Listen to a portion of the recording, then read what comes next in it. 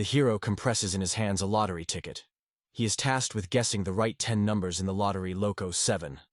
At stunning is a stunning 4 billion yuan. The young man guesses the right combination of numbers and gets the main prize. With such a large amount of money in his pocket, he may no longer worry about work. The hero imagines how he extends the chief of the sheet with the name of the parent factory, and then confidently writes the application for dismissal. The young man walks the room, swaying in his thoughts, and suddenly a call of the phone is heard. An unknown number was shown on the screen. The voice on the other side of the line asked the name of the hero and asked him to transfer money. The young man's name is Shane. The hero is stunned by heard. The tail phone calls without stopping. He receives a request to sacrifice money for space development, is interested in whether he believes in God, and whether he is going to voice his proposal. The situation is also complicated by the call of the former classmate who asks to borrow money. The doorbell is heard. The new moon, peering into the eye, notices a strange elderly woman. She seems to be a volunteer and tells that the organization is now experiencing difficult times and needs support. The doorbell persistently sounds again and again. The stranger on the threshold is interested in how much the guy has earned. Meanwhile, a notification is displayed on the phone screen. 52 missed calls. The hero calls his father to report everything that has happened. The Koizan asks if the father can tell him a safe place to hide. Meanwhile, the young man hurries things into a suitcase. The father corresponds to the hero in a serious voice. The situation is really difficult. He tells Kazuri about an ancient generic estate which was hidden among the Gunma Mountains. Hearing this, the young man with hope clicks on every parent word. Kazura's father recalls that he saw this estate about 30 years ago. Then he was still in great condition. Without wasting time, he asks them to transfer 100 million. Kazura, all glowing with joy, sincerely thanks his father for the important news, but he already raises rates and asks 500 millions. It has passed some time. The hero rushes the high route as if he cuts his years. Judging by the GPS indicators, the Koisur has almost reached its destination. The hero is in front of a one-story estate lost somewhere in Gunma's prefecture. Kazura closes the car and thinks of this house for 30 years as he has been abandoned. A thick, impassable forest is raised around the mansion. Going inside, the young man finds himself in the empty hallway. All rooms without furniture around the bare wall, but the apartment is striking in care. The Koisur is amazed at how well this abandoned house is preserved. The hero thinks that it is quite possible to settle here. The young man decides to look at the outskirts and seems to be satisfied with how circumstances have occurred. At the end of the long and deserted corridor, Kazur notices the door. Its location causes a young man a slight surprise. The place seems to him quite strange. The hero goes to the door and suddenly notices the castle. He is amazed because he does not understand why the estate to close this room. The Kazur only touches the castle lightly, and he crumbles, falling down with a ringing metal lick. The frightened young man gently ties one end of the rope to the door handle, and himself, shaken by fear, slowly pulls a rope from the far end of the corridor. Kazura trembles, persuading himself again and again that everything will work out. The hero gently opens the door. A regular empty room opens in front of him. Having glared, Kazura pretends that her area is approximately 6 tatami. But as soon as the hero crosses the threshold of the room, she immediately turns into a long, narrow corridor that is not visible. The walls, floor, and ceiling of this passage have a strange, unusual appearance. The rabbit rotates and inspects the entire corridor of the mansion. He is doubted. Is it worth returning? Everything around seems to him amazing and incomprehensible. He cannot understand how it is arranged. The young man decides to return to the estate on his bag. Sitting on a bench, the hero thinks of his shoes thoughtfully and checks whether the laces are unleashed. The Kazur moves slowly with an unfamiliar corridor, touching his hand with a rough wall. Ahead, turn. He looks around the corner of a thing lying on the floor. A bone wrapped in a shabby old cloak suddenly appears before the young man. The casual covers a shock from such a spooky find. Subsequently, the hero is on the street. Kazur tries to dial 110, but the phone remains unavailable. The young man goes forward, looking carefully at the surrounding. The door unexpectedly opened the way to an unknown place. The panorama of the village opens in front of the caster. People are seated on the ground near the ground. Low-story houses around low-rise, and picturesque mountains will rise in the distance. The hero is delighted with such a wonderful paranormal phenomenon. He tries to understand whether he is now in Europe or perhaps in America. Kazur raises his hand, waves his closest man and turns to him in English, explaining that he is a tourist from Japan. He is answered by a thin figure in Japanese. The man apologizes and confesses that he does not understand anything. Kazur comes a guess, this man in his homeland. The hero covers a slight sadness. His hopes were not justified. The young man says that he came here on a tour and is interested in where the nearest station is. The man apologizes again, confessing that he does not understand what is being discussed. Kazur shouts in surprise. Gradually, more and more peasants are going around the hero. Some of them ask him whether he came to Nelson Sam. The guy looks confusedly. He understands nothing at all, judging by the surprised faces around. People hear the word station for the first time. The Koisur is surprised to look at the people around, still not believing that he really was in Japan, not got into some other world. The young man notices ancient tools and utensils that cut into the eye with their archaicity. He is interested in the appearance of the locals, and he quickly realizes the level of their civilization is extremely primitive. Meanwhile, peasants are surprised to watch a stranger. The Koisur is a wandering merchant. With his hand, he offers them salt and medicine, as a sign of friendship. The hero hopes that he will be able to explore this mysterious world. Suddenly, the young man hears an unfamiliar female voice. She thinks of his kind, mentally noting that he is very beautiful. The stranger is interested in medicine, asking an unexpected question. The girl, trembling with excitement, gently opened the door and came out to meet the stranger. In her eyes, tears shone when she pleadedly asked the Kazurist to give them medicine and save her father's life. One of the men turns to a girl named Valletta. He assures that they will be able to cure the village old man. Hearing this, Valletta is glowing with joy. Then the Kasura is wondered if her father is sick. Valletta confesses to a young man who cannot find at least some food for a sick father.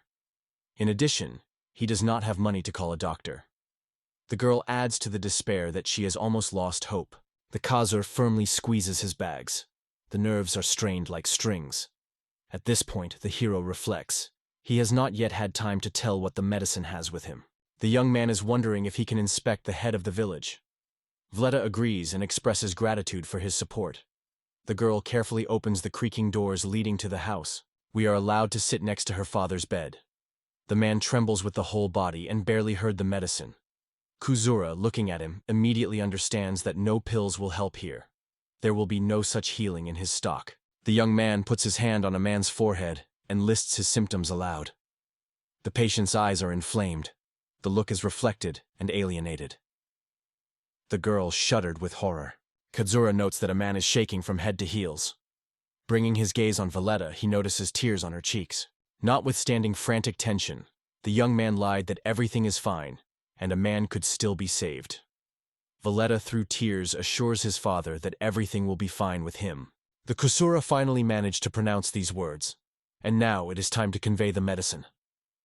The young man extends her a whole handful of simple medicines, a jar of syrup and pill. Valletta carefully serves her father's medicine, standing at his bed. She carefully lifts a jar of infusion to his mouth and gently reminds that you need to drink everything to the last drop.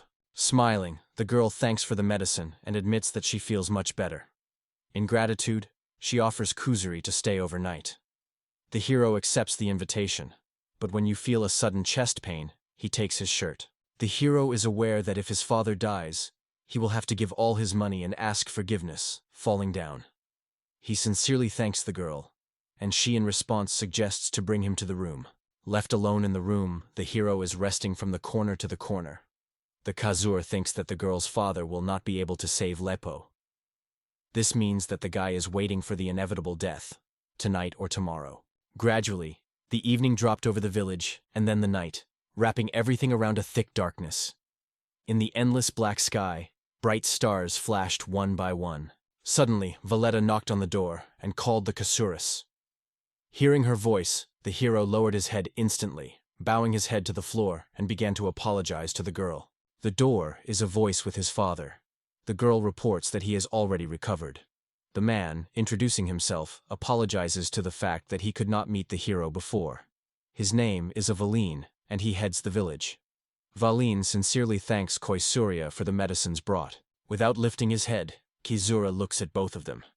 He utters that it is impossible to believe.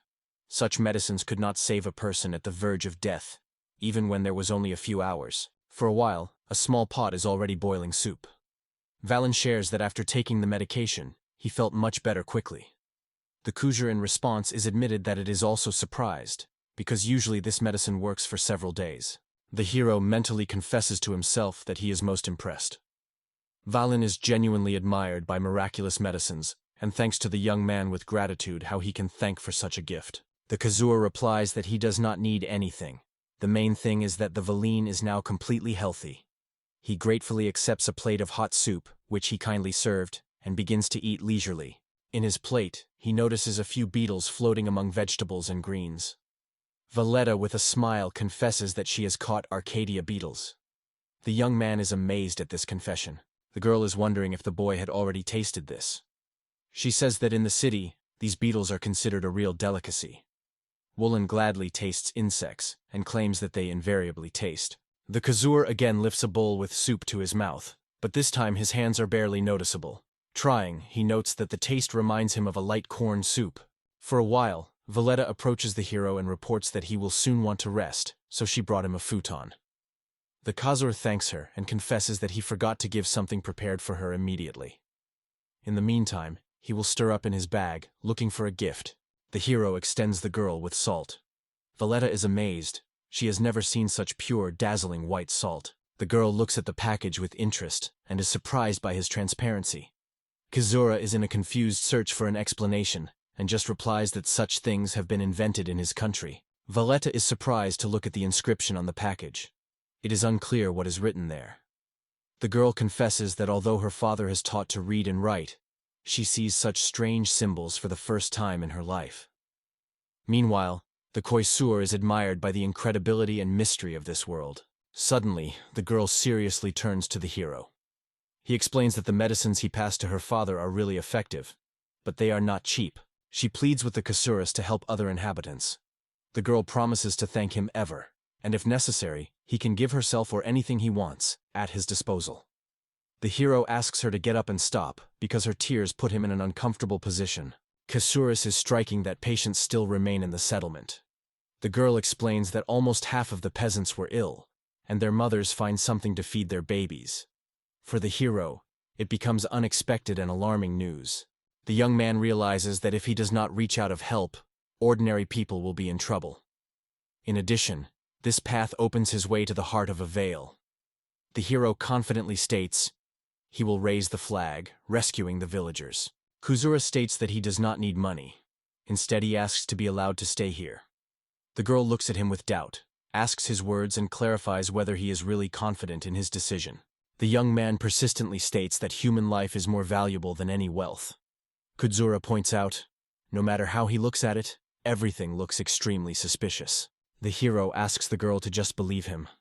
From his words in her eyes, she has tears. She sobs so sincerely and desperate that no word breaks from her mouth. Kazur, noticing it, tries to reassure her.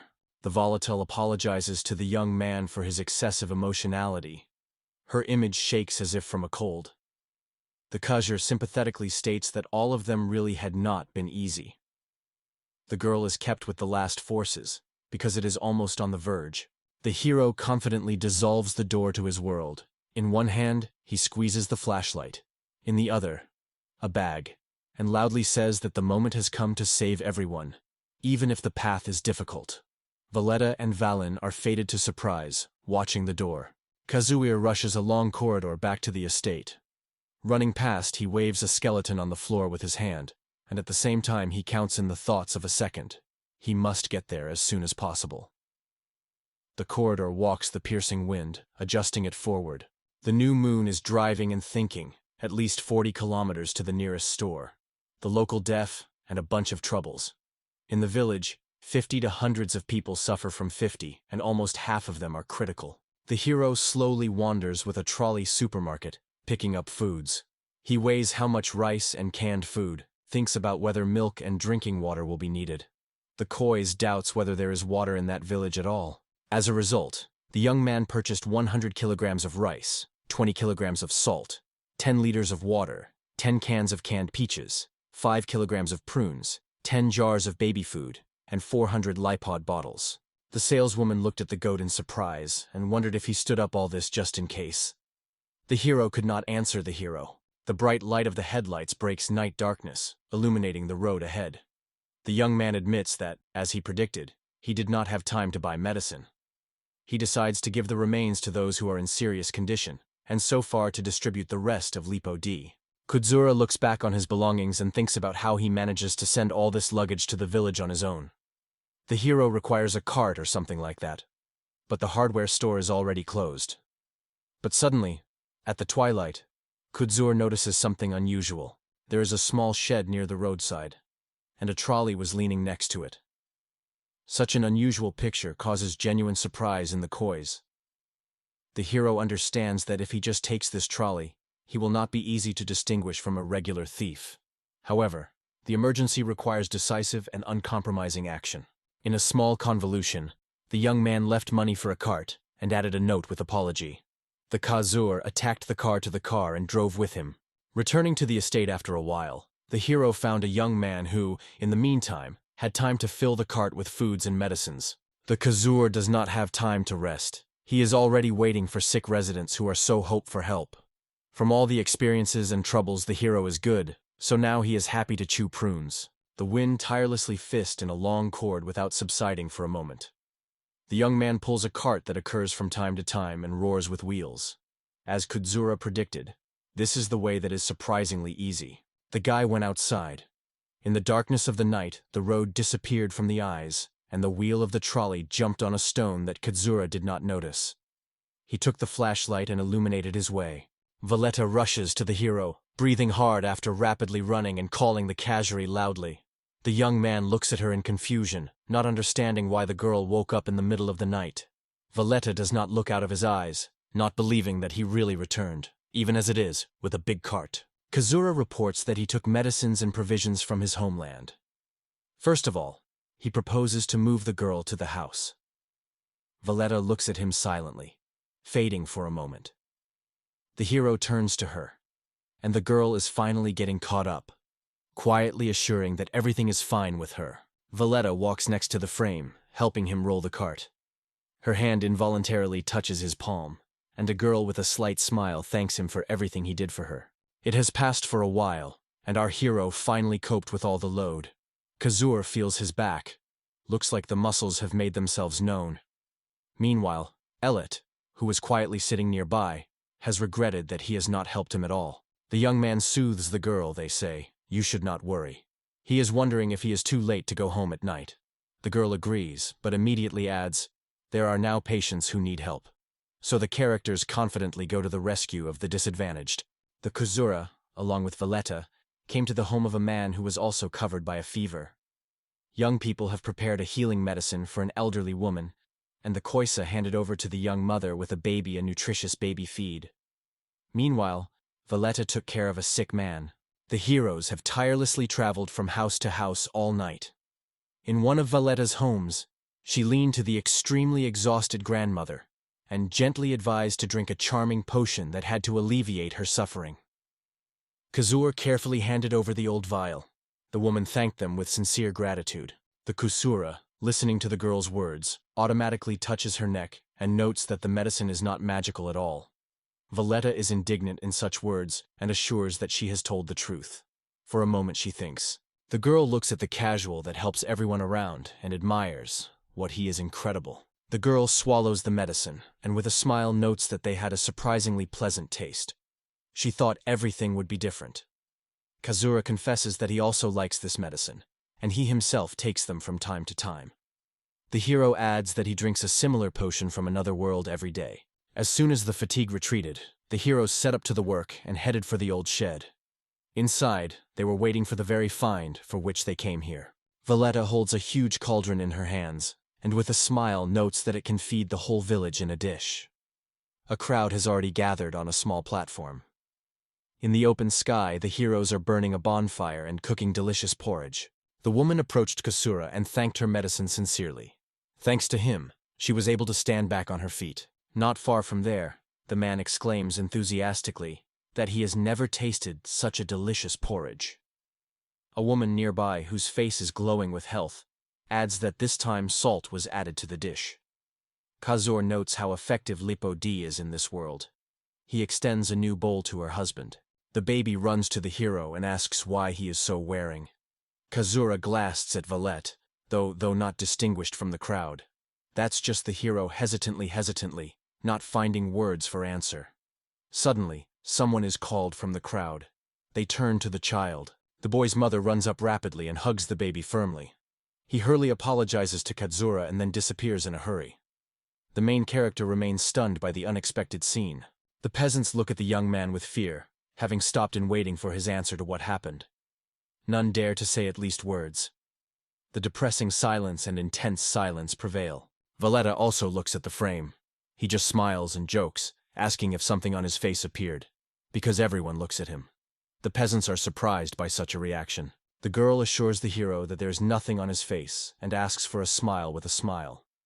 The peasants, having gained courage, also begin to ask for supplements and discuss the taste of the dish. The hero noticed as everyone around seems to have exhausted. Inspired by the joy of people, he decides to teach them to cook rice porridge on their own. Subsequently, Valletta and Kazura stroll through the village. The hero proposes to disassemble the empty houses on firewood, but the girl notes that it will be painful for the locals. After all, many homes were emptied because of the war. Their inhabitants have disappeared for a long time. The Kazura asks the war. The girl says that the confrontation between their country Arcadia and Balvel lasted for 6 years and ended 4 years ago. The war was delayed. Both boys and girls began to call on the front. Balwal led battles not only with Arcadia, but also with other countries that united in the alliance. In the end, Balwal and the Union concluded an 8-year truce. The girl is afraid that if after the end of the world the war breaks again, she can also call her. Kazua responds stunning to these words. They allow you to change the topic as soon as the hero puts forward the idea. He notes that prolonged drought is very dangerous, so he offers to cause rain. The hero recalls how during the Second World War the military caused rain with a fire, so he hopes that this method will work now. The girl tells that they were already sacrificing Sapushur, but the rain has never fallen. She hesitates whether something else will help. But Kudzura assures, it is worth trying, because he remembers one in the long way. That evening, the peasants, along with the Kudzura, spread a huge vatrische. Everyone brought a tree from the house to add it to the campfire, and suddenly, someone began to call the hero. Valletta approached the hero and wondered if he could join him. The Kuzhur was kindly allowed. The girl noted that the young man expects rain from the moment the campfire was ignited. The Kazur engulfed anxiety.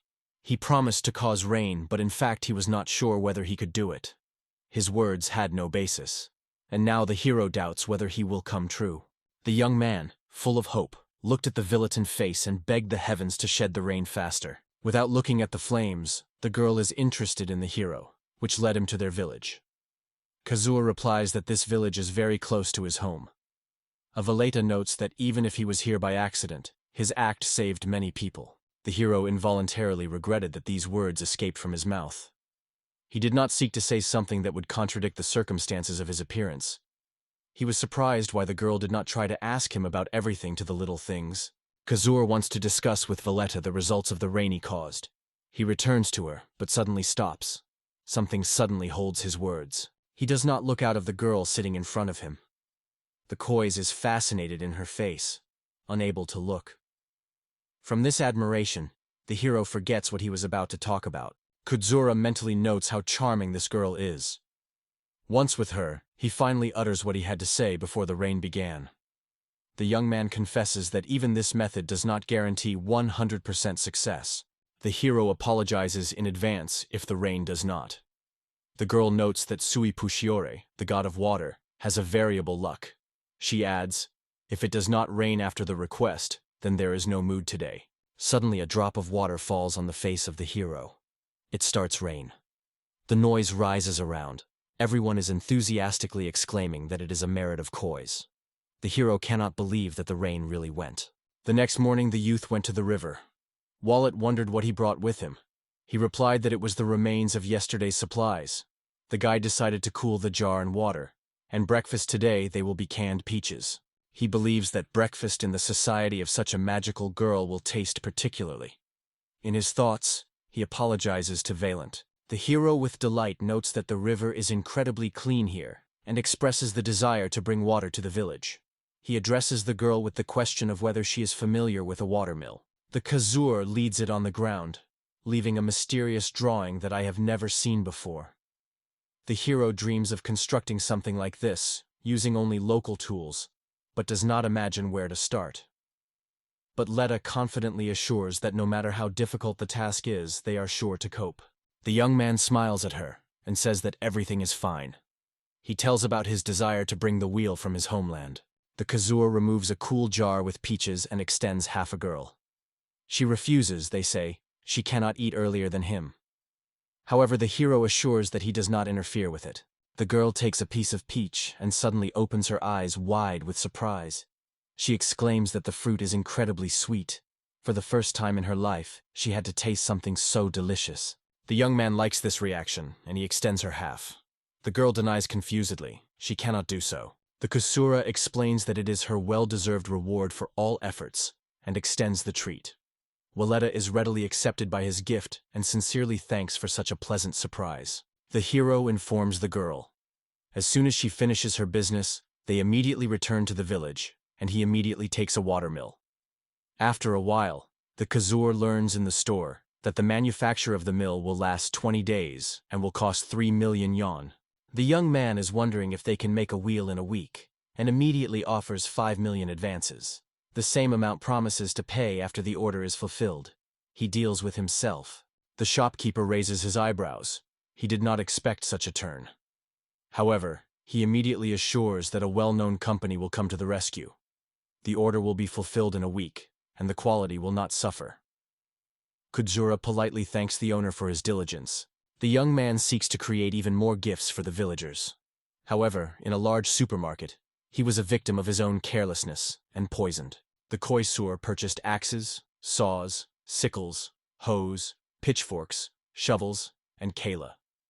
The saleswoman at the cashier was interested in asking if he was heading a team of farmers.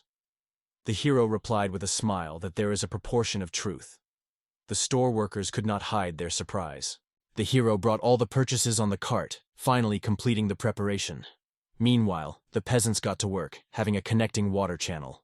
Men turned to the rabies, wondering whether such boards and supports will fit. They respectfully call him Kazur-sam, which makes the hero somewhat uncomfortable. Valletta and the girls came to announce a break. One of them suggested that Villetti leave with the Kasur, promising to take on all other worries.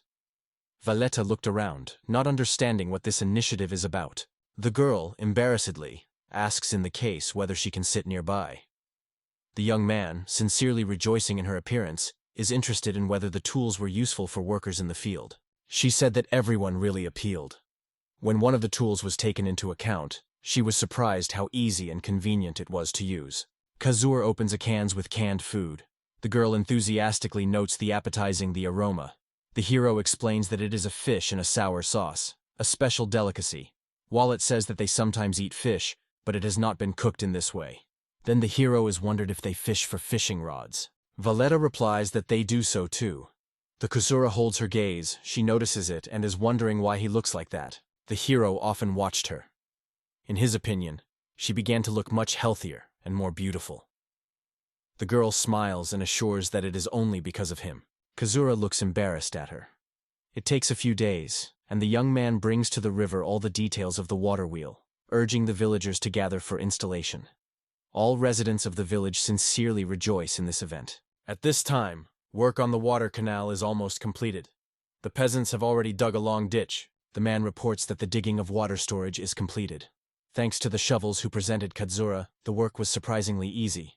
Village workers are extremely satisfied with the result. Thanks to the integral system, you can not only cook and drink clean water, but also meet the needs of agriculture. The water is evenly distributed, and the storage facilities are never overflowing. Kazur announces that it is time to assemble a water wheel. The peasants carefully study the instructions and rally to start working together. In an hour of work, they coped with almost everything. There was a little more, about 20%. Kazur and Valletta tiredly sat down to rest. They were approached by a crowd headed by Valen. The girl is wondering if they finished digging the channel. The Koisur is confused with the look, struck by the fact that all the inhabitants of the village came here. Valen notes that only the aqueduct is connected to the wheel.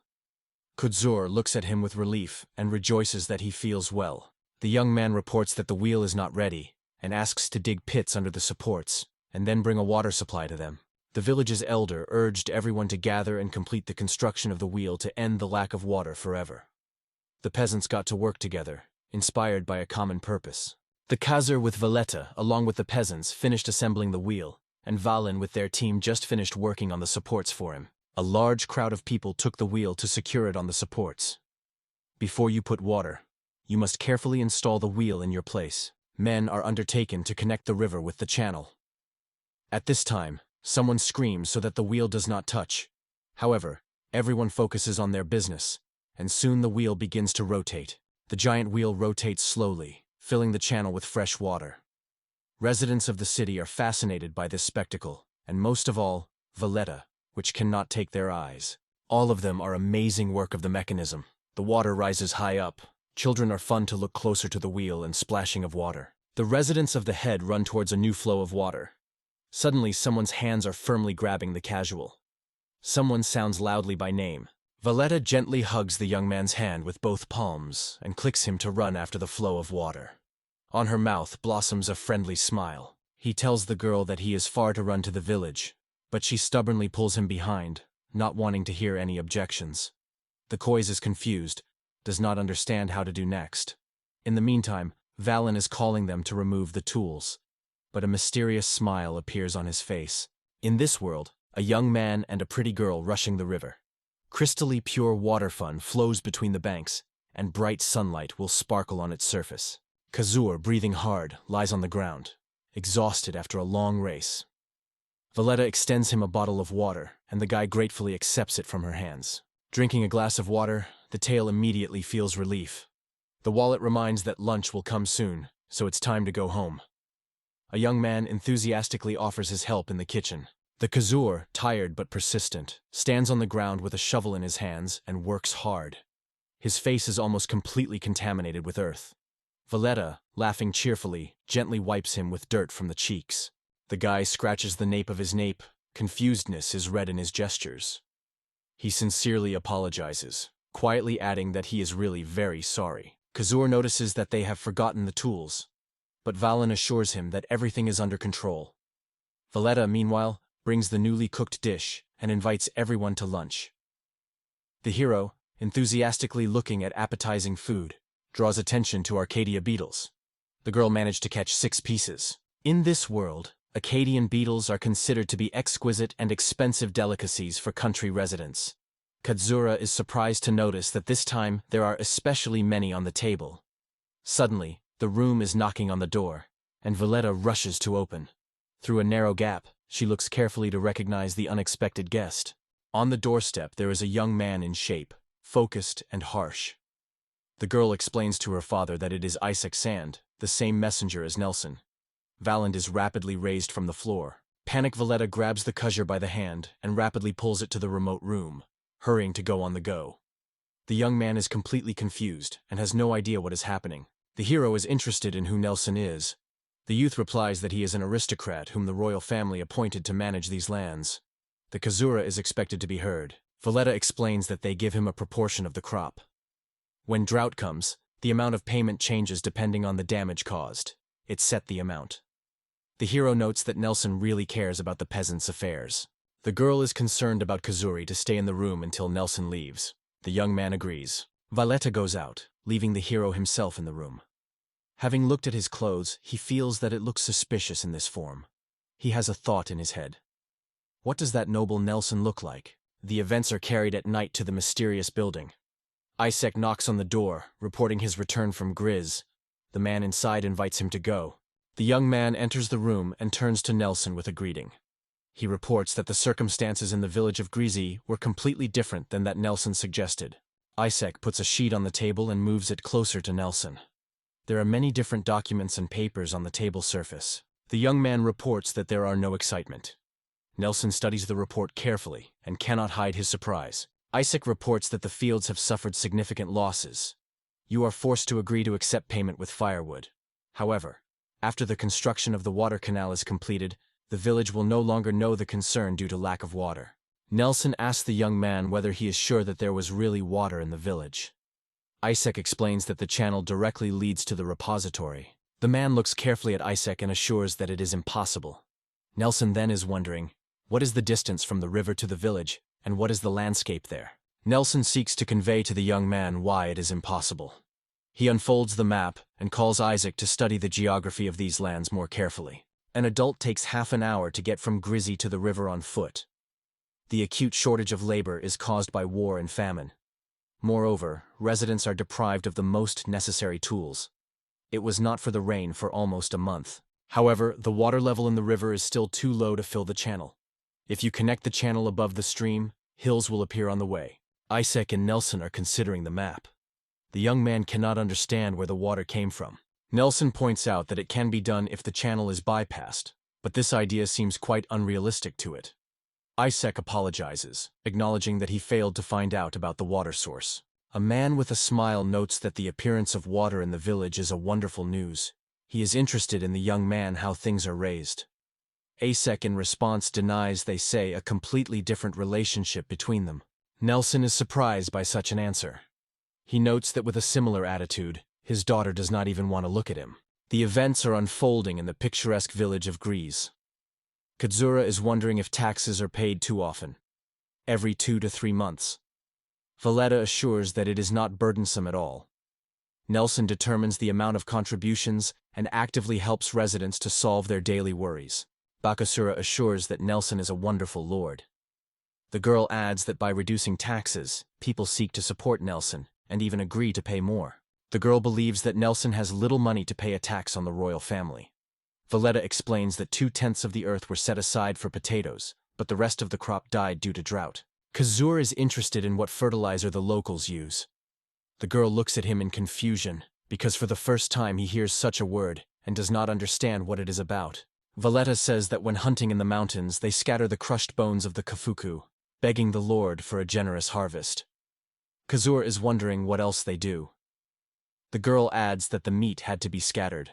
The young man explains, to harvest a generous crop, you must first give the soil of life-giving force.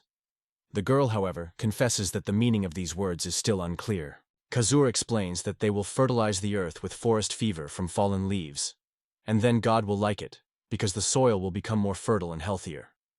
Valen proposes to collect even more humble effort. Subsequently, in the forest, peasants watch with interest and enthusiasm how Kitsura collects humus. The young guy carefully rakes the topsoil, collecting a valuable humus. It seems to him that he looks just horrible. Meanwhile, peasants watch him with unspeakable joy, clearly delighted with his efforts. The hero gains a handful of humus and shows him to the present. He urges the peasants to collect this substance, mix thoroughly with the soil, and scatter all over the field. It promises that the crop will certainly increase. The peasants do not hesitate in the words of the Katsura. The young man promises to return to his home country to get a new visa and fertilizer. He asks to convey her words further. Meanwhile, because of the bushes, the unknown observer is closely monitored by the heroes. 2 children hide in the bushes, moving quickly from one shelter to another. They closely monitor the Cassius and follow it. The girl warns Colt, it is a dangerous endeavor, because they are strictly forbidden to chase the cartridge. However, Colt assures Muir that they are far enough, so he will not notice anything. Children notice that a young man enters the forest. The girl is afraid that the Kazura learns about it, but along with the boy, nevertheless, he dare to rush forward. Children run out of shelter, but only the forest thicket will stand before them. The girl expresses the assumption. Kazur is a real gray, because otherwise he would have disappeared without a trace. However, Colt convinces that the Kazur seems to him an ordinary older brother. Colt asks the girl whether she shares his thoughts. In response, Muir insists that he immediately returns to others. In the meantime, Kazuha returned to the estate. The hero is preparing to go to the tool store and has already compiled a long list of necessary purchases. The youth store show a variety of potato fertilizers. Carefully thinking, he chooses the best option. The Kuzura takes the fertilizer, and the consultant asks how many bags he needs. The hero replies that he picks up all the product that is available. The consultant reports that the total weight will exceed 400 kilograms. Every 4 ARAs require 30 kilograms of feed. Kazur thinks about how he can deliver all this good to the village. The young man asks to rent a truck and help with loading. He also asks the seller where you can find carts in the store. Subsequently, not far from the estate, Kazur carefully examines his brand new cart. Reliable, convenient, and, no doubt, external expensive. The hero recalls a barn who once passed, and when he came across an old cart. However, the new was much more convenient. It is easy to make, which greatly simplifies its use. The young man left vegetables near the old shed and attached a note. Having tasted one of them, he gladly noted a wonderful taste. Kazur weighed 300 kilograms on his shoulders and looks thoughtfully on the tadama, thinking whether it will withstand such a load. Already being in the tunnel, the hero stands next to the skeleton and leaves him a small gift. The new moon left a jar with the flavors, thus expressing his apology. Returning to the village, Kazura notices how residents are hardly extracted by humus in the forest. The hero's heart is filled with joy. Things go strangely. The koi passes past the house, and everyone joyfully welcome it. Wallet asks what he brought this time. The hero replies that it is a fertilizer, similar to humus. The girl wrinkles the nose and notices that it has a strange smell. It cannot disassemble this word. The hero explains, it is pus that is made in his country of chicken litter. The girl learns in surprise that fertilizers are a bird's litter. Valletta asks whether to scatter it on the ground. The hero confirms, yes, that's right. Kazura assures the girl, God himself will help them make the soil fertile if you add humus and pus. The grateful girl thanks him, and the hero in response with a sincere smile says that this is just his way to thank for his hospitality. The peasants work in the fields. Everyone scatters humus and fertilizers that the Kazur brought. Vleda, with his head and hands in the ground, carefully executes the hero's orders. The sun was relentlessly hanged in the zenith. The Kois inspects the field and is interested in whether it is the last. Realizing that the fertilizer is not enough, he promises to bring. Local residents thank him sincerely. Valan sniffs to his clothes. Residents point out that fertilizers smell disgusting. The young man agrees with them and gets something out of the bag. It is already evening outside. Valletta is about to swim. In her hands, a piece of white soap. The girl views him carefully. Earlier, Kazur presented a piece of soap to the resident. Wallet noted that this soap is much tender than the city and has a completely different aroma. Probably it costs a lot of money. Kazur also replied that after using this soap, the skin would have a pleasant odor. The girl pours herself with water and gently rubs the skin with soap. It foams profusely. The summer opens the eyes, watching everything in surprise. She notes that soap has a truly pleasant aroma. It instantly eliminates the unpleasant smell of fertilizers. It lowers a medicine box over a hot water bowl. He sits among the trees, delving into his own thoughts. Somewhere nearby, a soft splash of water comes. The girl carefully wipes her hair, and in her memory she emerges the image of the rabbit. He carefully watered beds, worked in the field, all in the mud. In the design, she looks at a piece of soap that is clamped in her palms. Valletta lifts a piece of soap to the face, inhaling her pleasant aroma. Her cheeks are still burning with a blush, and a joyful smile glows on the lips. After bathing, Valletta shines with joy. Kazura notes that soap is really wonderful. It is much nicer to clean the skin with it than plain water. The Kazura invites a girl to build a large swimsuit for everyone. A real public bath. Valletta adds that everyone would be glad to have a spacious hot water tank. Valina noted that the bathroom is a real luxury, allowed only by the nobility. It is strictly forbidden to erect it without much permission. Kazur begins to worry. Will he break the law if he installs a water wheel? Somewhere far from here, at this moment Isaac hid around the corner, watching the garden. He is embarrassed, because he is ashamed to give the girl a bouquet on his own. Meanwhile, Valletta is wondering if everything is fine.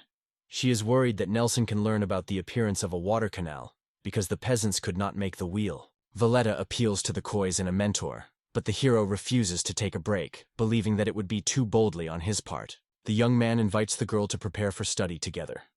Valletta rejoices in this opportunity, sincerely thanks the hero, and agrees without hesitation. The hero recalls how Valletta always dreamed of leaving the village, trying to discover new knowledge.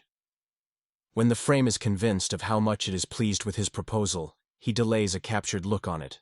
The hero invites the girl to make a water wheel together with everyone. Kazura recalls that he has already brought nails from Japan, and in the future plans to make them from bronze. The young man invites Valetti to study in the evenings when they finish fertilize the fields. The girl also appeals to him to take care of her. The sun slowly descends behind the mountain range. Twilight is already thickening over the village. notifying the approach of the night and the end of a workday. The hero had a back pain. He remembered how he loaded and transported fertilizers on a trolley. The hero aloud states that he dreams of massage. The father appeals to Vleda to take the Kasura home and make him a massage. However, the young man strongly denies, they say, has no desire for it. The girl runs to the hero and cares about it. If you feel fatigue, you should not overload. The Kazur notices their contaminated hands and proposes to wash them first. For a while, Kazura finds a book in his bag. Vleda watches this with interest. The hero explains that he took several books for learning, but he took this inadvertently with him. The girl cannot understand what images are contained in this book, and is surprised that the parchment is surprisingly thin. Kazura tells her that she is not just drawings in front of her, but photos, pictures that reflect true reality. He also explains what material the pages of this magazine are made of.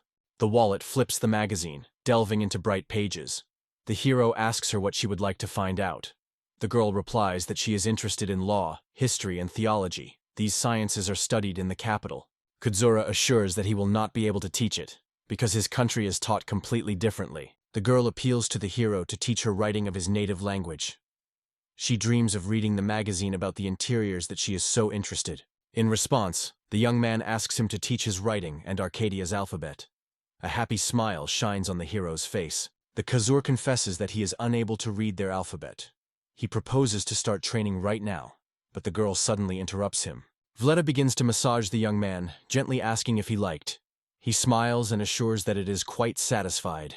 The girl turns to the hero, urging him not to strain, because the construction of a water wheel is not easy. The Kazura adds that they will definitely need more nails. The hero denies, noting that they have very few nails, so he will have to replenish the stocks in the city. Returning, he is wondering if there is some settlement nearby. Vleda said that in 2 days the city lies the city of Eyster, the largest settlement in Nelson's possessions. The girl is going to go to the city with the peasants. Kazur also seeks to join this trip. Liz stated that the heir was her maid. Zirconia replied that it would remain. At this point, she only needed to accompany Marie. Kazur and Vleda go to the city with Lodor, his wife Tiana, and daughter Mure. They are pleased with the opportunity to travel in such a wonderful company. The hero notes that Murea is incredibly similar to his mother, and inherited from Ladura only a smile tooth. Everything is prepared, all collected. You can go on the road. The group went on the way. The Kazur wondered if they were dangerous, because everyone was armed before the campaign. The salad says that sometimes wild beasts or robbers are attacked. She does not know how to own the sword well, although her father tries to teach her. The real combat experience of all has only a loom. The Koisur said he would handle the pig. The girl smiled in response and said that she was trusting the pig. Throughout the day, the travels went forward without stopping for a moment. On the way, Kudzura treated the Moor in the flavors to encourage a friend. Finally, they came across a small house. The hero, not forgetting about courtesy, wiped his feet carefully before entering. In the evening, the group was a little lucky, and with the onset of the morning moved on. Soon, soft soil under his feet changed to solid stones. Kidzura residents arrived in a town covered with hysteria. After passing through a huge gate, the characters were on a busy street, tightly filled with a crowd. The young man looks into the city with delight. Kudzura seems to have come from the pages of historical films about the Middle Ages. Massive walls are erected around the city. It seems that their construction began before the war. The main street is raging life, crowds are in a hurry, and numerous shops welcome buyers. In one of the trading pavilions of Kazur and Vleda, offer the buyer firewood at the price of 80 AR. The man assures that it is too expensive and he can only give 50 AR. Vleda strongly states that they will go to look for another place. Noticing that they can lose them, the man hurries to wait and raises his offer up to 55 AR. Vleda replies that can only reduce the price to 70 AR. The man notes that he will not buy more than 62 AR. The girl says she will try happiness elsewhere. The man adds, if he does not find another buyer, let him turn to him. One of the satellites notes that Vleda has successfully exchanged. The girl confesses that she was very worried, because she doubted her abilities. Kazur in thought notes that she coped brilliantly. Lodu and Tiana go to sell firewood, and the woman also planned to offer animal skins for sale. Meanwhile, someone timidly pulls the Kazurus by the sleeve. The Muir grabs the young man by his sleeve and appeals to his father to allow her to go with him. The Kois replies that it is quite easy for him to bring it with him. The Lomer agrees and instructs the hero to take care of his daughter. Tiana orders her to obey the Kasur. The girl happily agrees. Valletta informed the hero that, together with others, she went to sell Arcadian beetles and firewood to other places. Meanwhile, on the street, Hirno, residents of the city and guests from other lands are gathering around the shops. The Kusura reports Muri that Valletta is doing great things in the market. She first sold firewood. The hero, along with the girls, went on the nails, and Valletta herself went to trade beetles. The characters finally find the right store. It is a real versatile store. The Kazura confidently goes inside and announces that he has come for exchange. Numerous shelves were lined up in the store, which were filled with various products. The young man, along with the girl, is interested in viewing everything around. They are approached by an elderly woman. The Kasura gets a thing from the bag and states that she would like to sell it. The woman sighs and says that almost no one is buying little things. The hero tells that you are a musical instrument of a korin. Kudzura demonstrates how to play it. A surprised woman confesses that he has a weak memory. In response, Mir with delight notes how charming this tune was. The woman is wondering how much he wants for this tool. Kazur calls the price confusedly. She offers her 2 devices per 20 AR. The buyer agrees. The hero understands that he lacks money. Then it extends a piece of pink quartz. The woman instantly pays attention to it. Kazur asks how much she is ready to buy it. The woman offers 200 AR, and the hero fades with surprise. Seeing his reaction, she immediately raises the bid to 2,000 AR. The Kois cannot believe what he heard and asks. Suddenly, Morty told him that she found a stone here for 1,200 AR. The hero is instantly aware that he wanted to deceive him. Kudzura states that he will give the stone for 2,500 AR. If she refuses to buy it, we'll find another buyer. He thanks Moore and decides that this will be the price for this lesson. The hero puts a silver coin in the palm of the girl worth 100 R. Looking at the coin in surprise, she confesses that she had never met one before. The Kazur is asked to the woman, but he assures him that he will not reveal any secrets to anyone, and will acquire the goods next time at a fair price. The woman persistently asks her to sell her, certifying that this time she will not do any meanness. The Kazur refuses, they say. He has nothing more, and in general it would be unreasonable to trade again. In response, the woman skeptically notes that he is not as simple as it may seem. Suddenly she pushes his fingers sharply and declares that he is completely defenseless. Kazura, set stop. The woman says that if he went with such things to another store, he would be suspected of theft and even called guard. The woman points to Murin, noting her remarkable perseverance. He adds that the silver coins that she brought is real. The exhausted young man promises to remember her words forever. The characters leave the store, going on. Meanwhile, the young girl is hastily stepping on a narrow lane. Her heels are bell, called on the pavement, and a light dress flutter in a gust of wind. The young beauty of the verse trusts her maid. The thought of marriage with this stubborn merchant is alien and unpleasant. She does not even want to imagine. The maid advises the League. If you do not like the marriage, then you may have to give it up at all. Lisa replies Ailey, which in this case can be rumored about her indifference to Ezak. In memory, he emerges when he gave her a bouquet. Lisa suggests that her father probably intended to marry her for someone like him. That is why it is drawn to simple merchants and other men, filling it with all sorts of gifts. The girl, sighing from fatigue, confesses that she wants to sell gifts to go for shopping. The servant is so hurrying that he does not have time to finish the case, and suddenly faces someone in the middle of the road. The Kazur sat just in front of her, sinking to the ground. He kept his chest and complained that the pain was becoming more and more unbearable. Isla apologizes in a hurry, assuring that she did not look around.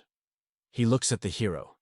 Their scene attracts the attention of passers-by. Lisa apologizes to the tail for the behavior of his maid and is concerned about whether everything is fine with him. The young man replies that everything is fine with him, and mentally admires the beauty of Lisa, affected by her unique charm. The girl notes that the guy's things are scattered on the ground and asks Isla to help gather them. The Kazur, meanwhile, is nervous, fearing that they can come across his most secret things hidden at the bottom of the bag. Suddenly, Lisa finds a lighter and asks what it is. The young man explains that this thing also belongs to him. He does not have time to stop it. The girl clicks a lighter, and a fire flashes in front of her. Lisa, with horror, threw a lighter away from herself and breaks into a cry. She should do it as the guards are instantly approaching her, asking what happened. One of the guards sharply slammed his hands behind his back and coldly ordered to stand still. The hero is impressed with the events that occur in his eyes. The security guard breaks the coys in the back. The young man assures that he is not guilty of anything. On all sides, the crowd is closely watching this scene. Lodur comes to them and is interested in what the hero did. The security guard, when turning to Lodur, asks who the Kazura is. The guard states that the young man is a threat to Lisa, Nelson's daughter. He intends to deliver the hero to the department. The Koisur covers true horror. Lisa assures that the hero did not harm her. Kazur and Lomor sincerely apologize. The guard has already been going to hit the hero, but Lisa orders him to release him. The dissatisfied guard still obeys the order and releases the frame. Lodur apologizes before the forest. The girl lowers her eyes down, carefully looking for a lighter. She looks around, but everything is in vain. She finds nothing. The heroes are skillfully merged with the crowd and are imperceptibly moving away from the forest. Suddenly, Murray stops and returns to Kazura, something hidden in her hands. The girl puts on the palm of the hero a lighter, which she carefully hid until now. The Kazura smiles approvingly, gently stroking her on his head. Her courage had just saved everyone. Among the crowd, the heroes notice Valletta. The young man approaches them, reports that he has already acquired everything he needs, and begins to talk about recent events. Subsequently, the company returned to the village, taking a lot of purchases with it, including even chickens. Valletta proposes to sew clothes for Kazura as a sign of gratitude for his help. The hero agrees, because he prefers not to attract extra attention in this world. Valen meets the youth, thanks Kazuri sincerely for their journey, and invites everyone to the home. Dinner was already waiting in the house. The peasants prepared a fragrant fried fish and rice porridge. On the way, the heroes were forced to be satisfied only with canned food. Tiana notes that the feet of the hero are wrapped in bandages. The young man explains. From the unusual long journey, he glowed corns. Liz stated that the heir was her maid. Zirconia replied that it would remain. At this point, she only needed to accompany Marie. The hero assures that he will handle on his own. The girl has wondered if he is tired after a long road, and carefully seats him to rest. Miletta carefully washes the young man in a small bowl, looking slightly shyly. The girl wants to carefully tie the legs of Kazura, but he disagrees. However, Valenta still convinces him to agree to help. Everyone around the stealthily watching them and whispering. After the procedure is completed, everyone is preparing for dinner. A lot of company gathered in the room. The Kazur focuses on his dish. Wolan, meanwhile, is wondering if the hero liked his journey in the world of madness. The hero remembers his whole way, and with a smile replies that he liked this journey. She impressed him with her extraordinariness, and remembered her unforgettable impressions. Nodor notes that it was possible to catch the Omar, thanks to the efforts of the Rays. They did not doubt that he would show himself again on the best side. The man says that they later sold the animal skin and purchased 2 birds for the money. Everyone in attendance thanked the young man heartily. The Koisur tells that he met the forest. She is extremely beautiful, smart, and sincere. In addition, this girl has a great skill in fencing. The hero does not hide his admiration with Lisa. Moore reports that Kazura sold something. The girl reacts joyfully to this news. Mever tells that the hero sold a gemstone for a whole 2,000 AR. Everyone around does not hide astonishment. For dinner, the conversation does not subside. Everyone discusses this news. The next morning, the hero was surprised to find the potato already reached. Thanks to the fertilizers, it grew surprisingly large. In a few days, the potatoes have ripe. Valletta was glad that the fertilizers managed to save the dried field. An elderly woman said that everyone worked without rest for several days in a row, admiring amazing things and treating the Kazur country. Thanks to the instructions of the hero, the water wheel has been almost completed. Delicious dishes have added to people's strength, so they get less tired of work. Aletta also assures that the trip did not get tired at all. Kazur recalls how Lepod influenced Murray. Things from Japan seem to have some special magical influence. Thinking for a moment, the hero heard the girl calling him. Smiling, the young man suggested a stroll to the watermill. The events unfold on Nelson's estate. At the table, a man is sitting with his daughter Liza and quietly lunch. Nelson points out that there are many fans around her, and it is time to choose a future husband. However, the girl answers in confusion, which has not yet thought about it. The man reassures her. They say, "It is not necessary to hurry. He will meet yet one who falls into her heart." The mother of Lisa, in turn, advises her daughter to choose a man weighted and carefully. She is convinced that the family is of great importance and the man should be a reliable support. Lisa completely shares this opinion. Nelson agrees with Zirconium and assures that he is ready to take even a common man under his wing to convey all his knowledge. In her room, Lisa is angry and confused, not imagining what to do next. The girl boils from anger. The girl dreams of a luxurious life. She tells her father subtly hinted at Isaac, and her mother wants to choose her groom. However, the girl wants to make such important decisions on her own. The door knocked softly. Lisa quickly brought herself and asked who was standing there. The maid of Isla peered into the room. She apologizes in confusion, not knowing how to proceed. Lisa gently urges her to calm down. Ayla tells that she found in her pocket a decoration that belongs to the man she faced. Lisa has never met anything like this before. Meanwhile, Nelson and Zirconium are vividly discussing the erection of the fortress. They seek to complete the construction before the truce expires. The woman notes that during the war the fortress is simply necessary. There are enough people in the city to build it. Zirconium notes that the country lacks food because all efforts were directed to the preparation of the troops. The man in response claims that the famine was impossible to predict. The woman sighs, regretting that she did not predict all the difficulties, and with a smile jokes, "Now their luminosity has come and saved them from hunger." Nelson assures that this time the peasants do not have anger on him, so everything will be fine with their home. Zirconium is interested in how many people are designed for the reserves in the fortress. The man replies that they will be enough for 50, perhaps 100 people.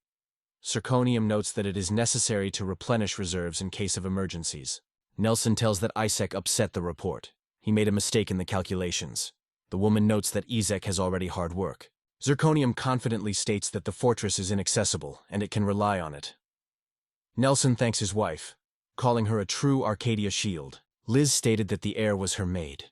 Zirconia replied that it would remain. At this point she only needed to accompany Marie. The woman addresses the man asking the village. Meanwhile, Lisa and Or are confused and do not know how to do them. Lisa finally realizes that this strange decoration actually belongs to the person. Zirconi, meanwhile, tells his husband, Greyshare will definitely return.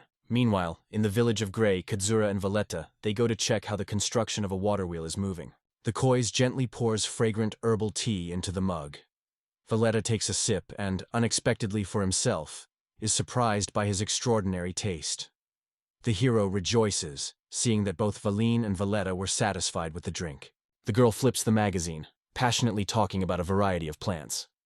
Kazur, inspired by her words, expresses his desire to grow something on his own. Subsequently, Kazura goes to the store where the seller immediately recognizes him. The young man is interested in seeds and plant seedlings. He intended to conduct his own experiment. The consultant assures that he can right now pack the product with a lot of wholesale. However, this time Kazura wants to buy only 2 or 3 pots. The hero goes into the tunnel, holding packages from the store. While there, the young man decided to grasp a few more souvenirs for the residents of the village. The Koisur finally cut the time to bury a skeleton that lay in the tunnel for many days. He sincerely apologized to him for such a long delay. The hero leaves a bottle of alcohol on the grave, instead of a tombstone that is not here. Having said the prayer, Kazura returns to the village. As soon as the young man goes, the boy looks carefully because of the tree. The little one does not believe that the Kusura actually emerged from the forest and suspects that before him, a real gray share. Of course, he wounded himself, but he never noticed anything unusual. The peasants preferred to hide from the Kusura the fact that they have long guessed his true essence of Grasser, fearing that he would not leave them forever. Instead, the child remembered the old legend. Once upon a time, Arcadia was befell by a terrible drought, behind which a relentless famine came.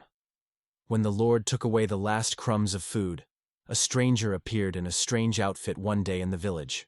He shared food with locals, saving many from the inevitable death. His generous gifts gave people strength and endurance. The man disappeared without a trace, but soon returned, bringing with him the promised provision. But suddenly the greedy gentleman, along with his servants, attacked that man. They ruthlessly pulled the rope on him, took away a visa with a provision, and ordered to take everything from where he took it. The man was frowned, and as soon as the rope was removed from his neck, he rushed. The man cleverly evaded the strokes of the sword of Lord, and not losing a moment, rapidly rushed to the forest that spread on the outskirts of the village. Suddenly the man disappeared, and no one saw him anymore. Subsequently, the owner and all his servants were seriously ill. When the owner died, the long-awaited rain broke into the village, completing a long drought. The suffering of the inhabitants ended. People said that that mysterious man was not anyone else than a deity of generosity and harvest. The child recalls the legend and notes that it does not speak a word about the disappearance of Grazier if his person is revealed. Of course, the boy is convinced that this is the forest from the legend. But no matter how tried, he finds himself every time at the entrance to the thicket. In the end, the baby rushes home. Meanwhile, Valletta, along with the cone, plants. The girl adds mint to the fertilizer, and the sign leaves the bad. The young man carefully studies the instructions and notices.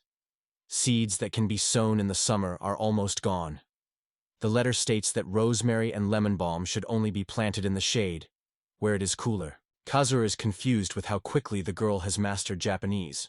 But in response, with a smile, she confesses. She is so interesting to read that all the words read are easily delayed in memory. The hero notes that the girl has extremely good memory. She confesses that she studied even late at night. Kazura notes that she has a really strong motivation. Young people look for shaded places to plant plants. Valletta, smiling, notes that it is really very exciting. The Kazur willingly agree with her. Later, at lunch, Valen tried sake. This drink was presented to him as a gift by a young man. The Kazur purchased 2 bottles. They saw one, and he left the other on the grave as a respectful sacrifice. Valen asks, still drinking, but Valletta strictly limits his appetite. Kazur is wondering whether alcohol is often consumed in the village. Valen replies that usually during the holidays they bought a milk-white drink together and drank it with the whole community. A few days have passed. The Kazura tries new clothes specifically for him, and is genuinely satisfied with the update. Meanwhile, Bellica reports that the arms were already giving the first sprouts. The hero thinks whether you should try another fertilizer for an even better result. The guy notes that herbs sprout perfectly and expresses a desire to take care of young sprouts, while the girl notes that everyone should have returned for a long time. Residents will collect a new water wheel. The girl is worried. If the wheel does not spin, they will think about what to do next, and they will brew themselves with hibiscus tea with honey. Valletta assures that the wheel will inevitably work, because the peasant carefully produces all the necessary details for him, especially since the design itself developed a cone. The hero reassures, they say. Valletta has already checked the drawings, so everything is fine. The girl is embarrassed by his remark. The girl watches the water wheel carefully. Kazur announces that it is time to create a new wheel. Everyone gets to work, eagerly supporting each other and helping what they can. Residents remove the old wheel. Kazura notes that it must be dried because it can be dangerous to move the wet wheel. The young man notes that just wipe the wheel is not enough. It is necessary to dry it well in the sun on all sides. The hero notes that this time the drought plagued them. Valletta agrees with him and mentally notes how the village seemed to come to life. The girl looks carefully at the young man, not believing that her real grace. The Kazur really protects the village, although it is not at all like the god she imagined. The girl worries and wants to find out what led this young man to their village. Valletta cannot understand why God appeared again, because once their ancestors treated him terribly. The girl is surprised that the Kazur replied as if he lived quite near. Her heart rejoices when the hero appears in the village, but everyone remains confused because the appearance of the Rabi is not at all like a deity. While it suggests that if the Koisur is not a pastoral, then he may be an ordinary person who came here from another world. Bagurla is striking this thought. He cannot believe heard. The young man notices that the girl looks closely at him, so she wonders if something happened. She was somewhat jumped by such a question. She did not expect it to notice it. Valletta, looking at the hero worriedly, asks if he is a person. The Kois is hesitant for a moment, but in the end he nods. Yes, he is a man. The girl, with a shock, asks if he is not a person. Fear is vividly written on her face. The Kusura watches her reaction confusedly. He insists. He says he is quite ordinary person and is no different from others. However, a girl cannot believe him. In the letter, she notes that he considers Kasuris a gracisor. She also assures that all the villagers share this opinion. The young man guesses what the author of the message implies. Kudzura notes that he had once heard about Lepsur. He explains that gray is associated with mercy and generous crops. However, Kudzura assures that this is some misunderstanding. Valletta, despite his words, insists. He is too reminiscent of the hero of ancient legends. The girl says that she once saw a man who was extremely like him. Kazur interrupts her, claiming that she could not live for so many years. He would like to clarify this misunderstanding, but the girl asks him to just stay herself. Since everyone considers him God, The girl wants people to believe in the revival of the legend. She is afraid that he will have to report the situation, and these rumors will sooner or later reach the nobility. The Khazur understands what she leads to. He realizes that if he is considered a deity here, he will have to match this role. The hero hopes to Valletta, confessing that he is counting on her support if suddenly something goes wrong. For the cable car is similar to bright light. It seems as if she were standing in the dark somewhere behind him until she suddenly saw him flashing a blinding glow. The girl looks carefully at the young man. He extends her hand.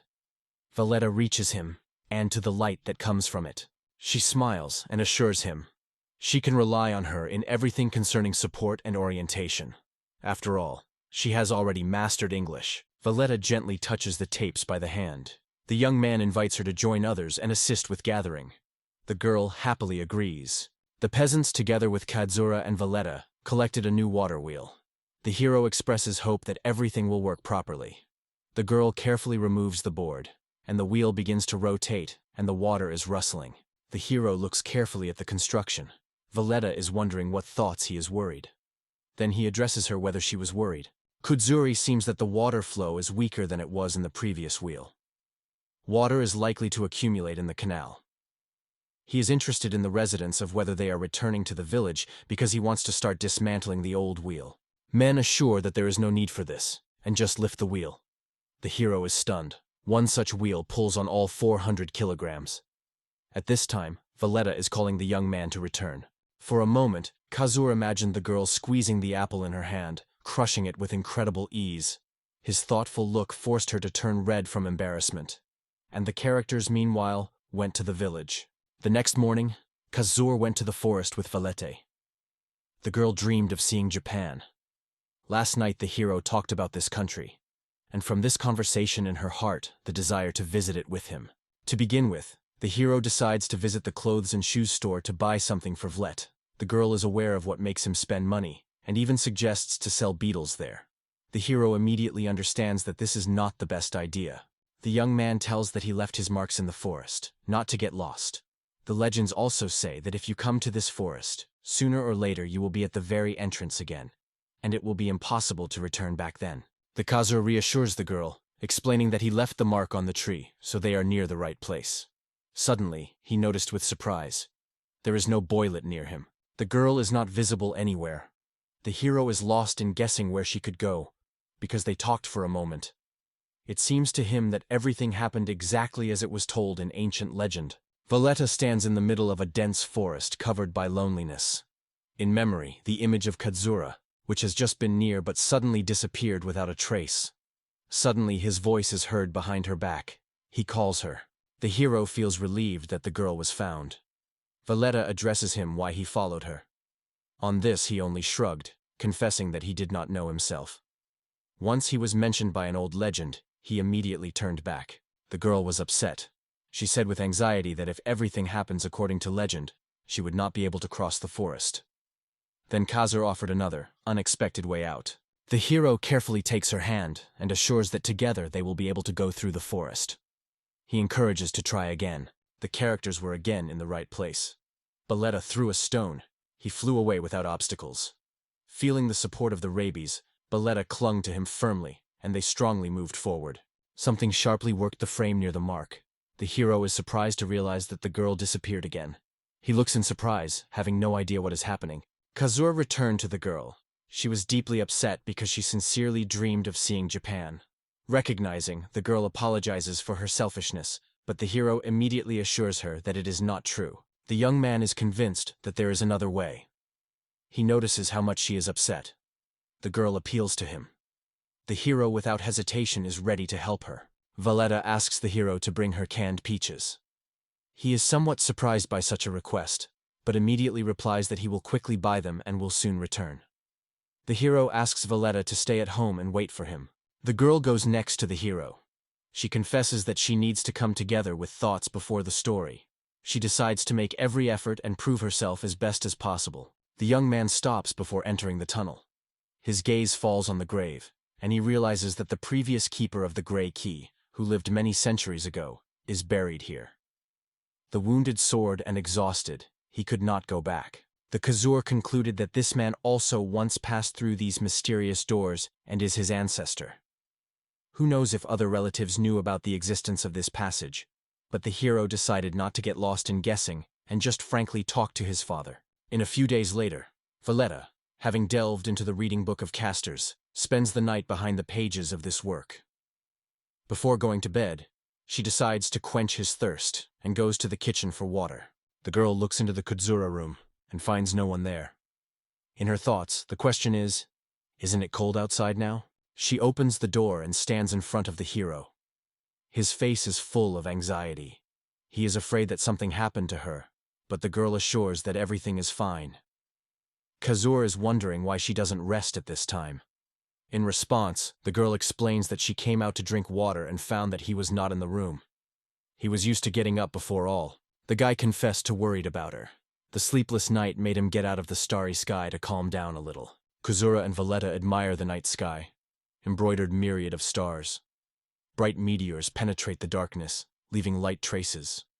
The hero turns to the girl, asking if she has been watching the stars for a long time. The young man admits that he sees it for the first time. In Japan, the sky is always smoked and dim. Here the air is clean, no harmful vapors, and this transparent sky is very pleasing. Meanwhile, the girl watches the hero closely. Oh, if he could stay here forever. She dreams of all her heart. The girl tells you that you can admire the stars every day and enjoy clean air. Kazuri really likes the atmosphere of this village.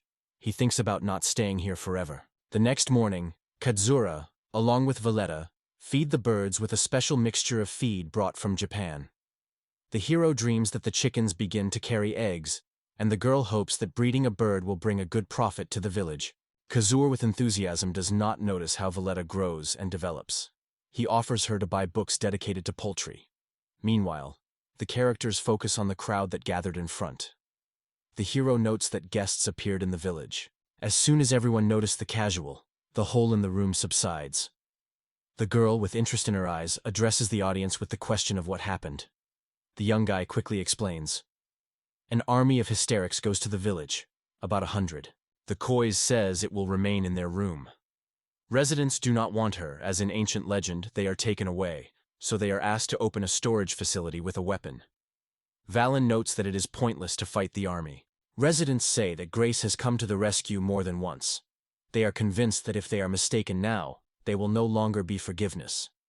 Valant is well aware that when acting with force, civilians can injure. Valletta states that if the army is hostile, he will have to take up weapons. Residents rejoice in learning that she shares their opinion. She explains that they are ready to resort to this only as needed. In order to protect the Graciers, they do not have to fight the army at all. Residents with fear and confusion look at each other without understanding what is happening. The girl proposes to try another approach because no one knows for sure the reason for the army. The man adds that old age is definitely worth discussing this with the leader himself. Valletta believes that because they have warned their arrival in advance, they do not intend to grab the Kasur. However, for all the villagers, this news caused anxiety and fear. In the meantime, Kazura collects his things. The room comes to the room. The protagonist reports that he hides in Japan for a certain period. The young man wondered why the army gathered. The girl suggested that, most likely, studying or checking. She added that the hero would soon be able to return. Kasuris was a fear. And suddenly all this because of his collision with the forest? He began to suspect that others would have to hide their tools. Valletta was already hidden. The hero silently leaves them. Meanwhile, the Isaac army reached Graziga. His partner notes that their detachment takes a favorable position. A black-haired young man admits that it was not easy to follow Zirconia. Her training was a real test for everyone. Isaac looks at him with envy. After grueling training with zirconium the next day, even it was impossible to move. Isaac notes that military training is useful. Local soldiers are all the noble kind, but they do not have servants, so the camp is slowly moving. Isaac reports that he is going to visit the village and transmits the management of Hevil. He, in turn, requests to allow him to replenish water. In the village, Isaac appeals to Valen and Vleta to allow him to use the village channel. Valina agrees. Due to its majestic posture and abundant weaponry on the belt, Isaac immediately makes the impression, and the peasants quickly understand who it is. Now he wants to bypass the whole village as soon as possible and explore it. Isaac is delighted with the giant bud of potatoes spread in the village. He is interested in what the secret of such crazy growth. Valletta explains that they mixed the field land with forest humus, and it was this nutritious combination that gave such striking results. The young commander notes that this was exactly what to expect from the village, wrapped in legends, and confidently predicts a generous harvest. Isaac asks to tell more about the channel. Considering the location of the river, he does not understand how it is possible. Isaac is wondering how they managed to do it. Valen tells that it was Valletta who created a water wheel that makes the water flow never stops. He enthusiastically suggests Isaac to go together and look at this invention. Seeing the wheel, Isaac did not restrain the admiration. He exclaimed that it was the wheel of incredible beauty, and the main character stunned how the water rises high. Isaac is wondering if any records of wheel are preserved. Valletta replies that all the details were recorded during work, but no documentation was left. The young man asks to explain how this wheel works and how it can be done, but in simple words. The girl willingly lay out everything on the shelves, step by step telling the hero how it is arranged. For a while, Isaac says goodbye to Valen, urging him to prepare for the next tax collection. The hero leaves the village, leaving him behind. Isaac notices significant changes for the better in the village. However, it is not left in doubts about the water wheel. He is convinced that ordinary peasants without special education are unlikely to create such a complex structure. The hero is carefully viewed by the boy hiding behind the tree. Isaac notices a small, smiles kindly and waves his hand. Of course, he notes that judging by armor, Isaac belongs to people with a high position. The young man advises the child to visit the army, but first to obtain permission from parents. Isaac is cunning to the baby, deciding to ask him a question. He seems to be interested in whether the child knows the name of the inventor of the water wheel. Not suspecting, the child says, "The man is called Kazura." Isaac just can't believe what is heard. He is amazed. The young man finally realizes that he was deceived in the village. Now he wants to talk to the casual and asks him to be held to him. Corsi assures that the caster returned to the divine world for a short time, but disappeared again. Isaac does not want to believe him with the word. Then Corsi proposes to prove it. The child nods towards the forest and is surprised, "Don't you know? After all, you have been to our village more than once." Isaac says that this is the forest from which Grysier comes from. Of course, he adds. They say, he knew about this place for a long time. Suddenly, horror. Isaac asks whether the Kois came into this forest.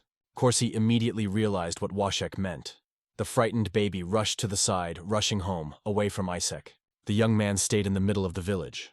Suddenly the wind rose, tearing the leaves from the ground and twisting them in the air. The action unfolds in the parental house of Kazura. At the dining table in a cozy atmosphere, a young guy, along with his parents, taste homemade dishes. He gladly notes that it is mom's rice that is the most delicious in the world. The Kazura absorbs food without stopping. After exhausting work, he simply cannot stop. At this time, the hero thinks of Valletta. The young man is about to go on the road. The hero's father extends to him a large suitcase and notes that he made everything he could handle his son in travel. Kazur is interested in his father that they hide in the estate with the lock.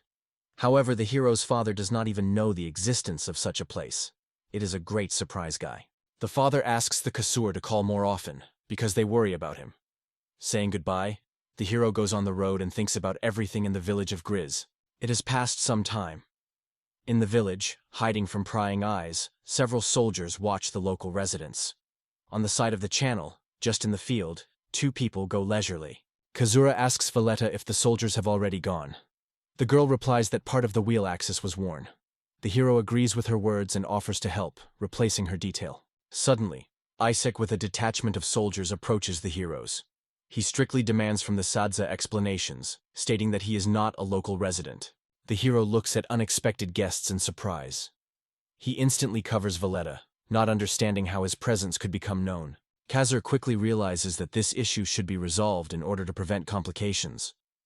Valletta tries to justify her actions, but Isaac does not want to hear her. The hero thinks about how to approach the young Isaac and talk to him. Kazura introduced himself as a wandering merchant. He said that when he wandered, he came across the village and lingered here for a short time. Isaac treated his words with suspicion and asked what country he was. The hero realized that it would not be easy to deceive him.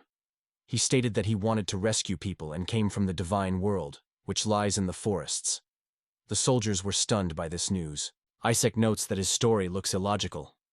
The Koiz replies, "Even in the world of God, there are merchants who are not stranger to get lost." Liz stated that the heir was her maid. Zirconia replied that it would remain. At this point, she only needed to accompany Marie. Isaac is surprised to admit that he did not suspect the trade cases. The Summer only smiles mysteriously and adds, "Even in the world created by God, there is no merchants." The young commander of the army strongly orders his fighters to grasp the casual.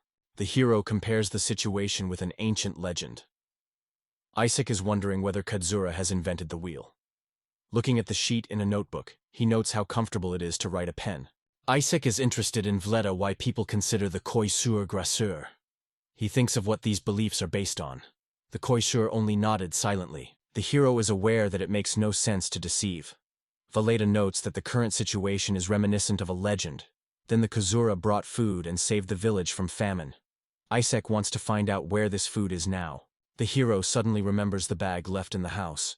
Perhaps that there is hidden evidence of his correctness. He says the bag lies behind the house of Valens.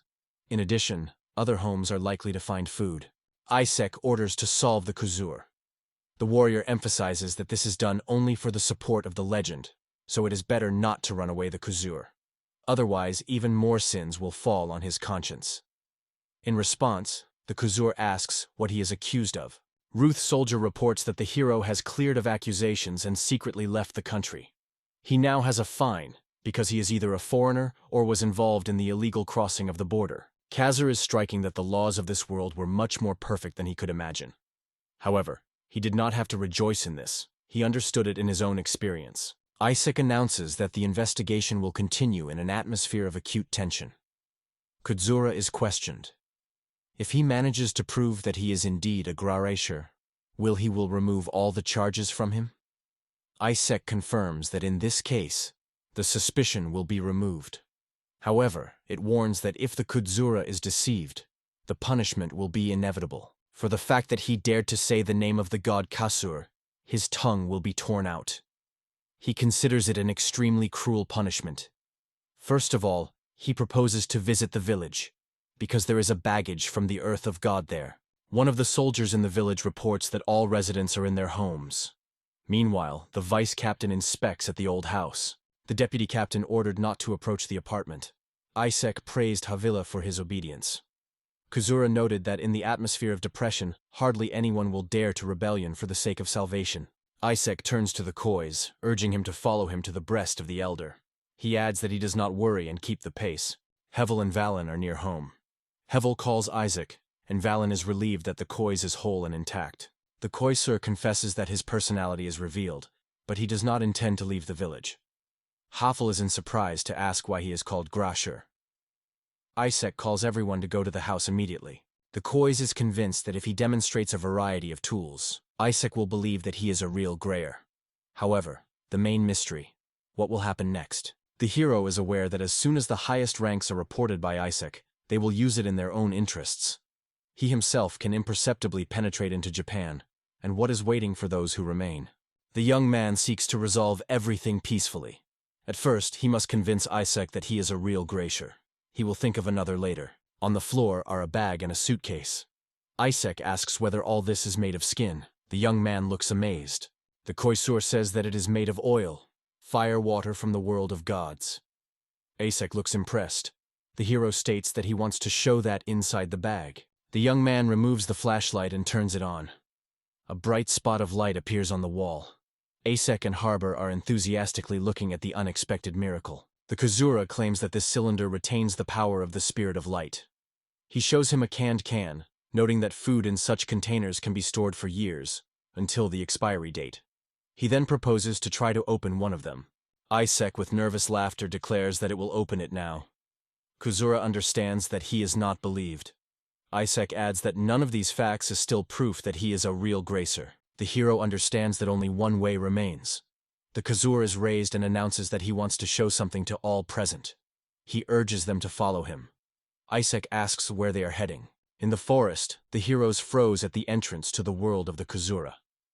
He explains that the territory of the gods is spread behind these gates. The hero states that no one can go through. He extends his hand to Vleda and turns to her. The girl without words understands his intention. Valletta confidently passes through the entrance and instantly disappears from the field of view of those present. The soldiers solidify, stunned by what they saw. The Kusura reports that Valletta has just moved to the very edge of the forest. He adds that the same will happen to others. Then he quit Isaac's proposal. Try too. The hero in response is only silent. Suddenly, Isaac dropped on one knee and sincerely apologized to Kusura for every rudeness. He took on all the guilt and asked for forgiveness from his subordinates. In response, Isaac suggested to give his own life. Kazur and Gavel are hastily trying to stop it. The Kazur begs, "Don't do it!" Isaac is in despair because he does not know how to redeem his guilt. But the hero assures that he honestly fulfilled his duty, and therefore all sins are already forgiven. Isaac said that he had tied him up and treated him disrespectfully. Such boldness in respect of God cannot be simply forgiven. Kazur tries to convince him in the opposite, assuring that he has already forgiven all Isaac's wrongdoing. Havil, moved by his words, descends on one knee and solemnly turns to the trees. The young man with anxiety reports, Arcadia was hungry. Many residents suffer, and he begs the Squart to help them. The hero is aware. That's what happens. Isaac claims that the royal family and nobles have already tested all possible ways. Kozura is wondering how many populations are in the country. In response, the soldiers report about 2 million people. The Koisur confesses that he is not able to resolve all human troubles. Soldiers despair. The new moon assures that he is not going to leave people for the same way. He wants to teach everyone how to increase yields and what tools to choose for it. The hero puts only one condition: not to touch the village of Grisai, and not to interfere in his affairs. The Kusura asked them to stay in place and honestly pay taxes. Isaac is wondering whether they should be treated with respect. Isaac with Givel declare that they will lay out all the conditions before the Lord and will help to fulfill the desire for Koisur. The hero understands that it will not be easy to support this country, but it is much worse. Valletta suits men. The Koisur, holding back emotions, states that it will break and therefore leaves the girl for a while. Isaac is not hidden as a surprise. He did not expect the hero to say so sincerely. The voice loudly states that he will only agree to go with the frame. Isaac in response notes that if the Kadzura does not mind, the girl can really accompany him. It will help it easier to explain everything, and in addition will add confidence to the peasants and will dispel their fears. The young man agrees and adds that in this case, the summer with the rod will go with him. Isaac appeals to Hall with the order to release the soldiers. Those should tell everyone that the Koisur is a noble messenger from foreign lands. Kazur thinks that these soldiers decided not to inform the elders of what they saw. They will definitely keep the gift secret. Its existence will remain hidden. After all, if the rumors still diverge, it will lead to considerable troubles. Valletta, along with the Kazur, go home. The hero thinks whether canned can be taken, and hesitates whether it will be enough to be limited to a suitcase. The young man notes that it will be wiser to turn the excess back to Japan. If necessary, it will always be possible to wait for the next parcel. The Kazur does not even think what the suitcase hides. In the suitcase is full of all kinds. Here is a sword, a gas mask, and some weird gloves. Kazur recalls his father's words. All this, they say, he will need him for a living in the village. The hero suddenly realizes that his father knew about the secret doors for a long time. Meanwhile, he carefully holds a bulletproof vest. Valletta, squeezing the sword, carefully examines the engraving on the blade and notes that the weapon has already visited the battle, but is well groomed and sharp, as if he were sharpened. The girl is worried that the Kasura may not return anymore. He will be asked to share knowledge other technologies other than a water wheel. She realizes that Lord wants to leave him. The hero assures that everything will definitely be good, because he has the absolute power of God, who will allow him to return. In the meantime, the girl also goes to prepare. Kudzura tells the residents of the village, who goes deep into the past to meet the owner and give him a share of his wisdom. The hero assures that he goes on his own and will definitely return. Valletta and Valen go with him. Suddenly someone calls him named. Of course, he runs to the hero with tears in his eyes. Kudzura smiles and assures that everything is fine with him, and promises to play together as soon as he returns. Isaac warns Korsa so that he does not bother Grasher. Kazur advises not to be so harsh with the child. The Koisur turns to the residents and assures them he will definitely return. He asks not to be upset and not to lose hope. The young man, accompanied by Valletta, Veli, as well as Isaac and Gevel's soldiers, goes to meet the new page of his history. When Kazura saddled a white horse, the whole company immediately followed him. Havo with a smile watched as Kadus clumsily holding up for the references. Inside it was a slight excitement. This trip promised to be a special adventure. Finally they got to the right place. The soldier carefully helped him to get off his horse, noting that the caster had apparently exhausted from such a journey. The young man thanked for the care, confessing that the journey to Rajat was really quite grueling. In his thoughts, he wondered why this horse did not have stirrups, and still felt the body from the hard saddle. But such a trip is much better than on foot. At that moment, Valletta quickly approached him, stretching a flask with water. Gavel approached Kasur and reported that there was only bread and dried meat for lunch in the camp. This was the kind of provision with them. Kasura immediately realized that he was a regular military soldering, and reassured. There was nothing wrong with that. The young man returned to the man nearby and noted that even in the diet there are special benefits. He smiled in response and explained that a special unit was served here, which collected exclusively children of noble families. Kazura asked in surprise. The stranger explained that every warrior wore a dagger, decorated with a generic coat of arms, and Isaac with Havel were also distinguished by the highest title. Here these soldiers sanded their skills, gaining experience in order to lead their own units. Cardoza watched the soldiers who could not put a tent, and mentally noted that these recruits were still inexperienced. They are too young. He had 25, and most of the local warriors were even younger. At this point, Isaac called him and reported that they still managed to unfold the tent. The Khazur, along with the satellites, went after him and soon approached the tent. The young man looked inside and enthusiastically noted how well everything was arranged there. Izek, meanwhile, reported that dinner was almost ready. Sitting on the table, the young man noticed how cozy here. A large tent, which occupied almost half a cart, created true comfort. He smiled and added that it was here that you could safely spend the night without fear of cold. Meanwhile, soldiers with food came to the tent, bowed politely and left silently. The Khoisur looked at the dishes and noted that such generous portions did not hint at all the lack of food in the country. Others supported him, agreeing with this thought, and the young man reflected, apparently, so he is treated because of the special attitude of the soldiers. Valletta, along with her father, easily took the bread in his hands, broke it, and started eating. Kasura also tried to break the piece, but he turned out to be too firm for him. He immediately thought that he was callous. Valletta confirmed his assumption and suggested changing, but Kasura politely refused. After that, Kraid Cadus came to taste this bread. He could not believe that the bread could be so stale, and tried to soak it in his plate. At this point, the guy remembered how once in the Soviet army he happened exactly the same bread. At the same time, in another tent, GAFL commented that they were not put on the schedule.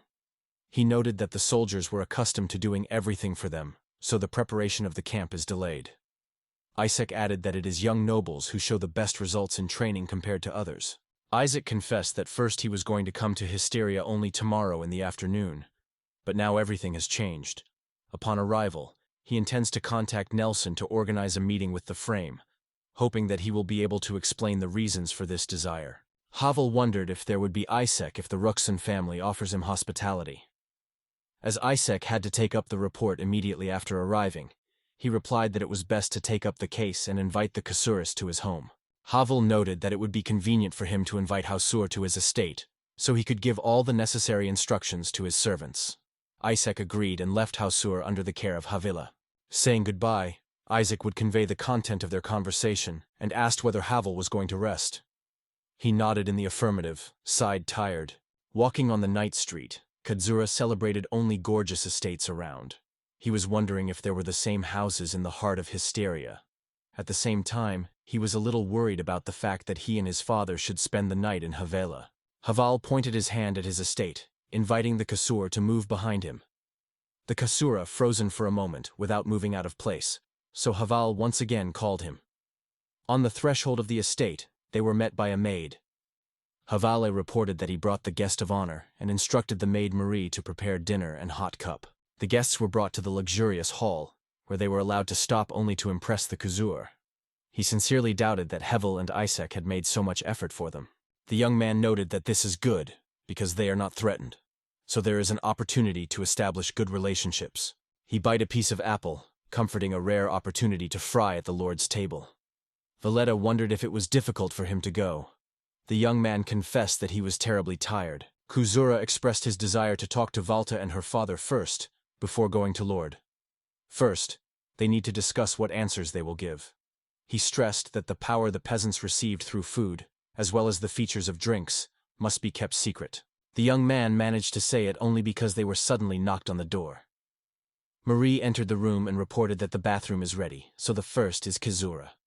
Saying goodbye to the young man, the maid politely offered Kazuri help with undressing. Such a surprise stunned her. He turned away, feeling awkward, and wondered if it was not an ordinary thing. In the same moment, he noticed behind himself a man with scissors. While he stunned the stranger, Marie suddenly pulled his clothes out of him. Kazura confidently stated that he would be able to remove everything he needed. Maria agreed, and added that when she leaves, he would prepare him a change in his clothes. The young man sighed, but forgot about another person in the room. He said with passion that Kuzuri could rely on him, and even suggested that he knock it off with his feet. However, such arrogance only annoyed the interlocutor, because he did not need such help at all. That evening, Gaval instructed his servant to inform that tomorrow the crew would be ready for them. He also ordered the servant to be kind and not to demand too much of the peasants invited to visit. He ordered the servant to feed the guests and show their proper hospitality. The owner was surprised that Gaval was so worried about ordinary peasants, not noble persons. Havel only noted that there are still many such common people. With these words, he turned and went to the exit, instructed to take care of the servant. Before going on the road, Havo reported that his father with his older brother would appear in 5 days. The servant replied that they are now in the possession of Gregold, almost on the threshold of the borders of Hysteria. Havo has already left these places. Subsequently, the owner invited the guests to the living room, where they were already waiting for a covered table. He assured that they had carefully prepared the most luxurious dinner they could arrange. Sitting at the table, the kosher was delighted to say that it was just great. Valletta added that she had never seen anything like this before. Gaval warned them that it was not necessary to restrain themselves. Hearing this, the Kuzur began a meal without hesitation. Trying to the dish, he exclaimed that it was incredibly delicious. He laughed happy. The pepper was surprisingly delicious. Hawa did not hide joy looking at the dish by Merit. While the meal continued, Havil voiced his request to Kazura.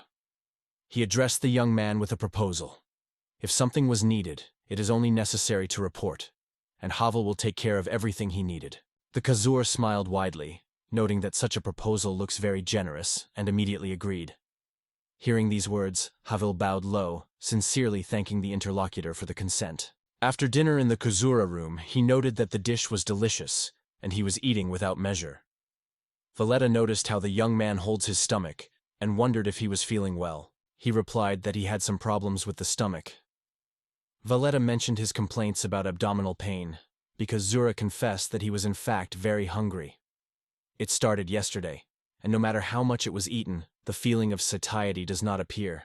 The young man rose from the place, already going to eat fruit, but suddenly his legs were smug-full, and he fell. Valletta managed to support him and scared him. The Kusura apologized to her because he felt fierce dizziness. The young man put his hand on the girl's shoulder, and froze, astonished when he noticed his palm shakes uncontrollably. He inadvertently mentioned, "That happened to him." By that time, his hands had stopped trembling, so he thanked Valetti for his help with the opening of canned food. The man confessed that he suspected hypoglycemia. When he worked in the company, sometimes stayed without food, and the feeling was absolutely the same. Valletta noted that she read about such a phenomenon. It occurs due to lack of glucose in the blood. It turned out that Kazuri had not had to eat for a long time, but after he had tasted canned food, he felt relief. The young man decided that he was feeling better, and suggested that the whole thing in the dish, she had little nutritional properties, so the famine did not leave him. He noted that local residents are marked by a great deal of satiety, and can do without food for a long time. This discovery genuinely surprised him. Kazura suggested that food from Japan in this world receives special qualities. There were many riddles for the young man, which he had not yet solved. Sinking into his reflections, he barely noticed Valletta turn to him. At the same time, Isaac was talking to a man who stood stunned and asked again who appeared in the village. Isaac calmly replied that here in this village, they came across Grace. The man immediately realized what was happening and accepted the Caceres for the divine creating from ancient legends. Isaac noted that the village recently received supplies. A week ago, they delivered food.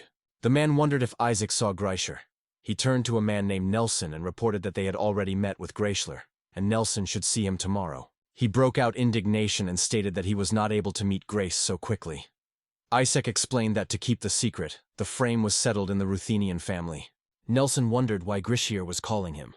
Isaac replied that Greischler seeking to ease their torment from hunger. Isaac was convinced that Grace is real. After that, he immediately went to announce Havila about his find. The woman approached Nelson and wondered what happened here. Nelson explained that Sirachka comes from the mountainous land in the northwest, which the woman nodded, confirming his words. Then Nelson added that he would like to ask her for cooperation. In the morning, Kazur, along with others, went on a cart towards Nelson. A little time passed, and they got the destination. They were faced with a real fortress. The structures were located around the perimeter and in the center. In the residential sector, Isaac knocked on the door, informing the residents who brought the guest with him. When the door dissolved, the caster swallowed it, noticing on the threshold of Nelson. Isaac presented Koiser, Watlan, and his daughter. Kuzura greeted politely and also called his name Nelson. A friendly smile blossomed on his face. He introduced himself as a commander of the Easter's army and called his companion behind his wife, Zirconia. Nelson sincerely thanked Kazuri for the help provided. Isaac and Gavel were surprised to look at, trying to understand what was happening. Nielsen explained that he knows a little about agriculture, but in military affairs he is a real expert. They were struck not only by his frankness, but also by the unexpected courtesy in words. The Koisur did not waste time. They immediately went to the discussion. He wondered what help he needs and what happened. Nelson replied that with the Kois, they would be able to quickly restore everything. In addition, he made another request. He was informed that Kizura had unique tools, and he wanted to look at them. The young man did not deny. On the contrary, he willingly agreed and asked Isaac and Havila to bring it accessories. When they arrived, Kadzura laid the tools on the table and asked where to start. Nelson, with Zirconia, seeing these devices, did not hide their surprise. Kazura decided to start with the creation of a lantern who worked through the spirit of light inside. This lantern did not radiate heat, but shone on all sides with bright light. Zirconia did not hide her delight, but Nelson reassured the girl, asking to speak calmer. The woman agreed, and apologized to the skate for her boon. The young man was surprised by her confession. The star assumed that it was likely that the Kois is a self-assembly. Their languages belonged to different regions, and when it spoke in the language of the southern islands, and then native, the Kusura did not respond at all. The young man struck it to the heart. Finally, he noted that all this time they were not Japanese, and suspected that they were playing cunningly with him. Nelson confessed that he did not believe in this story at first, and apologized for his attitude. Kuzura assured that nothing wrong happened. He was convinced that he had already reached the desired.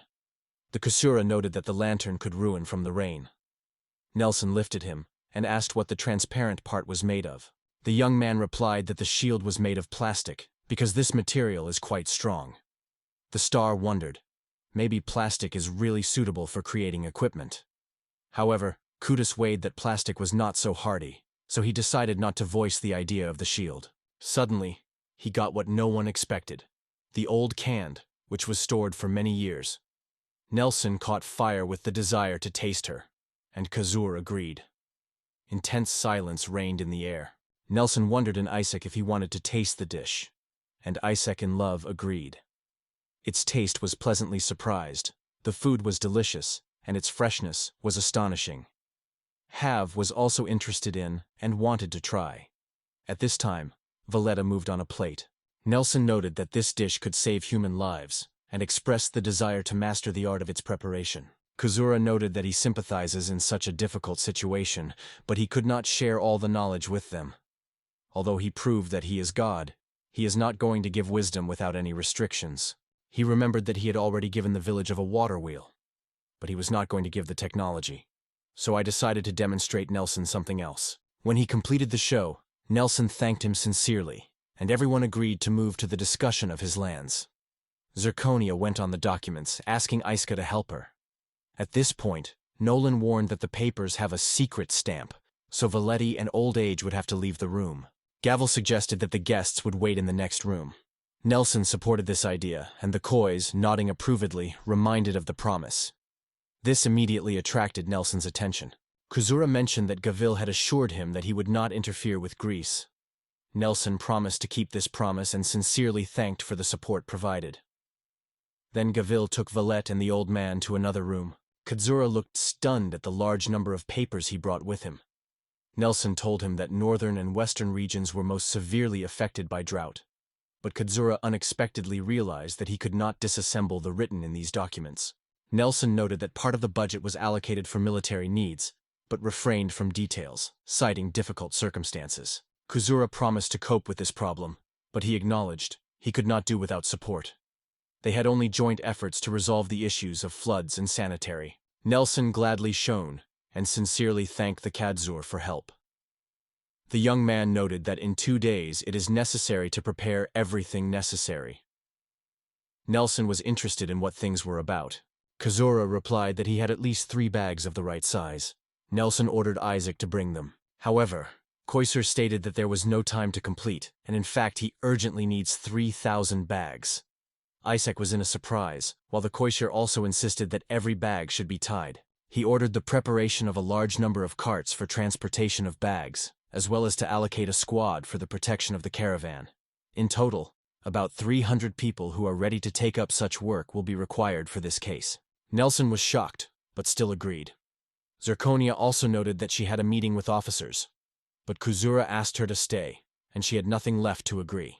But she was already waiting for them. Kazura promised Valetti to return in 3 days and asked him to give him a sincere gratitude to all residents of the village. The girl was difficult. He wanted to ask her to stay, and he never dreamed of these words. He understood that leaving her here would not be able to stop relying on her, and he did not want it. From the very beginning, his intention was not to burden the inhabitants of Hesset, because he sought to protect them from dangers. Suddenly, Valletta appealed to the trees with a request to return as soon as possible, and the young man in response gently led his hand through her hair. On the way, one of the soldiers invited Valanda to take a place next to him in the cart, and he was not hesitant to offer. He treated Valina with a drink, and he did not refuse. The soldier confessed that he had a daughter, so he was worried about one thing. He wondered why Valletta was so upset. Valen just shrugged. He could not explain it. Valletta became different after she left Hysteria. The soldier suggested that the reason was probably Kidzura. However, Valen denied it. The soldier noted Valina that it is not necessary to interfere with someone's heartfelt affairs. Hearing this, Valen wondered, as he would do in his place. The soldier asked where his wife Valen is now. He said bitterly that she had already passed. In response, the military quietly confessed that he had lost his 2 brothers himself. Meanwhile, Kazur, along with Havil, was near the river, which often left the shores. Havil just indicated the places where the water usually breaks into freedom. The young man appealed to Gavel to show the materials from which the coastal reinforcement was erected, and he willingly agreed. When Gavel turned away, Kadzura unnoticed the phone and took a picture of the river. He decided to make a detailed plan for which he needed photos. Kazur ordered Gavel to go down to the river and explore flooded lands. In the evening, he discussed everything with Nelson and Havel. Nelson proposed to represent the Kazuris simply as his friend, so as not to raise suspicion of his true person. Everyone agreed and decided together how they would turn to each other. Kazura declared his desire to borrow a map of the Hysteria area, as well as documents concerning local development. Nelson agreed to help, but he was disturbed by the privacy of these papers. Then the Kazura promised that he would not show anyone. Nelson handed over the documents to the young man in advance. He took care of the young man's departure. Kazura thanked him, and they decided to pause to have a snack. Hall, however, put out the lunch for later. Nelson led Kazur a corridor to the living room, where the table was already covered. Suddenly, the maid kept her breath and excitedly covered her mouth with her palm. Nelson wondered what had happened, which she shook her head and apologized. Then he invited his wife and daughter to join them for dinner, and the Kazura agreed. At the same moment, the guy remembered that the maid was the same girl he encountered in the city. Nelson wondered what had happened, but Kazura assured that everything was fine. Then Nelson turned to the maid, Esra, and asked to call Liz. The girl left the room, looking around. She also recognized Kadzur, but she was surprised to see him with Nelson. Ira decided to tell Liz about it.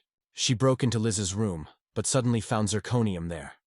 Stunned, she frozen in place, and barely holding back shaking in her voice, whispered that the situation was really very serious. The star wondered what had happened, and Ira replied that she had come to call everyone for dinner. The star noted that it was necessary to knock on the door, which Ira apologized. Liz also did not refrain from the question why Ira did so. Soon Nolan introduced Kasuri to Liz, asking her daughter to help the guest get in the estate. Kazura politely introduced the girl, and she also called her name. She learned from her mother that he always came to their rescue, so she wanted to thank him the same coin. The girl's words were embarrassed by the Kasur. He wondered if he really became closer to these people, but rejected doubts. In the end, he decided that if Valletta wanted, he must help them in the future. That evening, a group of travelers walked the forest path. One of them approached a chunky man who headed a detachment and reported that they came across a small village, Izian. He also added that the number of guards remained unchanged since the departure from Hysteria. The chief assured that his subordinates would take care of food loading, and they would leave immediately after the convoy has delivered the load.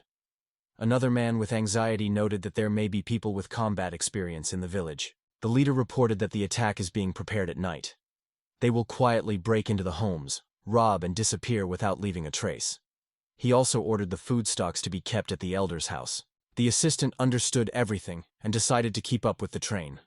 The leader explained that first of all, they hunt for a provision, and, if possible, women. Both in a smile exchanged views. The leader added that they should rest now. At night, Valletta heard a suspicious noise on the side of her home. She inadvertently thought that it was probably a Koisur, and she had already rejoiced in this idea when the main robber suddenly broke into her home, squeezing a sword in her hand. The flight was frightened when he swung on her, but recognizing a girl in front of him, the man stopped. However, the leader sharply rejected her to the floor, commanded his subordinates to deal with the rest, and he decided to take up the flale in person.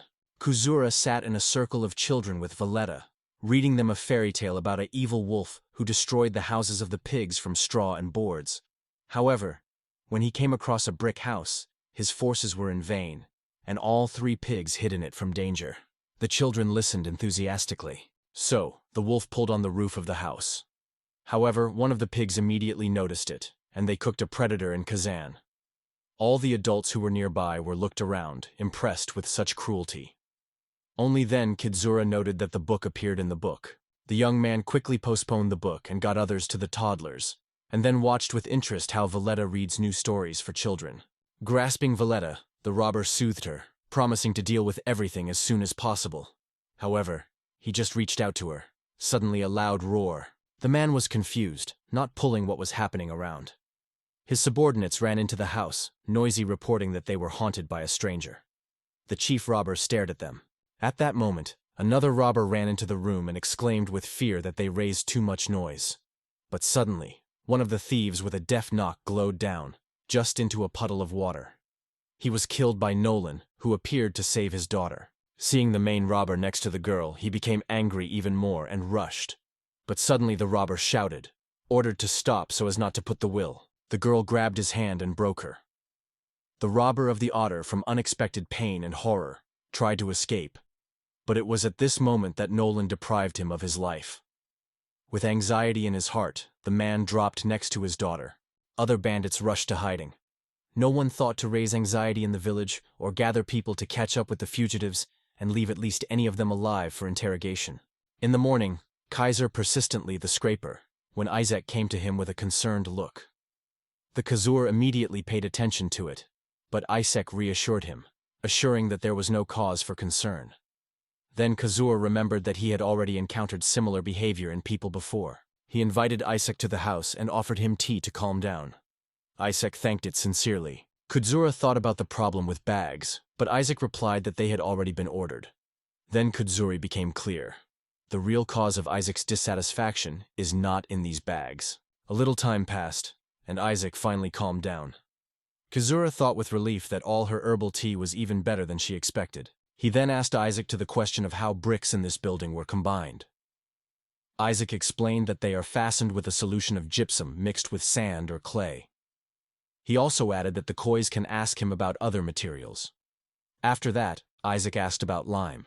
Isaac promised to bring it immediately. The Kazura came to the conclusion that the sanitary problems have not been solved here, so the lime has not come to use. He wondered that the lime could probably be made directly in place. Isaac reported that he would now help him. The Kazura perceived it as if they would become his subordinates, and Isaac confirmed it. Suddenly, he sank to his knee and solemnly swore to protect the frame, even if he had to give his life. He was sincerely pleased with the possibility of serving this man. Kazura froze from surprise, and here was a sharp roar of steps. A little time passed, and the young man ran up to Nelson, hurriedly asked if Valletta had been injured during an attack on Grigi. The soldier reassured him. All the inhabitants remained intact, and the attackers managed to overcome and even capture 3. The Zirconium was extremely concerned about the fact that 13 people attacked the village, but they were all killed, and none of the inhabitants was injured. The soldier confirmed that all this is pure truth. He said that when they arrived in the village, they saw that the bandits were killed unexpectedly. Someone skillfully dealt with them with one and only blow to the back, not even letting the chance of going into battle. The soldier has already added anything. Kazura reported that he immediately went to the village and ordered Isaac and Havel to prepare for the road. While the preparation is ongoing, he was silent aside, thinking if the mistake was made, leaving his native village. However, now his heart sought to help the country, but he did not find the answer on how to proceed. All the preparations were completed soon. Gavil invited him to take a place in the crew and then turned to Marie, offering her to sit side by side. Kazura recognized her and kindly asked Marie to join him in a carriage. At the request of Hevel, she took the case, after which he went immediately. Marie was surprised by such a turn, and Kazura assured that she would accompany him all the way to the village. During his trip to the carriage, he noticed that Marie did not even congratulate him. Then he suggested to stop, but the girl declined strongly. He decided to help her using grapefruit. He wet the medicine and suggested Marie inhaled the aroma. She thanked and, for the hassle of the hassle, breathed the healing smell. The relief came almost instantly. Kazura looked at a happy girl and finally realized why Marie joined their company. They got the villages at night. Kazura said with relief that all the inhabitants of the targets and unharmed. The peasants happily welcomed his return, and among the crowd, the first was the first to meet him. Only by making sure that everything was fine, he was able to exhale with relief. The girl confessed that she was scary, but thanks to the power given by the rabbit, they were able to cope. Nolan warned that it is not necessary to lose vigilance, and now they will stand on custody. He also noted that Valletta prepared many new devices. She asked his opinion about it, and demonstrated her sketches of protective structures for the village. Valletta noted that such fortifications would save them from attackers, but could interfere with the channel. Valletta reported that she plans to build an underground channel, which will need stones. Meanwhile, the Kusura decided to buy lime. The girl told that they were going to spend water underground and expand the village. She was thinking about creating a manual pump, but hesitated whether to use the knowledge shared by Kazura. However, he assured that it is quite normal. Valletta, with a smile, proclaimed that she wanted to make a steam machine. This statement was caught by surprise. Seeing his reaction, the girl laughed cheerfully and assured that he was only joking. In fact, she wanted to create a car. In response, the young man promised to get everything he needed. Valletta thanked him, noting that they should learn how to make the details on their own. Suddenly, the young man noticed bloody spots on the floor. Valletta warned that these traces could no longer be erased. Kazura realized that it was here that the fight took place. The girl said that everything happened when she heard a suspicious noise, and her father, having overcome all the attackers, scared her even more. Kazura hardly reproached himself for leaving the village to her village. Then Valletta exclaimed that he was not guilty of anything. Suddenly, Valletta cried what she stunned the young man. During the battle, the girl was a tight fear. In the morning, Nina knocked on the Valletta door, but in response, silence. Finally, the door opened slowly, and Valletta appeared on the threshold with an exhausted, pale face. The surprised Nina was greeted, but even then she realized, the matter is much more serious than it seemed before. At home, Valletta guessed that Nina was seeking to find out about Hazur and gave her understand. Nina already wanted to ask about the events of last night, but did not have time to do it. Valletta suddenly broke. After that, Nina hid her and strictly ordered her to take her hands and not cry. Valletta looked around, affected by the sudden persistence of Nina. But she explained, the Khazur was worried about her. These words were stunned by Valletta.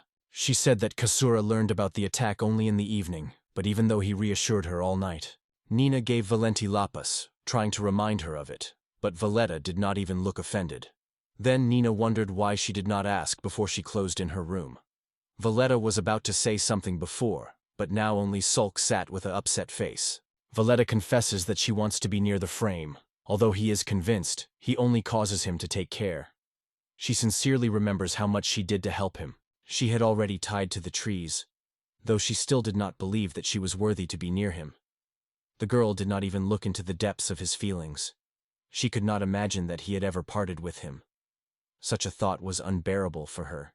Nina wondered if Valletta really loved the Kasur, and the girl nodded sincerely. Then, Nina reassured her. They say there is no reason to worry, and it would be great if the Kasura finally admitted it. Valletta confessed that she was afraid to become a burden for Kadzur, because she often addresses him for help. In response, Nina assured that, thanks to his support between them, a wonderful understanding prevails, and Valletta does not create unnecessary hassle. Nina was outraged that there is a border in everything, even in annoyance, but her perseverance to her liked. At the same time, she emphasized, "We need to trust the frame and not to moisten his head with the thoughts that he can perceive it as a burden." Nina noted that Valletta loves the Koisur, so she does not want to interfere with their relationship. She advised Valletti to be sincere and frankly confess her feelings. Only then they will be able to get an understanding. Valletta gratefully accepted her understanding. After that, Nina suggested to cook tea, and Valletta was eager to get into the idea. The Kazur was concerned about whether Valletta was fine. He sincerely hoped that his help was useful, because sometimes it is better to entrust such a business to another woman. Isaac approached him and greeted him. Kadzura immediately noticed how much he was in a sublime mood, although he did not face his eyes because of anxiety. Isaac reported that there was nothing suspicious in the vicinity of the village. Hevel approached Marie and wondered if everything happened the day before. She replied that Kasura was an amazing man, because he came to her. Hevel agreed, noting that he was really worthy of praise. Marie confessed that she was very worried at first, but later felt relieved, as if talking to her mother. Immediately, embarrassed by her own words, she apologized. Hevel assured Marie that she could turn to him alone as a brother. He added that while his strength is still not enough, but once he is sure to find a way out. Kadzura greeted Hubble, and Isaac reported that they were going on the road tomorrow. Suddenly Kadzura realized that he now had a lot of free time. He noted that he wanted to visit the world of the gods. He reproached himself for making Nelson and others, and now he was not sure whether he had to change his decision at all. Waking up in the morning, Liz washed, dressed quickly, performed a few exercises, and then left the room, greeted everyone, and decided to stay in the yard. She had a long time with a spear, tired, and then got a charming pendant from the bag. Ira came, greeted, and immediately noticed the decoration. Liz remembered how Kazur reacted when she tried to return to him the precious pendant which he lost. The mother assured her that Kazur was an aristocrat and a rich man, so Liz wondered what he came from. She remembered his smile, and perceived this medallion as a special sign of his concern for her. Liz decided not to miss such a chance. At heart, she had already dreamed of conquering his heart. The door of the dark cellar creaked when someone went down. It was one of the robbers that the peasants had already caught. He came to question Zirconia. The thief immediately recognized her. There was General Zirconia. She, with a cold smile on her mouth, asked not to call her a general. The robber realized that the fight against Valver was already lost.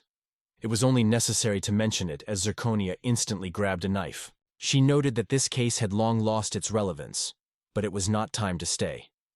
Its sole purpose was to make the robber answer the questions. When the Zirconium began to ask him questions and ruthlessly cut his fingers, the man fell into numbness from shock. At first, she wondered how many robbers were. After a while, Nelson got acquainted with their testimony, stories so incredible that they were difficult to believe. However, they all told the same thing.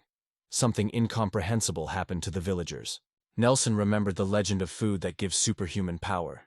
It seemed to him that this ancient story may well be true. He and the Zirconium stunned silent, holding back his breath from surprise. The woman complained of headache and reported that she was going to go to Austria to find evidence. She pressed a candle with a light disturbance, and it opened the secret door. Kazur, returning to his estate, first decided to buy a compost that was found at a very profitable price. As the fields with crops extended over a large area, a lot of fertilizers were required to fertilize the crop. Suddenly, he thought whether tatami would withstand such a load.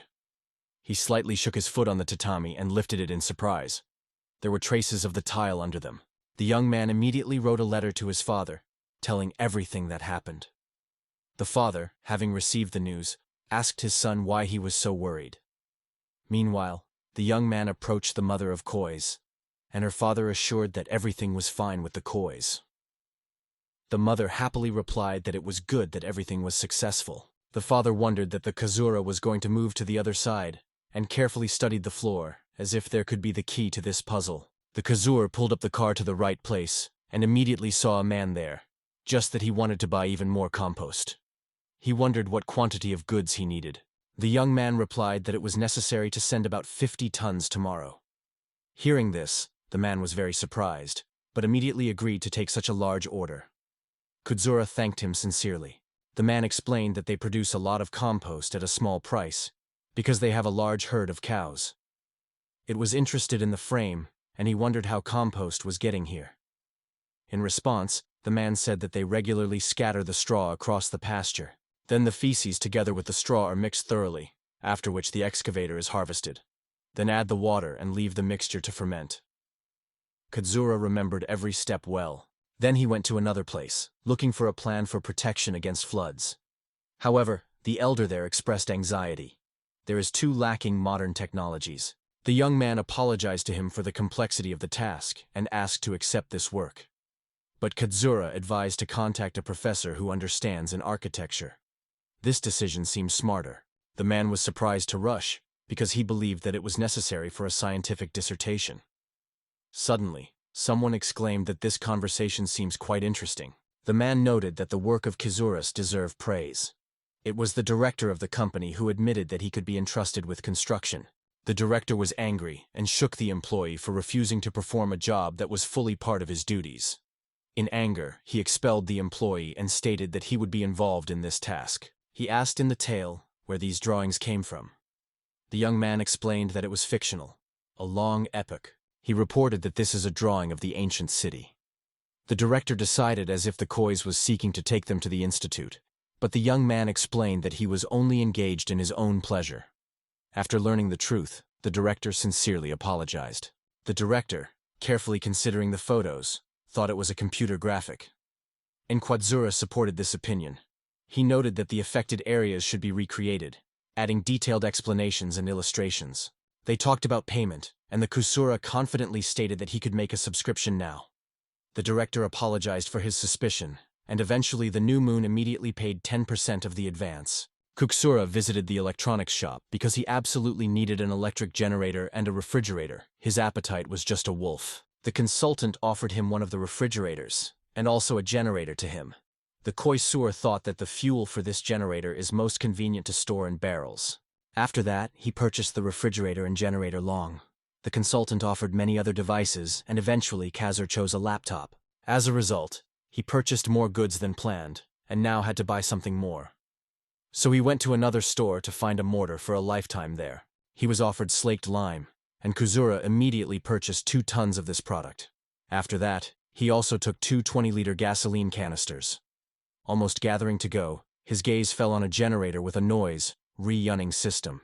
He completely forgot about him. He asked the consultant to inspect the generator buzzing loudly. He turned on the device, and the noise immediately filled the room. Even in the usual mode, the generator worked quite loud. However, at lower power, the sound became noticeably quieter. Kazura thanked the consultant for the help. He considered the generator a convenient device, but understood that it could only be restricted. So he got the phone and scored the seller's number who had previously purchased the water wheel. The young man responded with enthusiasm about the water wheel, but noted that he dreamed of a wheel capable of producing electricity. In response, the man shrugged. Their wheel is too weak for this purpose. Instead, he advised to install a hydroelectric generator instead of a regular wheel. Kazura expressed his desire to first get acquainted with their catalog. The man agreed, and they said goodbye. The young man hoped that he would now be able to live quietly, even in this hysteria, because such technologies are difficult to reproduce. All you have to do is arrange supply. Kizuri called, reporting the delivery of compost, and he, without spending time, ordered to leave everything in the yard. He barely had time to recover as the call from the electronics store came. All orders were brought so rapidly that Kizura simply did not have time for events. Soon in the middle of the forest, a whole mountain of packages grew up, which the Kusura had to move. This time, he used special technique to gently download the compost. Then he went to Grissi. Kuzura imagined with fear how many more times he would have to go back and forth. On this amazing car, a young man arrived in the village of Grissi, where his appearance was a lot of stunning locals. Kazop explained to them that these cars came from the world of the gods. Therefore, he calmly asked the villagers to leave to give freedom to unload compost. He will have to get behind the wheel more than once, so he decided to ask someone to collect all the compost in a pile. Suddenly, Valletta ran to him with Nina. Nina smiled and nodded back. The Koisur noted that this compost was intended for the fields of Hysteria. They have accumulated 50 tons. The young man intended to organize the production of water wheels. Valletta thought about it. Kazura asked what Valletta was doing, because everyone was already working. The girl replied that they are now erecting a fence and a guard tower. The young man promised to bring 2 tons of lime soon, for which Valletta thanked him sincerely. Kasuri, meanwhile, went for the rest of the cargo. Zirconia arrived in the village, and Isaac immediately handed her control. She thanked him and apologized for the delay. At this point, her attention was drawn to a foreign sound. It was a shotgun with a load that politely greeted her. Isaiah told Zirconium that this adaptation was served for cargo transportation. The woman became interested in the speed of this technique, because Zura complained that she was slow and not at all suitable for fighting. The star remained stunned that she was exposed so quickly. Soon, Kazur and Valletta set off at the table to eat. On the plates, dishes made of giant vegetables. Nolan noted that the star would be surprised if she noticed these impressive beds. Vegetables continued to grow and already reached the size of the ball. The Kasura was struck by the appearance of potatoes. Its grandeur was stunning. They did not expect this effect of feeding the birds. Kasura instantly tensed, realizing that the situation is really difficult. During the meal of Valletta, she noticed a thoughtful look of the rays and wondered what had happened. But he only replied that he just got into thought. He noted that this dish has the same properties as the one he brought before, because he had already felt satiety. He remembered how the villagers, having tasted this food, became much cheerful and stronger. However, the Kuzur warned that the spread of compost for the recovery of the fields may be too risky. Valletta also advised to taste potatoes with eggs. Suddenly, this simple lunch will be able to satisfy it. He obeyed her advice and called on Volet and Nolan to taste the dish. The young man installed a timer, after which he asked the herbs that grew in the garden. Wolith replied that everything is fine with them, but they say that the seeds are cursed very slowly. Unlike plants that were fueled by fertilizers, the sprouts were also in no hurry, though they did not seem sick. The Kusura wondered why their growth was slowing down, and the answers to it had to wait a little. There was a call, but kudzuri was still not enough for this flavor, so they suggested using the remains for compost, although the dish was to be tested for others. They needed a person who could be entrusted with the secret of special food properties. All three thought about Isaac. The same night, Isaac arrived and, a little bit, asked for his late. They went to the tent to discuss the needs of the rabies. Isaac was treated with potatoes and eggs inside the raven, suggesting you taste an unusual taste. Isaacs liked these delicacies, but Kazura insisted that he had eaten everything to the last. When the dish was completely eaten, they returned to the conversation that was really interested. The Kazur was passionately insisted that Isaac immediately took up his workout. He ordered him to perform squats and push-ups without rest for 2 hours in a row. When Isaac started his work, the Koisur turned on the timer. 2 hours passed. Isaac finally completed, exhausted and tired to the edge. The young man immediately jumped to him, worriedly asking if everything was fine with him. He replied that he was feeling tired. Kuzura thanked him and advised him to relax.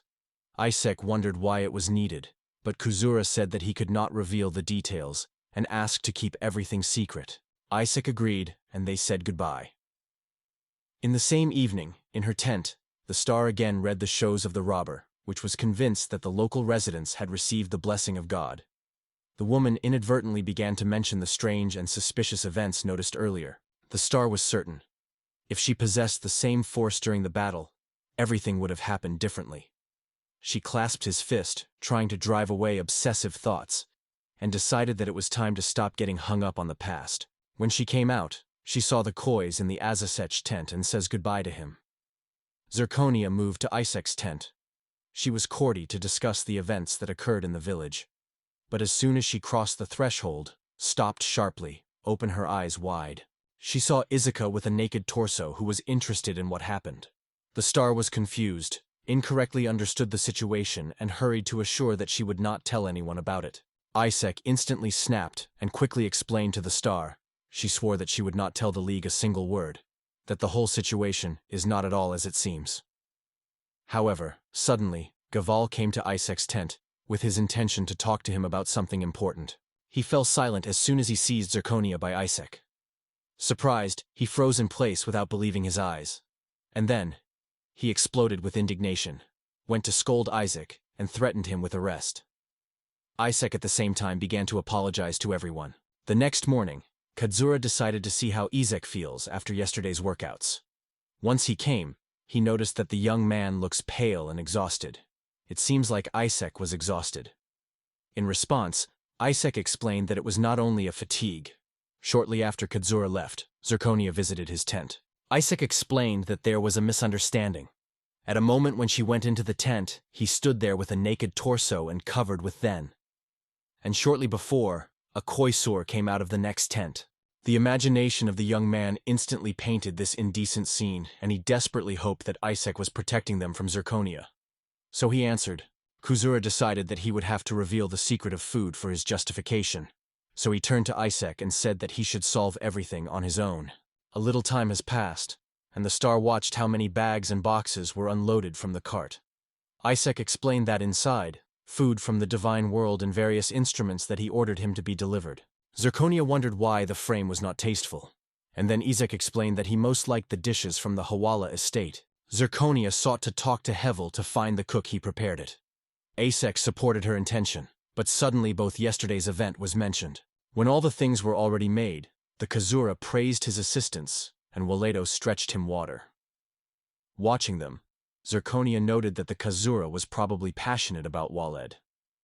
Isaac added that the guy just worries for the Waledo after the attack on the village. The star came to the Kazuris and said that he only had to download the visa, but the case would be postponed for tomorrow. She suggested that the peasants seek help, and Kazura agreed, although he did not really intend to do so. In the evening, at Kasur's at home, the magazine flipped the magazine with interest and admired the aromas of essential oils. Kasura suggested that she test everything on herself, because he had no idea how such things affect guests from another world. Still, you should think that these oils have other properties. The Kasura replied that they were extremely powerful and capable of becoming useful. Valletta suggested that the aromas have a fragrance, and the young man gladly agreed to it. Then she chose the smell she liked. Initially, it was necessary to pour water and add only a drop of aroma. Kazura wondered what the aroma she chose. It was sage nutmeg. Its gentle aroma poured peace and relaxation in the air. Valletta decided that Kazura apparently hopes to sleep. Kazura watched with surprise whether the girl was too fascinated. Valletta noted that in Japan, there were probably many such oils, and the transport that the young man had brought struck. Because Zura had already thought that he had overdone, so surprised zirconium itself. Wallet recalled how Kazura discussed the state of affairs on the battlefield with the star. Then the Koisur expressed his desire not to rush to the actions, as he knew little about this country. Wallet supported this opinion, and Kazura stated that he would not be able to interfere. The girl confessed that she wanted to sleep. She was convinced that as soon as she would immediately plunge into a strong sleep. The Kazur recorded herself that everything was happening in Japan in the same way. But suddenly Valletta asked him. She asked Kudzur to embrace her as last time. From these words, Kudzur was confused for a moment, and Valletta looked shyly. The young man called her to himself, and as soon as she approached, the Kasura gently hugged the girl. Soon Valletta, feeling safe in his arms, fell asleep sweetly. The Kasura carefully put her on the bed, covered her, and then quietly left.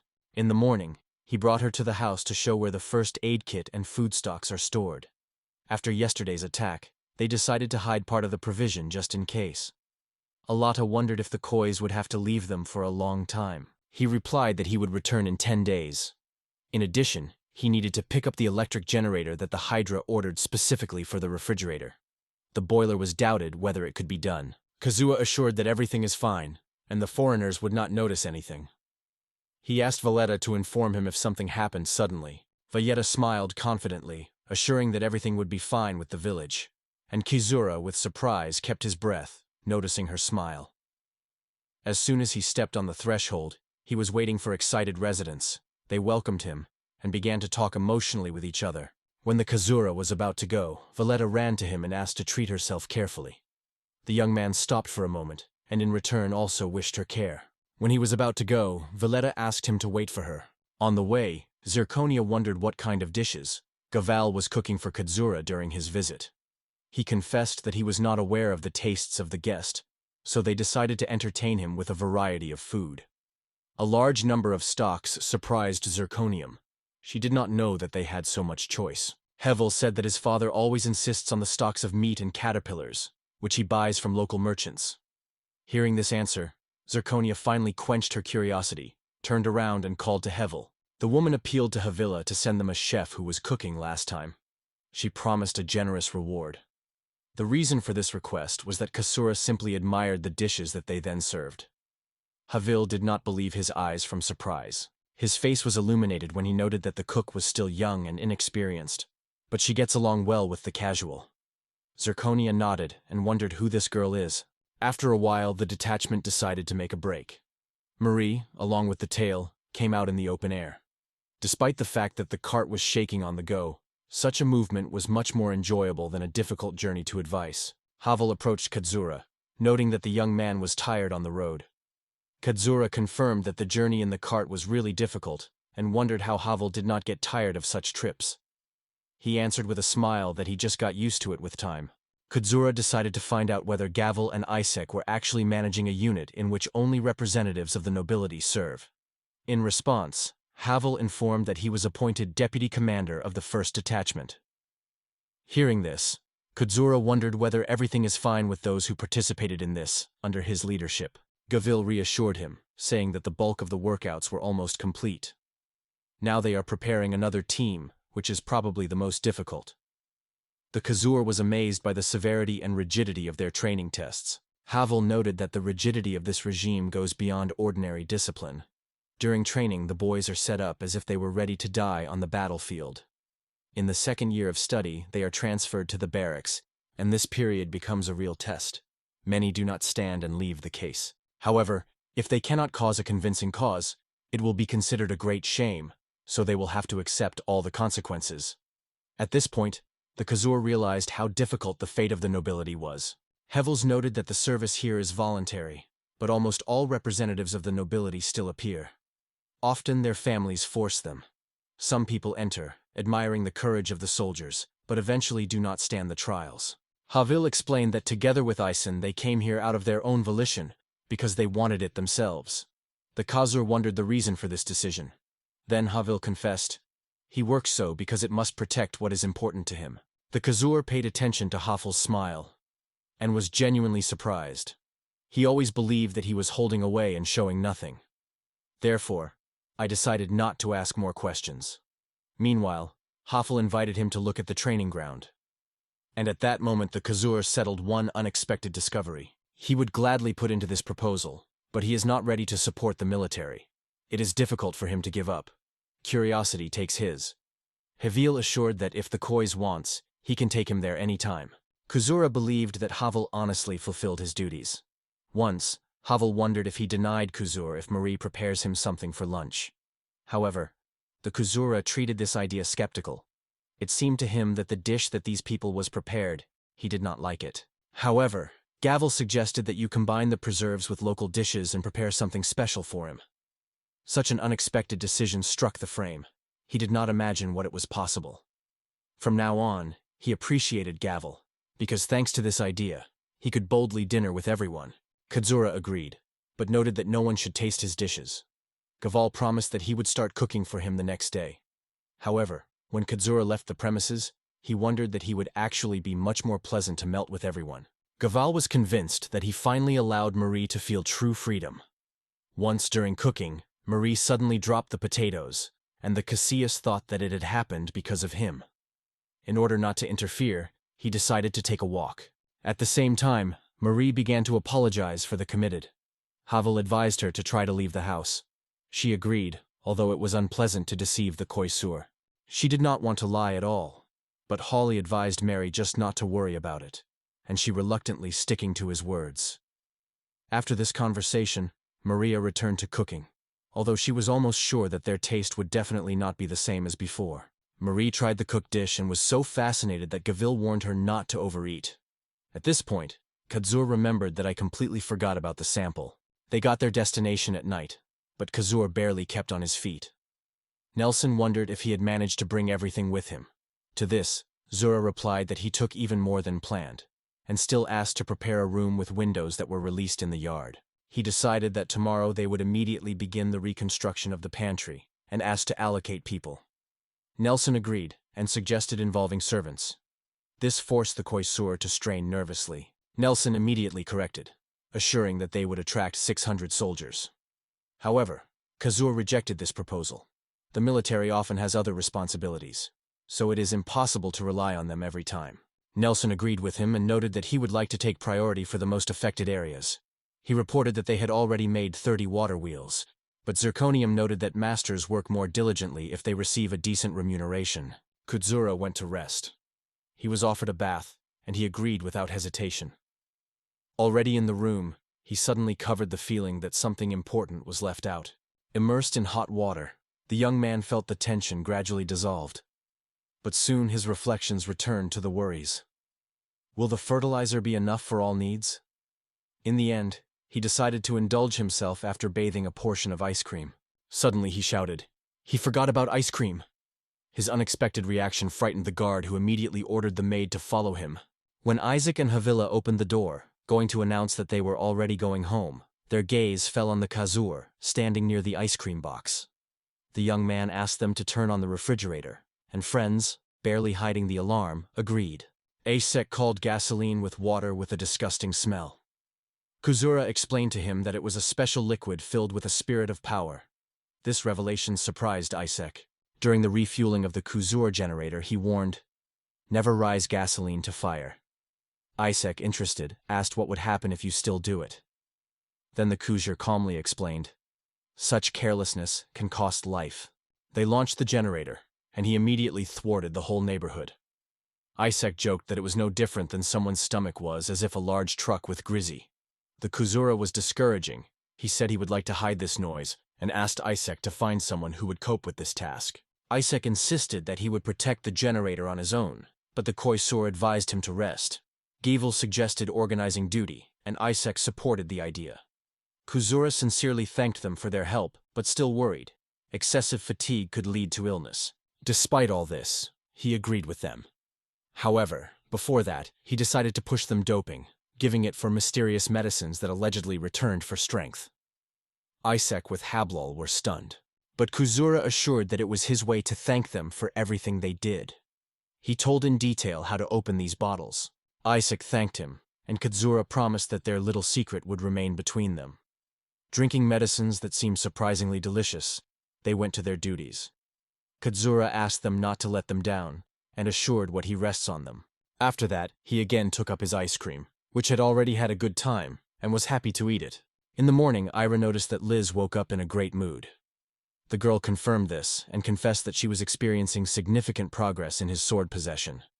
Ira cheerfully remarked that Liz would soon be able to compete even Zirconium or Isaac. Liz warned her not to speak nonsense. Isaac should not be underestimated, but the star still far exceeds him. Eris in response noted that Liz lacked experiences. She told me that yesterday Zirconium returned and brought with them a lot of things.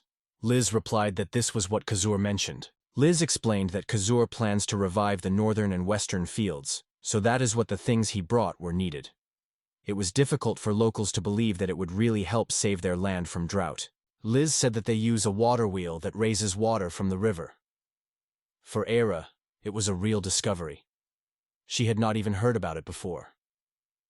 The girl was also interested in what he brought the coiffeur. The secrets were becoming more and more. She said that a strange sound was heard from the Kusura room. They wanted to check what was happening there, but Ezek did not let them inside. And in a moment, crying came from that room. Liz was concerned about this news, remembering that Kazura was in a woman's company. Iris assured that nothing had happened between them, but the behavior of Kazura seemed not quite familiar. She said that Kazura was so tired that she didn't even have breakfast. So Liz decided to ask him about it at lunch. As she was interested in her plans today, she heard from Eric that they were waiting for several visitors. 2 merchants and 2 aristocrats had to visit Liz, which was alarmed by a very tight schedule. In addition, reminded that another meeting with McGregor was planned. She wondered when she had a free minute, to which the Era replied, only after dinner. She realized that the Kazura would have a full thing, so she decided not to hurry him. At the same time, Kazura arrived in the dried fields, and together with the local residents, he started rehabilitation.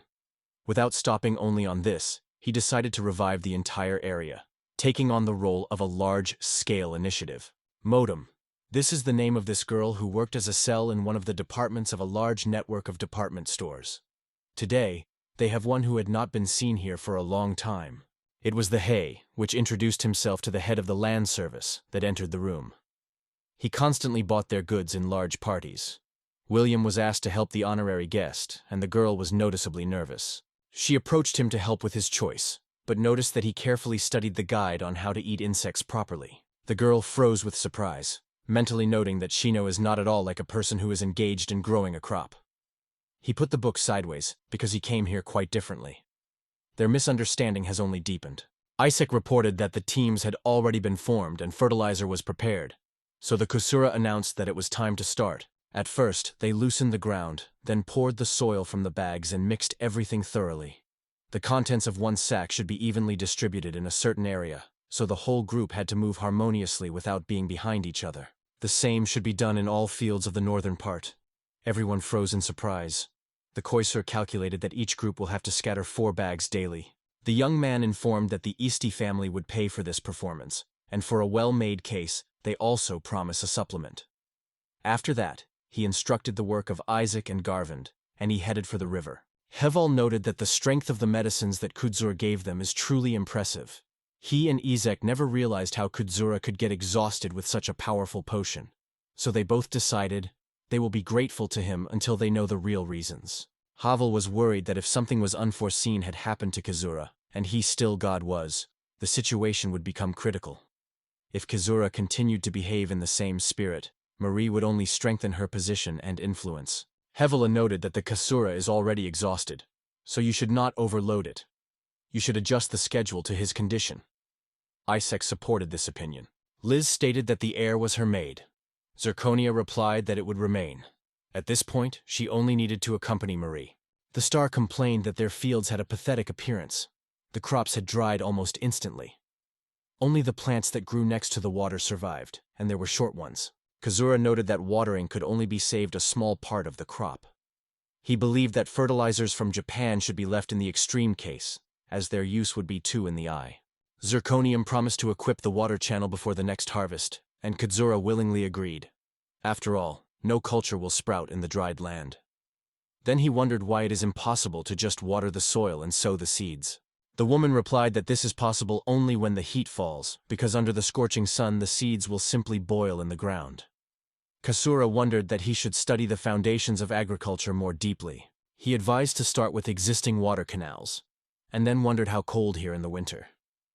She replied that the water is freezing and there is a lot of snow. The Koisur agreed that it was a great idea, and Star was happy to point out that she was ready to discuss the details. The young man, some in his doubt, confessed that it was only an assumption. But the curiosity of the Star took the mountain. She was Krita to see what it would lead to. They got the dried riverbed, and Kizura noted that a water wheel could be installed here. He added that you need to dig a deep channel to carry out water. Zirconium ordered the soldiers to dig pits to install a water wheel, and instructed to assemble a team of masters, who would assemble the wheel and a wooden gutter. Kizura explained that only one water wheel was enough to control the flow of water, and the rest was installed in other places. Subsequently, they were able to invent other improvements, because the possibilities of such wheels are not limited to pumping water. Kazura assured that it is possible to create a mill that will work more effectively than human power. The Star was surprised. He wondered how the grain was laid here for bread making, and the Star told in detail about this process. Kazura considered such a technology extremely primitive. He worried that the grain could flash from the fire, and zirconium assured, as soon as it was heated, the grain was immediately thrown on the ground and trampled with their feet. She added that it was also a great pleasure. Kazura wondered if Zirconia was familiar with such work. She calmly replied that she came from the peasants and often helped her relatives in the fields. It was a lot of surprise. Zirconium really reminded him of the peasant, and he inadvertently wondered how old she was. He wondered if she had learned to grind the grain. She replied that she has not been engaged in this for 10 years, and wanted to check if she lost her skill. Kazura pretended to be about 26.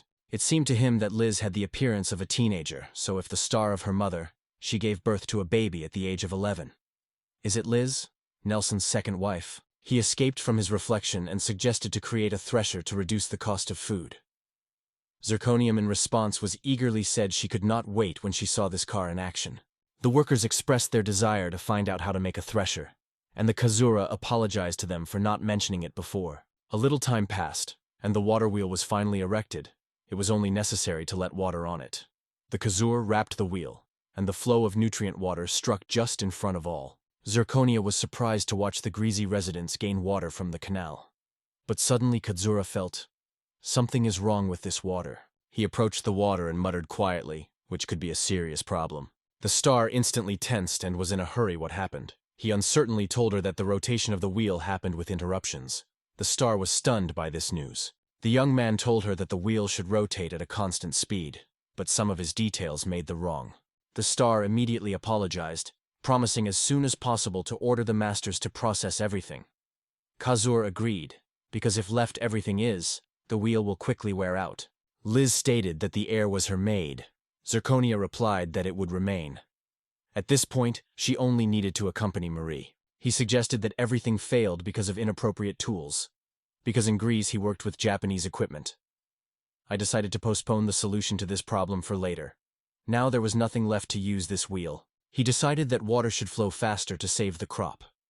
He proposed to temporarily suspend the production of parts and renew it only when the solution to the problem or the conium would consent. She regretted what had happened because she considered herself guilty. However, the Kusura hurried to reassure her. Everything is fine, and responsibility lies not only on you. Although they had one watermill, its construction has not yet been completed. Kazura realized that he was not shining his rest yet. In the estate, Zirconium was sincerely apologized to the whole for distracted by him, but still had a special request. He thanked her for a visit and asked what she wanted. She wondered if Marie was working in their home. Nora nodded as a sign of consent and asked the details of the event. The star explained that Kasura suggested Marie, and she, in turn, is ready to pay for her services. The Norm was surprised to raise its eyebrows and advised her to buy someone else or borrow Marie, because Marie was his extramarital baby. The star was stunned by what Nautum's perseverance. He tried to take care of her daughter, but did not let her go.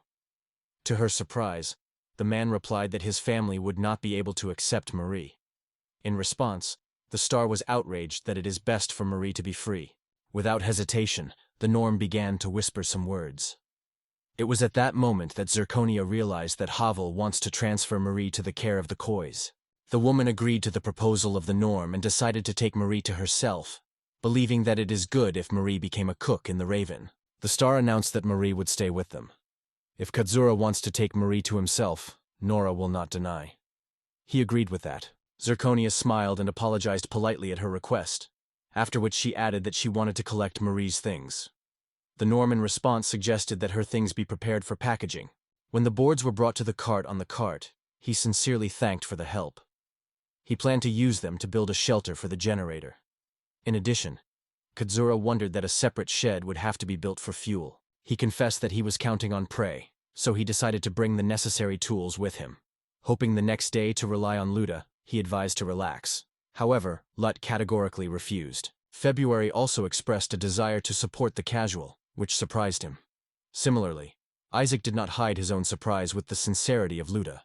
Kazuri inadvertently came to mind how similar were the February and Isaac. Isaac assured that no prey would give out the custom secrets, because he already knows that the Khazar is a Grarreicher. So his help will not hurt anything. Liz stated that the heir was her maid. Zirconia replied that it would remain. At this point, she only needed to accompany Marie. While the generator was buzzing loudly, Katsura is eager to saw the boards. His assistants were surprised to watch the work. Katsura asked them to bring another board. He decided not to waste time, and immediately asked Isaac to collect the wall, and therefore promised to demonstrate how to use the tool properly. He assured that with this tool, Isaac would be able to hammer a nail in a matter of moments. Then the man demonstrated how to use it, and Isaac was genuinely surprised. He assured that he is fully aware of all the amazing of this tool. Katsura warned, to direct it to people is extremely dangerous. It passed for a while, and in the end, they completed the work. The Kuja was tired. Isaac agreed, noting that they coped surprisingly, and the tools from the world of the gods were surprisingly effective. Looking around, Katsura noticed that no one had come to a loud hat. Lute nodded in agreement, adding that such a fuss is difficult not to hear. Damn. Havel came closer and asked if they had already finished here. Katsura confirmed that he said before. He replied that he did not hear due to a loud noise. In addition, he was too busy, trying not to let anyone hear. Liz stated that the heir was her maid. Zirconia replied that it would remain. At this point, she only needed to accompany Marie. Marie Stargolov flew into the room, apologizing for her delay. Zirconia replied to her that it was not necessary to hurry. She explained that now this room belongs to Marie, and the girl herself works as a cook in the Rays. Marie was stunned by such news. The star explained that she hired Marie to work and thanked her for it. The salary for Marie was 1,000 AR. The girl was stunned by that amount. However, the star immediately added that it was a habitual salary of a newcomer among guards. She noted that the girl had a chance to get a salary if she does a good job, and called on Marie to take care of cleanliness. That's where her conversation ended. She went out and went to her office to return to business.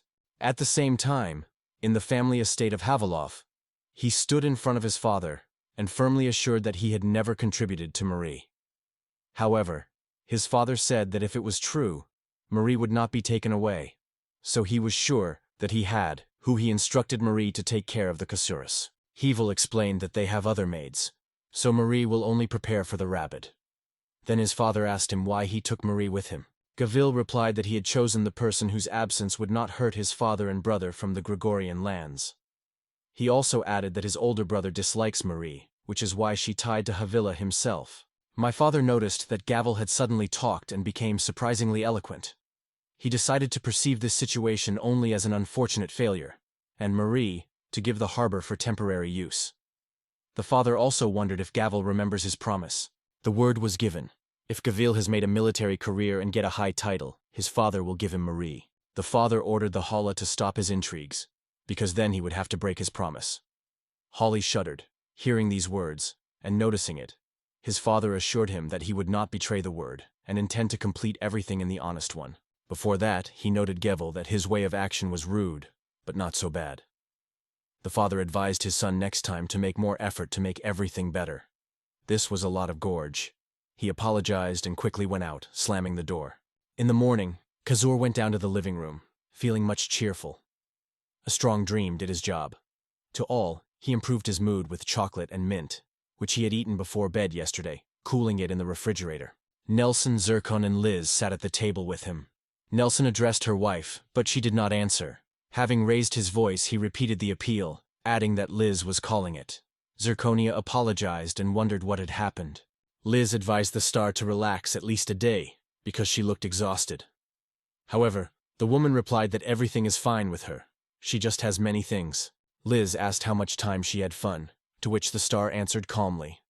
Only 1 hour.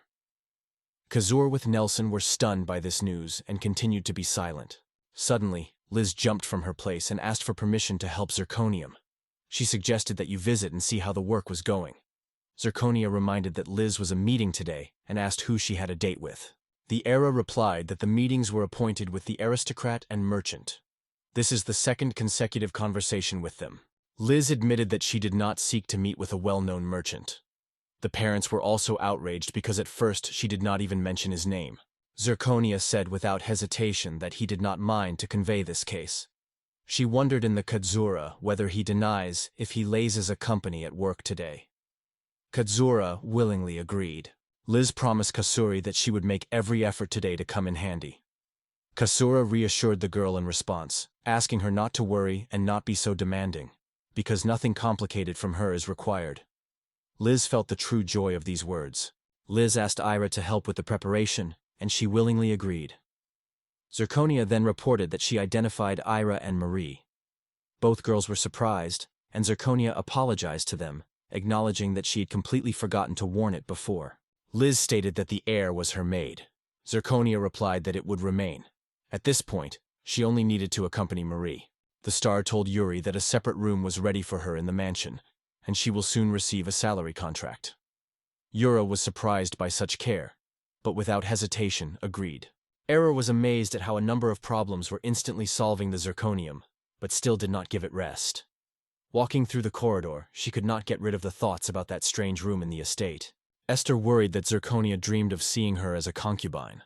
However, she hoped that it was only the fruit of her imagination. When the heir braided the braid, Liz suddenly wondered why the heir was chosen to help Kazuri, because he already had a maid. The heir replied that she had considerable experience, 11 years. She may have also been chosen because they were almost a year old with a Koi's, she remembered Liz mentally. In addition, the era itself had another guess. Ira suggested that having Liz, perhaps, seeks to establish a connection between them. She agreed with this. She was already convinced that her mother was really trying to interest her with this issue. The same situation has already happened a few days ago.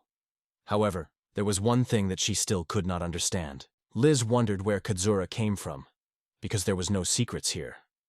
She suggested that he was probably an aristocrat with Valverde. It wondered which country is the Koisur, and to what noble family it can belong. But the conversation suddenly went in a different direction. They mentioned how much Zircony hates Valver. Liz said that Valver had attacked her home country. The era of rumors spread. Several months before the war with Valver, several bandits attacked the village near Hysteria. The only survivor was Zirconia. Subsequently, she announced to join the Hysteria's army, and even before the war, she married Nelson. Ira accidentally listened to this conversation. Fortunately, it was only a rumor. Liz explained to her that she had been interrupted in the middle of the phrase, and Ira apologized for the inconvenience. Zirconia reported that the era will now work here. She has to help Kazuri, and yet, her salary was increased. The era was clear. New responsibilities are waiting for her. Zirconia has stated that heir would not be able to terminate the employment contract for the last 10 years. From now on, it will have to serve as the League in Kazuri. She ordered Ari to sign the document. The star added that, if necessary, Aura will be able to seek help. Over time, Marie will get used to work, and Ephra will become easier. Ephra is always alert when something seems suspicious to her. This was confirmed because the star has explicitly stated that Ira should build Kazura and Liz together. Aurora stunned such an assignment. Zirconia noted that Kazura and Liz are fine, so they should work together. So she decided that Era would manage this duet. From the nervous tension of the era, literally stressed. She wondered what fate was waiting for Isaac, because he managed to make a good impression on Nelson. But, thinking, Ira suddenly noticed that she had already started criticizing Zircon. The star expressed the opinion that Isaac is good, but the Koi's is much outweighing it. She added that the real problem was that Ira has not yet revealed the true essence of the Koisur, and sincerely asked Era apology. The star stressed that this is a complete secret, so Irie would have to sign under the document, although, in case of unwillingness, she has the right to refuse. Nevertheless, Ira still signed the document, and the star decided to continue. She told me that Kazura actually belongs to the Grey Sheets. Ira heard something about this legend, and Zirconia added that it was a legend, only it happened recently. Eror noticed that Kazura was constantly occupied by the recovery of the fields and suggested his help. Zirconia noted that in peacetime this would be enough. But now this is not enough, because they may be unprepared for war with Valver. Zirconia claimed that wars to avoid, such a luck of the Valver region. However, she was sure that everything would be for the better, because the Kazura has unique knowledge and useful devices. In addition, she added, it would be a real good fortune to accept the blessing of power. It was a true blessed force, a gift that opens only to the elected.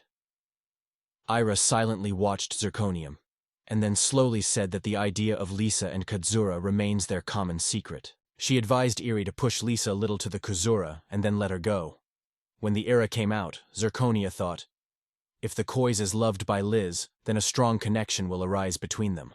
Meanwhile, in the Kazura fields, he told workers that they would work with him today. Liz was side by side. But this time, instead of Ira, she was accompanied by another maid. The Kazur confidently urged the workers to continue to scatter the contents of the bags, promising that all the work would end in a half-month.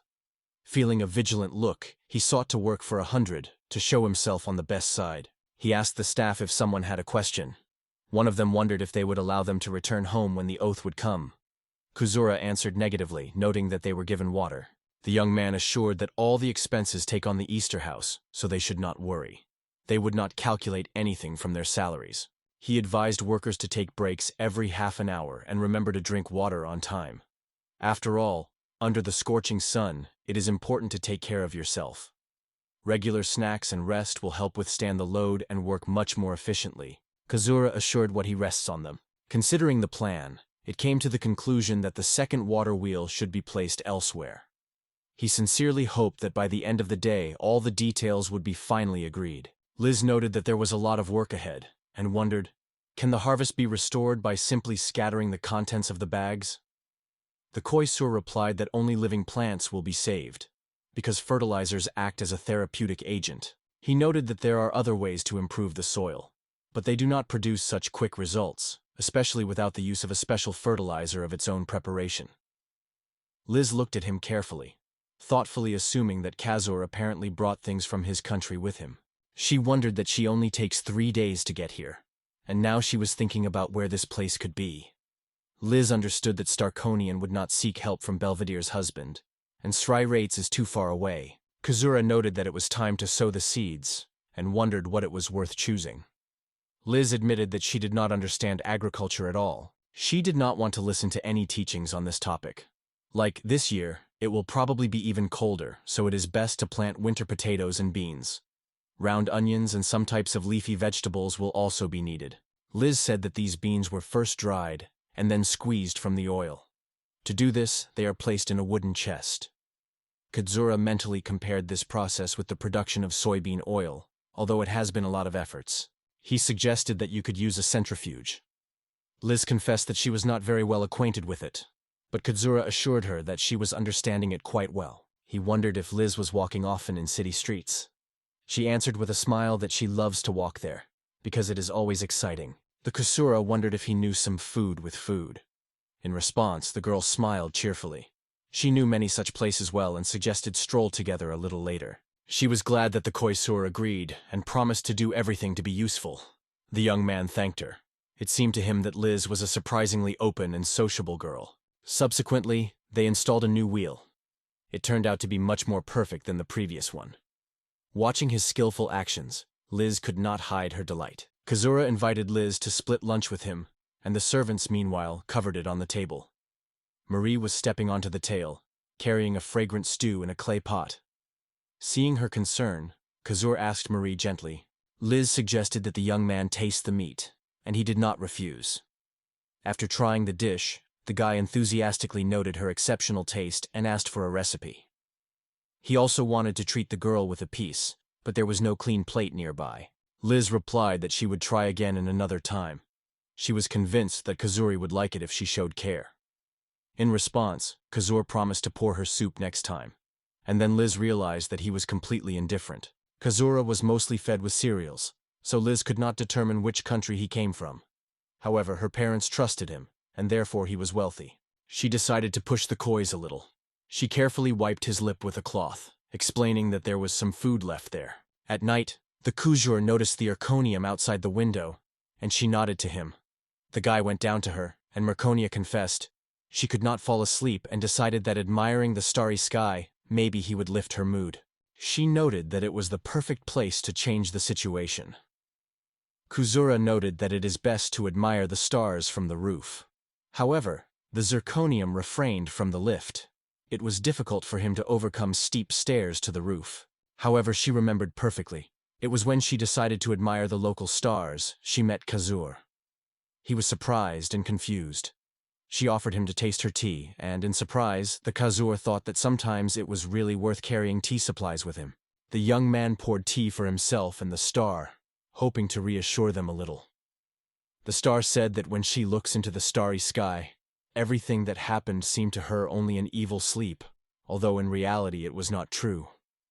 She also remembered the long-standing saying, and Kazura was immediately interested, wanting to find out what was being talked about. The star noted that contemplation of stars sometimes awakens in a person the desire to return home.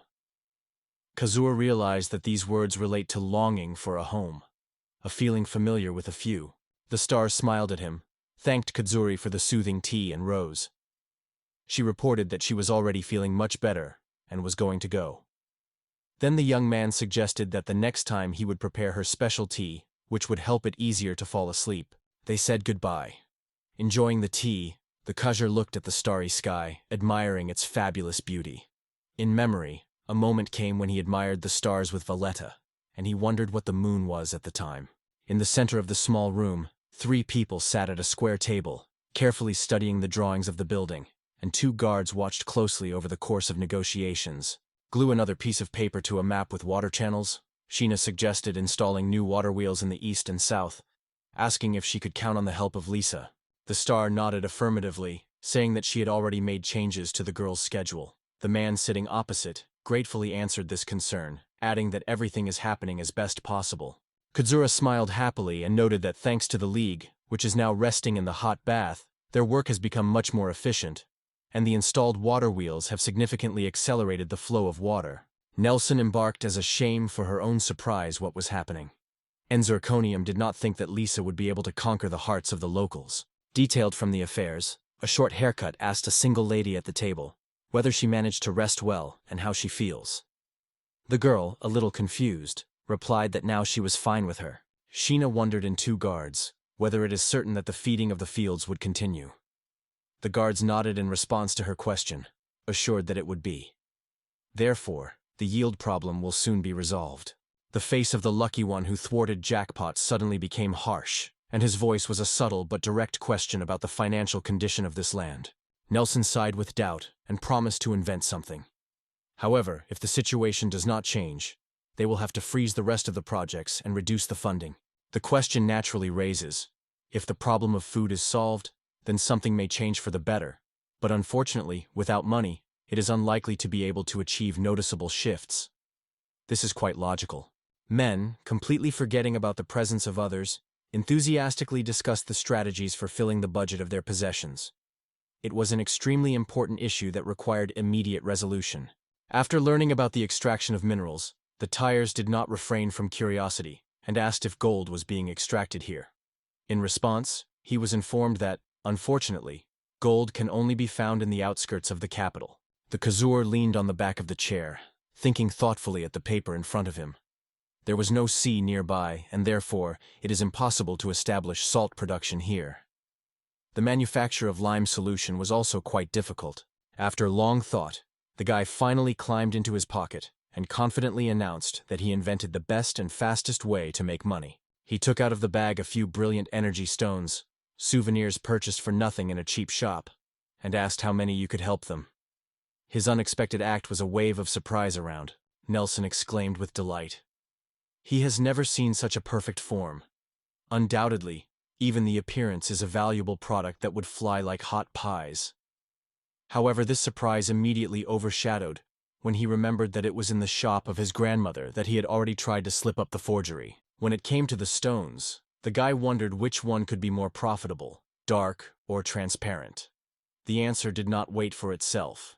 Transparent obsidian happens in the market much less often, so its sale promises more profit.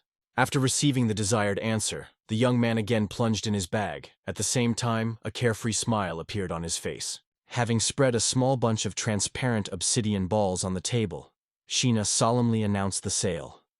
His unexpected step caused another wave of astonishment. The present was frozen, struck by such news. Someone's trembling voice tried to find out from where the number or origin of the name itself came from. However, Kazura immediately interrupted the interlocutor, hurrying to apologize and ask for what he heard. They say, they are only balls known as glass that came from the kingdom of gods. Nelson and Zirconium considered the goods enthusiastically. However, the man instantly assessed the potential of the find.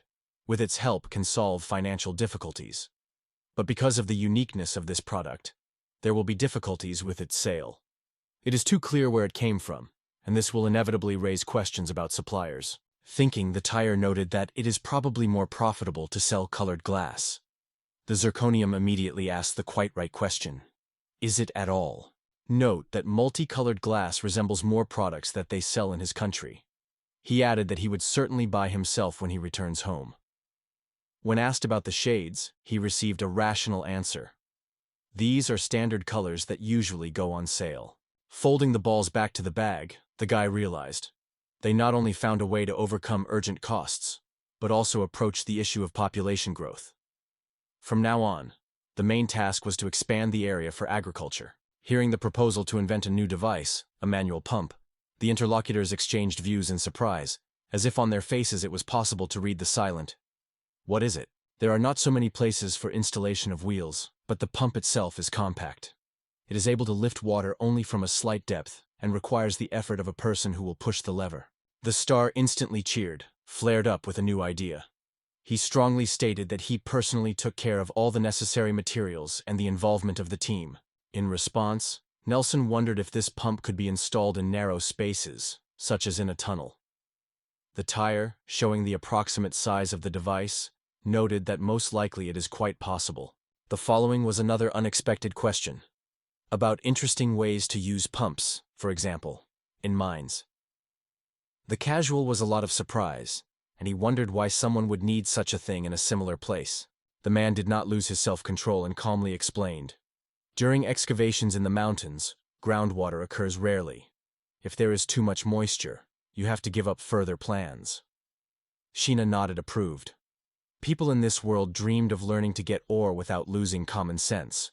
Nelson was not tired of sharing his considerations on how to increase the production of ore in the mountains or underground tunnels, and the Kois was increasingly surprised by the depth of his thoughts. That's what the true ruler of the mainland should be. Suddenly, Sir Coney changed the theme and asked the Khazur. What a wonderful thought. He slept. He remembered how he recently suggested that if everything goes according to the plan, they will be able to significantly improve people's nutrition. The first thing that Guy remembered was the glacier. Immediately after that, a logical question came. Do they know what it is? Having obtained a negative answer, Sheena began to explain. They say it is a kind of composition for ice. In winter, we cut the ice, and in the summer we get it from there and use it. Zirconia was worried about whether they could keep the ice until the summer so that it would not melt. However, her anxieties retreated to the background as soon as the guy assured that there was a method of storage of ice. Nelson was an extremely resourceful man. He immediately guessed that fish and meat could be stored here. The Kazura recognized this idea with a nod, fully approving the proposal. The following was a thorough explanation of this idea. The essence is to stock up the icy blocks and sell them in the summer when they become a real treasure. And if you can invent the refrigerator, the demand for ice will never disappear, because it can be kept in a home. The only obstacle is that a pond is needed to make ice. However, if you dig a reservoir on the field, it will be difficult to get a quality crop. That is why it is advisable to create a new pond in the mountainous area. The Kazuras promised that next time he would inevitably join everyone to choose a place together. And when he returned to his kingdom, he will take care of the glacier spread on his lands. Then they talked again about water wheels, or rather they got to work on them. The Kazur expressed his desire to visit the workshop, but because of this he did not notice the careful look of Zirconia. The night slowly enveloped the corridors of the castle with its dark blanket. In one of the rooms by the window, the girl turned on the bed restlessly. Again changing the pose, she suddenly realized, the dream never comes. In the thoughts of Era, the words of the hostess who instructed her to bring the forest and the frame, and it seems the girl herself worried about it. The maid did not have the choice of how to agree, but there was another, no less alarming difficulty. It turned out that the owner almost never leaves them together, and the girl could not find the opportunity to talk to Shine, no matter how much she tried. Despite the impression that this couple will still be together sooner or later, it is extremely difficult to talk about another absence of change every time. Rising from the bed, Era decided that it would be nice to drink tea to fall asleep faster. Opening the door to the kitchen, the girl froze sharply. Just in front of her stood a guy who muttered something under his nose, holding on a tray of drinks, and seemed to decide whether they should be tasted. The Era was instantly worried. She did not expect anyone to see her at all, and a loud cry broke the night peace. The Kazur, on the contrary, remained calm and confident. He greeted and asked if the girl also came to collect boiling water. Having become even harder, the girl wrapped in her scarf more tightly, and she became aware of the inappropriate appearance, explained that she only visited a cup of tea. Such a reaction was a lot of frightened by the tire. It froze for a few seconds from an unexpected shock, but for the next moment, the guy had an unexpected thought. The Kusura put a cup of hot tea in front of the discolored girl and heard her words of gratitude. However, he immediately waved. They say, it is not necessary to thank, because he came here to brew tea. Having tasted the tea, the girl with delight noted that the drink was very tasty. It was a lot of fun, and he, smiling, gave her a tray with sweets, inviting her to treat. When Ira saw that she was lying on a plate, she asked if it was not a cookie. Having nodded, Sheena concluded that there was cookies in this country. Bite a small piece, the maid was blushing. Such incomparable sweetness stirred its taste receptors. The next reaction was a slight surprise. Cookies were completely different than expected. Having lost a little, Katsura hurried to assure that he had biscuits with berries and nuts, as well as spicy and salty species. At first glance, it was obvious that the girl was very interested in cookies. She immediately began to ask about the ingredients, and when she learned about butter, a product she had not heard of before, received a detailed explanation. It is especially whipped milk of animal origin. Smiling, watching the stormy joy of Aira, Sheena assured that the next time she was looking for a recipe and cooking with her. On these words, the girl only quietly shook a towel in her hand. The girl, a little stinging, accepted this proposal and added that milk can be taken in miyagi, which are kept right in the estate. Inspired by this idea, Sheena enthusiastically stated that he was already going back to his country after the day. As soon as he returns to the maelstrom, they will be able to choose any convenient day to bring the idea to life. In the end, the conversation went into a warm, casual channel. Katsura said that he usually comes here at this time, and if the girl wants, he will gladly prepare her Fidohe. Arrow, however, promised to visit too and take sweets with her. The next day, the Trinity, as promised, went to the workshop. Inside, the work boiled on the full. The room was filled with rhythmic blows of a hammer on a tree. Seeing the carpentry workshop, the eyes of the tire were stuck from admiration. When he noticed a man of good age who looked around and complained to defective products, the guy decided that he was the master of the workshop. The man sitting in a chair suggested that it is only a guess, but those who drill the wheels work in a workshop standing through 2 homes from here.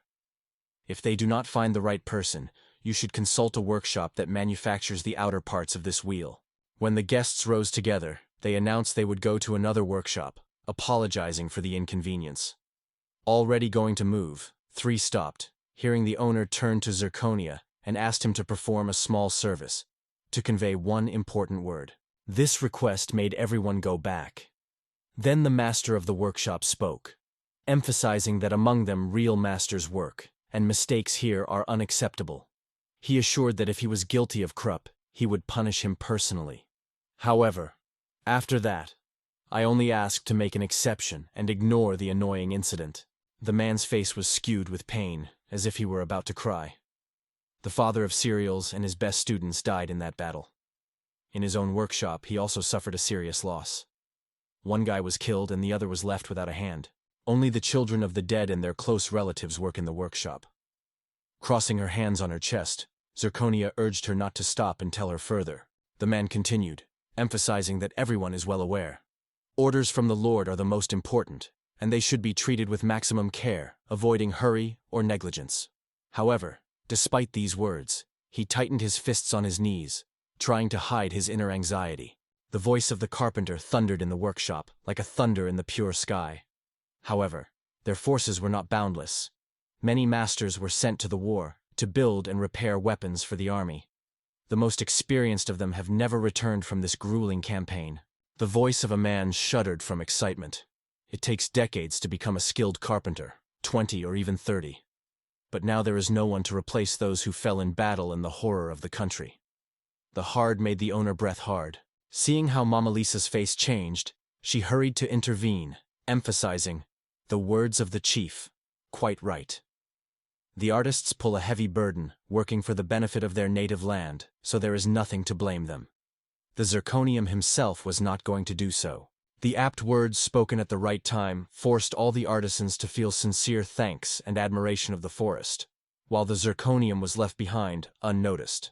Ungainly, crossing her arms and legs, the girl said that she did not understand and punish anyone, because everything ended well, and the cause of the problem was found and eliminated. The joyful exclamations of gratitude and a loud challenge of their heroine's name made Zirconium a hard time. Behind the tire, only mentally tried to encourage the girl. So the knight slowly stepped on the territory of the owner. It turned out that every workshop lacks workers. This is what explains all these hasty marriages. The star, having fallen asleep, acknowledged the situation was quite clear, but to some extent the guilt lay on it, because she could not take the case in time. But now you do nothing. The only question is whether it will be able to provide means to improve labor efficiency. Saying this, the star looked depressed, and Shin was inseparably supported by her gaze. Thanks to sincere words of support and confidence in future success, Zirconia smiled and thanked her friends. Although these words could not finally reassure the girl, but she still became much easier in her soul. It noticed the caster, exhausted lightly. Then Kadzura took up the following urgent cases. It turned out that the smithy was faced with the same difficulties as carpenters. This problem is also expected to be overcome by the introduction of modern equipment. With drilling wells, there are also difficulties. Due to the fact that the ore-sandy soils are mixed with water, the washed clothing becomes red, and cooking in such water leads to an unpleasant taste and disorders of the stomach. Nelson sincerely thanked Kuzuri for ingenuity and the ability to find a way out of the difficult situation, because the channel cannot always be paved anywhere. At this point, the guy wondered how to expand his knowledge of digging wells. He certainly had to find the true master of this case in Japan. Recalling the morning incident with artisans, Sheena wondered if she was often visiting them, because they seemed to have a surprisingly warm relationship between them. A short haircut suggested that Lisa looked after his skin and hair with soap, but clay or soil. It was very interested in Sheena, so he wondered if Lisa was really skilled with soap. Nelson noted that in some cases this approach is really more effective. If he wants to try, he will ask Lisa to wait a little. However, the man refused, noting that he would ask this request differently. After she asked in Zirconia, or like Lisa, she used the land, she did not hear a categorical refusal or indifference in response. On the contrary, Zirconia noted that it has not aroused much interest in it, but it is possible that one day she would still try. The next day, when the sun was already rising above the horizon, the tire watched the records made the day before the roads. Once cast on the chariots, he immediately realized, the journey will soon begin. Kazura noted that this time he would not be longer, but returning, he promises to bring many different things. Meanwhile, Lisa had to supervise the construction of water wheels. The girl agreed and, full of hope, said that she wanted to save the rose. The girl suddenly got a small object out of her pocket and stretched out his tear. It turned out to be a bracelet, decorated with red embroidery. A little ashamed, Lisa noted that she was not sure whether she succeeded in her gift. Thanks to the girl for such a gift, Kadzura did not even pay attention to how the knight's silence frozen in a surprise. Instead, Lisa immediately noticed it, but only mysteriously smiled, hinting that it was not necessary to raise this topic. After completing all her affairs, she realized that it was time to go. Calling Marie, the guy finally noticed that something was wrong with Ison. However, when asked if everything is fine, only a silent look was in response. Well, it looks like it's time to go. Stretching, the girl said that it was time to go to the place where the water wheel was harvested. On the way home, you will still need to buy a few little things, so it is better to complete everything as early as possible. The maid watched the lady carefully, and on her face read a clear desire to ask something, but she did not dare. Then Laius herself broke silence and wondered what had happened. The ER began to talk about Isaac, but Lisa cut her sharply, noting that she was not able to help anything, and it was at least more honestly than to take time. Nevertheless, the maid engulfed confusion. Yet, to hand over the Kazuri bracelet of lovers just in the presence of Isaac was a little cruel. In such a bracelet, the main meaning lies in color. White means confession in love, red has a more multifaceted implication, and black belongs to adult jewelry. However, even after such words, Lisa was convinced to agree, much better than to refuse Isaac in his genuine confession. In addition, the knight and the father's reputation will remain unbroken. The girl has already decided firmly she would keep herself for the Kazuras because she sees her future husband in it. So now she definitely needs to find out everything about his past as soon as possible. However, In these few days of working together, they really have become closer, as they say, the outer moat will never come out of the shores. Lisa, the servant, agreed with it, but at the same time noted that Asek was sincerely regretting. Noticing the dissatisfied look of her young lady, she hurried to justify, they say, she had nothing like this. In response, Lisa only sighed and briefly ordered to work immediately. The evening is unnoticed, full of light fatigue after a busy day. Thanks to everyone for his dedicated work, Katsura came out of the cart. Although traveling for him have become a habit, the path still remained long and exhausting. However, the first thoughts after returning were about how Valletta was there, because since he went, 10 days have passed. The light breeze went through, forcing him to shudder involuntarily. When the look of the tire fell into the village of Greasy, the boy's face faded. What happened in this place? The man standing at the door, and it was the basket of vegetables from the girl who came with her, in surprise looked after the woman who fled in a hurry. The young frame was wrapped in surprise and shock. The guy did not trust his eyes. Is it possible to change so much for some days? What happened in this place? The entrance to the village was already surrounded by a wooden fence, and the guards were wary of burning lanterns. The girl joyfully ran to Shin and met him right on the doorstep. The guy was still in a surprise. He underestimated the stubbornness of Valletta. The girl, commenting on the events after the tires, noted that despite all the achievements, the work is now behind the schedule. They lack the building materials and the necessary tools. Katsura raised his hand in a friendly, soothing gesture, emphasizing that a girl can always rely on him. From under the edge of his jacket, a bracelet was peeked out, which immediately attracted the attention of Valletta. However, she was silent, only unobtrusively suggested to go to the house. Sitting at the table with Aletta's family, Katsura started a conversation with the owner of the house about the problem of hysteria. But if he is late for at least half a year, then it will be too late. After all, the flow of fresh water in the city is organized in the same way as in the village, and because of the complex development, it is not possible to deliver water to all areas. The man, having finished dinner, said that he went for night duty.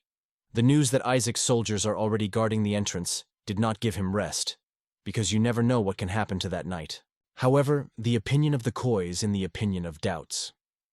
Recently, he often has to feel it, and it seems that this is how the father is trying to take care of him. Recalling the warm embrace that Sheena shared with Valletta, he decided that she was indifferent to him. Still, the girl who sat opposite was only a 15-year-old teenager. In his country, at this age, they usually go to high school, not to mention that he was 25 himself. Looking at the girl, the guy immediately felt her tension, and suddenly the Valletta sharply raised his voice. Due to the excitement of her hands trembled, and the tools she kept lightly drowned. Remembering the bracelet that was still emblazoned on the wrist of the boy, the girl paid attention to him. She didn't have to ask. It was obvious that this decoration was a gift from Nelson's daughter. Removing the wrist bracelet, the guy, not hesitation, stretched out his interlocutor and put his palms on her palms. The view that slid along the bracelet in her hands was at the same time strange and upset, with a shadow of indignation. But the girl only said quietly the name of the one who gave him. Without thinking about the moment, Katsura began to praise his new acquaintance, remembering how much she did for the development of the region and what respect she won among the locals. The guy himself sincerely believed that the girl was simply open to everyone, which is why it was so warm to the bracelet. Of course, Shin did not pay attention to the pale face of the interlocutor, or to her trembling hands, who were convincing the clothes. His gaze slid past. He only thought that as the daughter of Lord Lai, she probably is already thinking about marriage, because aristocrats often marry. Valletta, hissing something, asked in the Shin whether she said something league when she handed Kasuri bracelet. Sheena, not quite understanding the meaning of the question, answered that she only asked Lisa to protect herself. When asked if this bracelet symbolized health, the Japanese nodded in response. Valletta explained that the meaning of the bracelet was to protect its owner from troubles, influencing the Koisher subconscious through understanding the forest actions. Still, Valletta hid one significant detail. Returning from his own reflections, the tire finally looked at the girl who sat opposite him. And suddenly, it shone. Everything he has been talking about lately is the praise of the League. The girl squeezed her little palms on her knees and timidly asked for a casual to buy her books when she returns home. It is desirable. About history or unusual literature. Shin was not at all surprised to ask, and immediately decided to ask what the topic was interested in Valletta, at the same time reminding that there were already enough books. However, in response, the girl assured that she had long read all these volumes, and the specific theme did not care for her at all. Hearing that the girl kept knowledge of architecture, medicine, even military affairs, the guy was already in surprise. Valletta only smiled sadly and said quietly that it was still not enough. Her shoulders trembled, and his voice was barely heard. The unfinished words of the girl dissolved in the silence of space and her smile. She only gently asked her desire. Under this invisible pressure, Kazuo shuddered, feeling the tension pierced his body. He immediately assured that he would get as much as he needed, at least a whole mountain. Dinner lasted in a calm atmosphere, although in the look of Valletta, and in the future of glowing of sadness. Meanwhile, the night invisibly enveloped the entire empire. The next morning, the sun's rays cut fluffy clouds, and the village had already raged with life. Near the river, women and girls rinsed in a cheerful bustle, filling the air with a ringing laugh and gossip. Pressing the last flaps of the linen, Valletta carefully folded everything into the wicker barrel and looked around. Her gaze stopped at two knights. The girl greeted with them, attracting their attention. As it turned out, one of the knights was Isaac. He warmly congratulated the girl, asked for a delayed, and wondered if the Kuzura had already left. Valletta nodded, agreeing. In memory, the moment of farewell to the Sadzura immediately appeared when he promised to return the next night, though he confessed that he would soon be forced to go on the road again. Isaac may have felt ashamed because everyone in his country was accused of this person of those problems who could not overcome themselves, which is why he emphasized that this person was doing a lot for their homeland. Smiling the girl, the knight assured that he sincerely desires Kazura was in no hurry, and enjoying a holiday in the village. He also promised that he would always help with any business if he could. Isaac's sincerity, Valletta clenched her lips into a thin line, and finally confessed that she really had one request for him. Putting his palm on the chest, a fragile girl, whose eyes are full of unwavering confidence, appeals to the knight's silence to teach her martial arts. This request was a little surprised by Isaac, because he could not understand why the girl was such skills.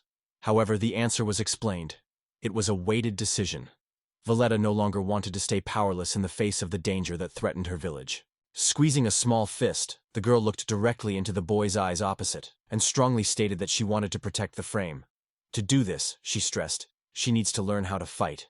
Although Valletta was determined to work hard, Isaac only calmly closed his eyes, and noted that it is simply impossible to master the martial arts in one morning. Moreover, mastering people's protection requires much more time to study, and he cannot remain constantly in the village. The agitated girl admits that she would be enough if she taught her at least the basics. However, if she learns how to do it, she can train on her own. However, the knight has invariably insisted, it is much more difficult to learn after incorrect learning. In addition, in his opinion, the fighting sheikh does not do not sleep in this girl. However, Valletta was not going to give up. She put forward Isaac with a condition that he could not give up. So they went to another place. Armed with a spear and equipped properly, the girl was preparing for battle. The guy stressed the arrangement. If the attempt is unsuccessful, she will have to give up that idea. In her thoughts, his hard demand came again, to decide on the choice of weapons. Once upon a time, the girl confidently stated that the knight should choose the weapon with which she would feel the best. So, opting for his sword, he went on the equipment that the girl was now worn. Having departed from each other a few steps, the opponents in sparring agreed to start a duel. Isaac again repeated that he would not attack the first, and suggested that Valletta take this chance. However, he warned, she would have to repel his counter. Offensive. The girl clasped the spear in fragile palms, and Isaac suddenly noticed how cold ants ran on her back, although there was nothing special. Rejecting obsessive thoughts, Isaac focused on a protective shield, and called on the girl to attack full force, as if she really sought to deprive him of his life. Valletta was stunned for a moment, but did not hesitate. She took a deep breath, preparing for a blow. She exhaled and opened her eyes. Her gaze changed suddenly.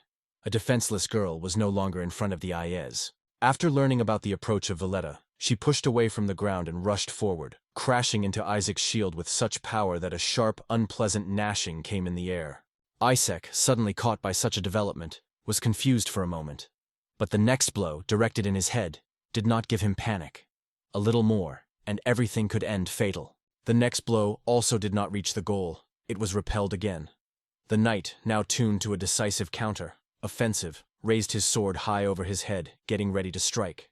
The blow was so powerful that he could do serious harm to the girl. Isaac was confused.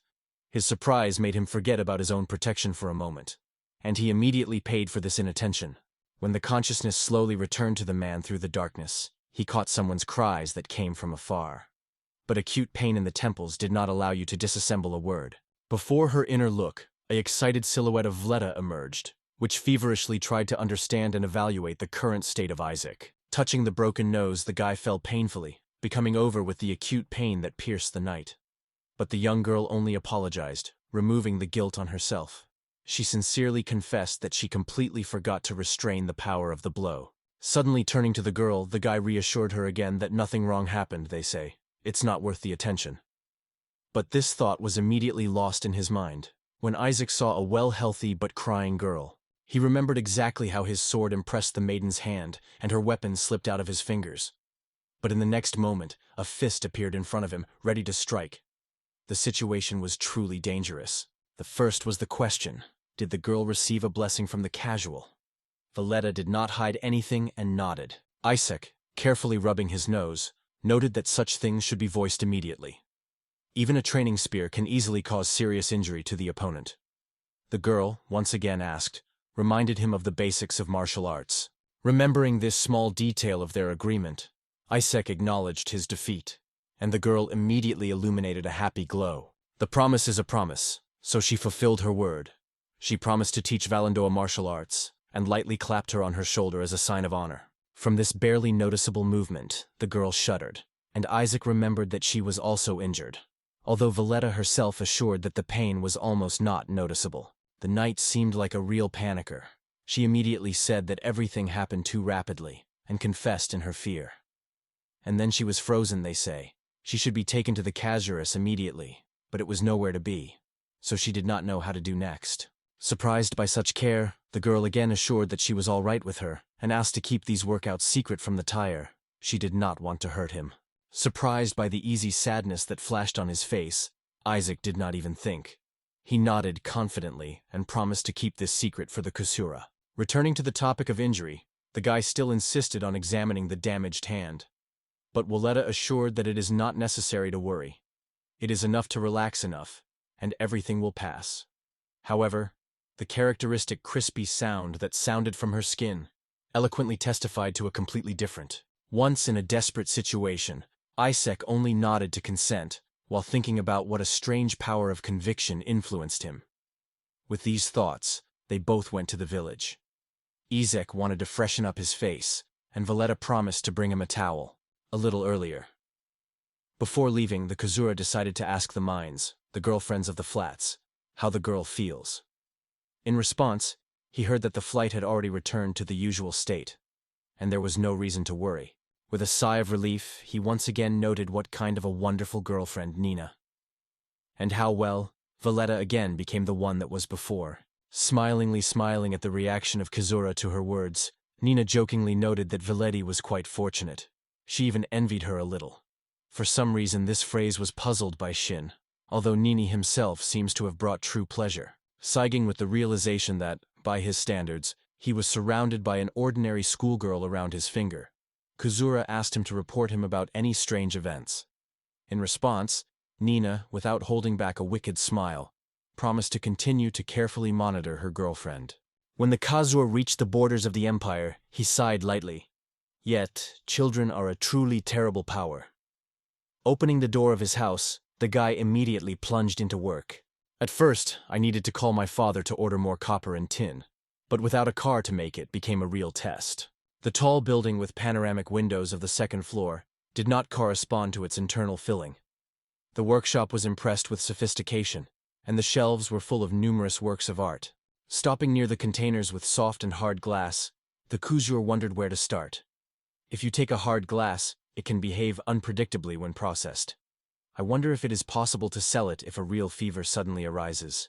Having apologized, the guy turned to a girl who seems to have worked here, asking you to show tools for processing glass, explaining that he had never done it before. The girl came confidently, without doubt, and immediately wondered what amount the young man is ready to spend.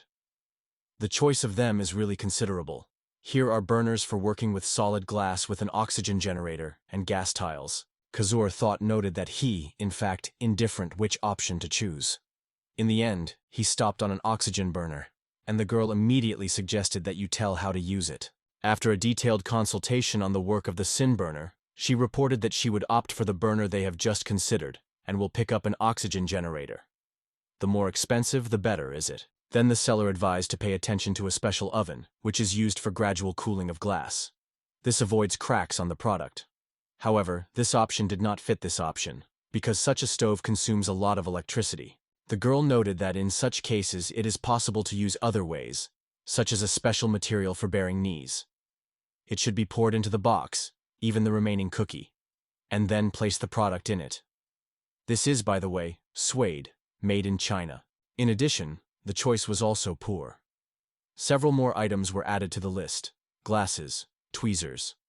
The girl also wondered if the gas cylinder was needed, but said that it was better to ask her father whether they had forgotten something else. Since the ambitions of Ura reached work in an engineering company, he decided to go inside. He was offered to sit down and wait a little, but instead the guy with a living interest set to consider books on the shelves of the closet. In a few minutes the door handle clicked, and a middle-aged man came to the room in a work bath. He politely thanked for the visit, and then once again voiced the request with which Sheena came here. Thanks to the man for his prompt response to his request, he briefly translated the content of their telephone conversation, adding some important clarifications. However, in order to finally resolve the issues with water and well, you should consult a specialist. After listening to the story of the tire, the engineer summed up, "Most likely the reason is that during the rains the level of dirty water increases. But if the precipitation stops completely, the well simply dries." Thinking about possible solutions, Kazura suggested to dig a deeper well, and the engineer added that it could also be moved to another place. After all the decisions made, the man suggested to dig a well with their company. However, Kajir insisted that he wants to do this work on his own. However, digging a well is a real male passion. It was with this romantic mood that the man decided to tell Sheeny about the intricacies of this business and the tools needed for work. The evening so unnoticed. Through all that Kazir's noise, he felt a great fatigue, but at the same time he was overwhelmed by the pleasure, because all the plan was done today. The plans for the next day were drawn by themselves. It is necessary to understand how to make oil, pick up a generator and buy a centrifuge. But the business reflection of the Kasuri interrupted an unexpected phone call. The father promised that everything he asked about would be delivered directly home until 10 in the morning. The list was short, but each point was of great importance: copper, tin, propane balloon, and metal saw. Thanks to his father for his support, Kazura listened carefully as he lists all his experiences, whether any trouble happened to him. The son's response was calm. He assured that nothing serious that could not be handled. After a short pause, his father dared to ask what was happening now, but his words sounded uncertainly, which was involuntarily surprised by Shin. Turning his son in half a word, his father assured that there is nothing important.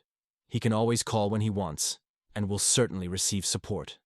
Such a reaction only embarrassed the guy. What is happening here? At this time, the night also swept true hysteria. However, both girls did not think to go to bed. The angry Nana reproached her friend, who was tossed the right moment and never dared to open her feelings. Having confused and not knowing where to put her eyes, she was justified that he could not say so unexpectedly. This confession struck Nazu to the heart. It turns out that she could just ask him to embrace her. However, she did not have the courage to recognize her feelings. Valletta had an excuse. Fortunately, the effect of essential oil gave her strength. Nana was famous for its stubbornness and openness. Without choosing words, she advised her friend to use the oil again, but this time to act confidently and decisively. However, Valletta confessed that she would be too ashamed. From such pranks it will definitely fall through the ground.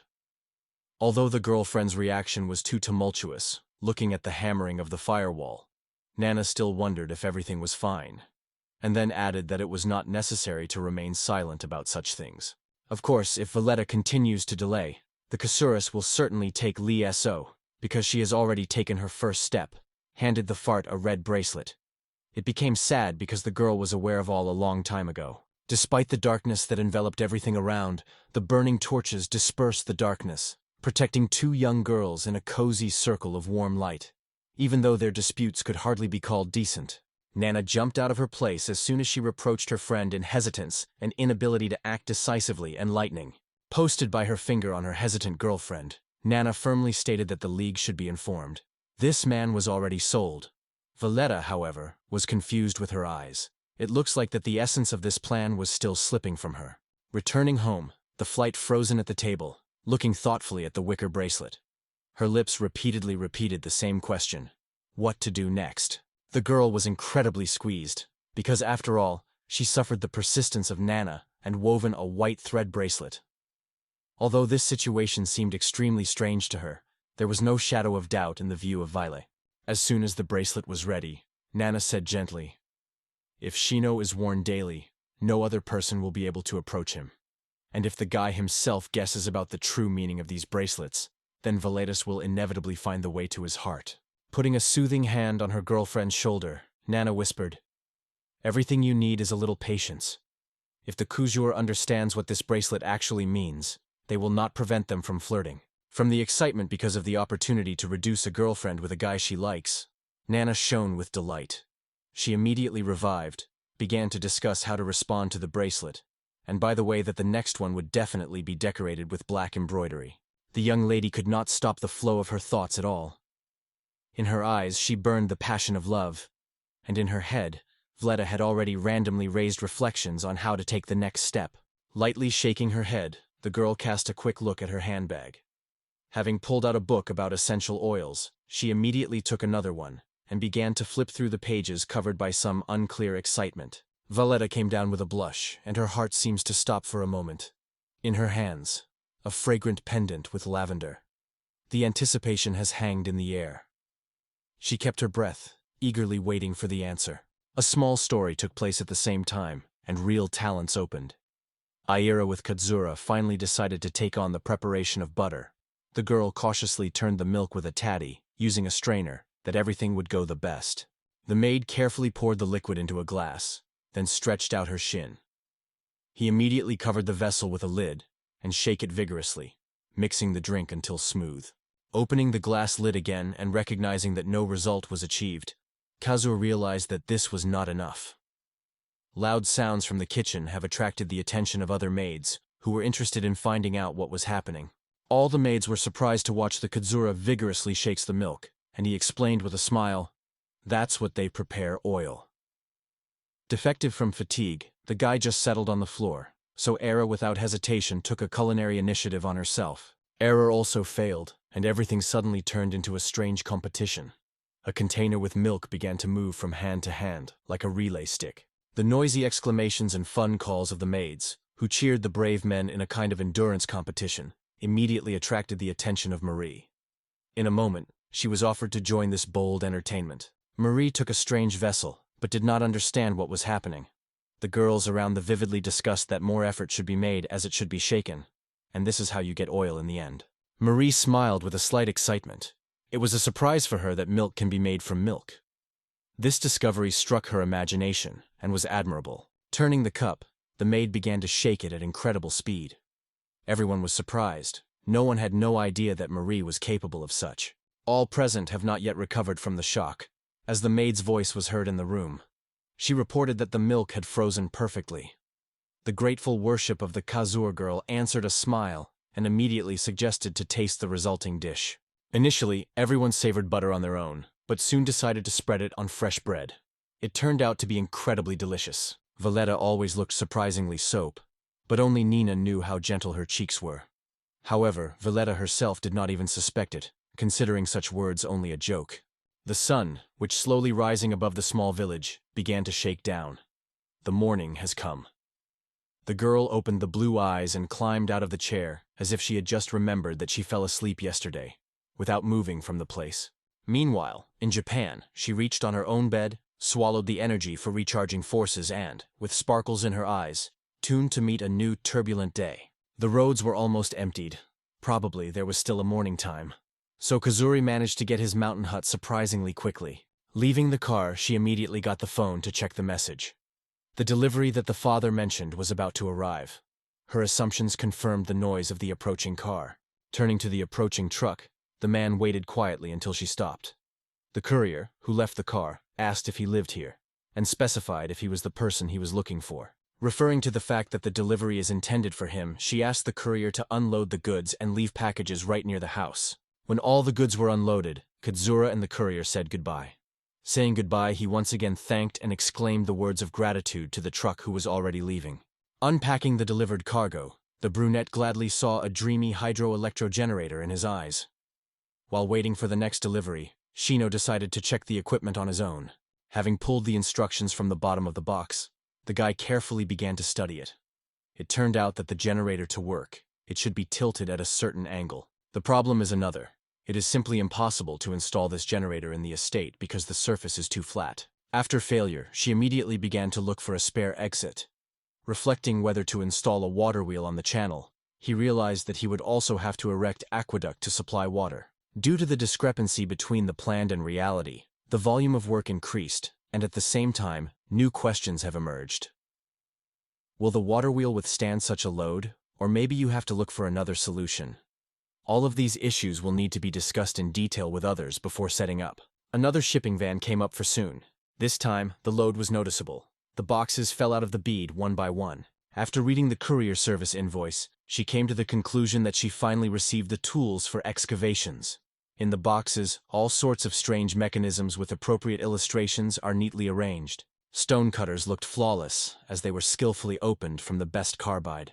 But with the admiration of their appearance, the connoisseur suddenly covered a wave of memories of how difficult it was to explain why he was so many of these tools. The young man also received a drawing of tools since the Mage era. This period covers the end of the 19th, the beginning of the 20th century, so it would be extremely interesting to fit their creation in the context of history. By the way, what is there with the production of steel in Histria? The discovery of iron would be a real revolution, and Tyre was not initially going to teach local arts. However, it all depended on how circumstances with neighboring states would occur. Closing the boxes, Brunez thought, if the iron has already been obtained in another country, it has nothing to resort to resell it. It would probably be worth listening to such cases from Nelson and Zirconium himself. The young man with a brilliant mind came to mind. If there was an iron nearby, the work would move much faster and easier. You may still need to buy a steel production book. Make sure that he received everything he needed. Shinu again loaded things on his transport and smiled satisfied. For a long time he did not travel in this way. Sitting at the steering wheel of his vehicle, the ski was launched and enthusiastically went in the direction of Grease village. It's time to start excavations. Disabled the engine of its transport, the Shino was almost crashed into Valletta, which seems to be specifically to meet it. This time, Kazuo really brought with him a lot of things. Violetta looked at the mysterious objects so enthusiastically and openly that it was impossible to hide her curiosity. After greeting the girl, Brunet apologized, explaining that he could not bring everything right away. The truck simply could not withstand such weight. Valletta only smiled and made a slight wave of her hands that it was not a problem. Having put her hands on her chest and smiled happily, the blonde reported that she had just finished cooking dinner. This time there will be a rice with red beans on the table. It is simply impossible to refuse such an invitation to the meal. The girl's words reminded the Kazur that he had purchased a lot of food last time. In Japan, rice with red beans is considered a festive dish. Shino told the Will, laughing and noting that today they had a real little holiday. The girl gladly agreed with her friend. The girl blossomed into a sincere smile and solemnly reported that today a real holiday.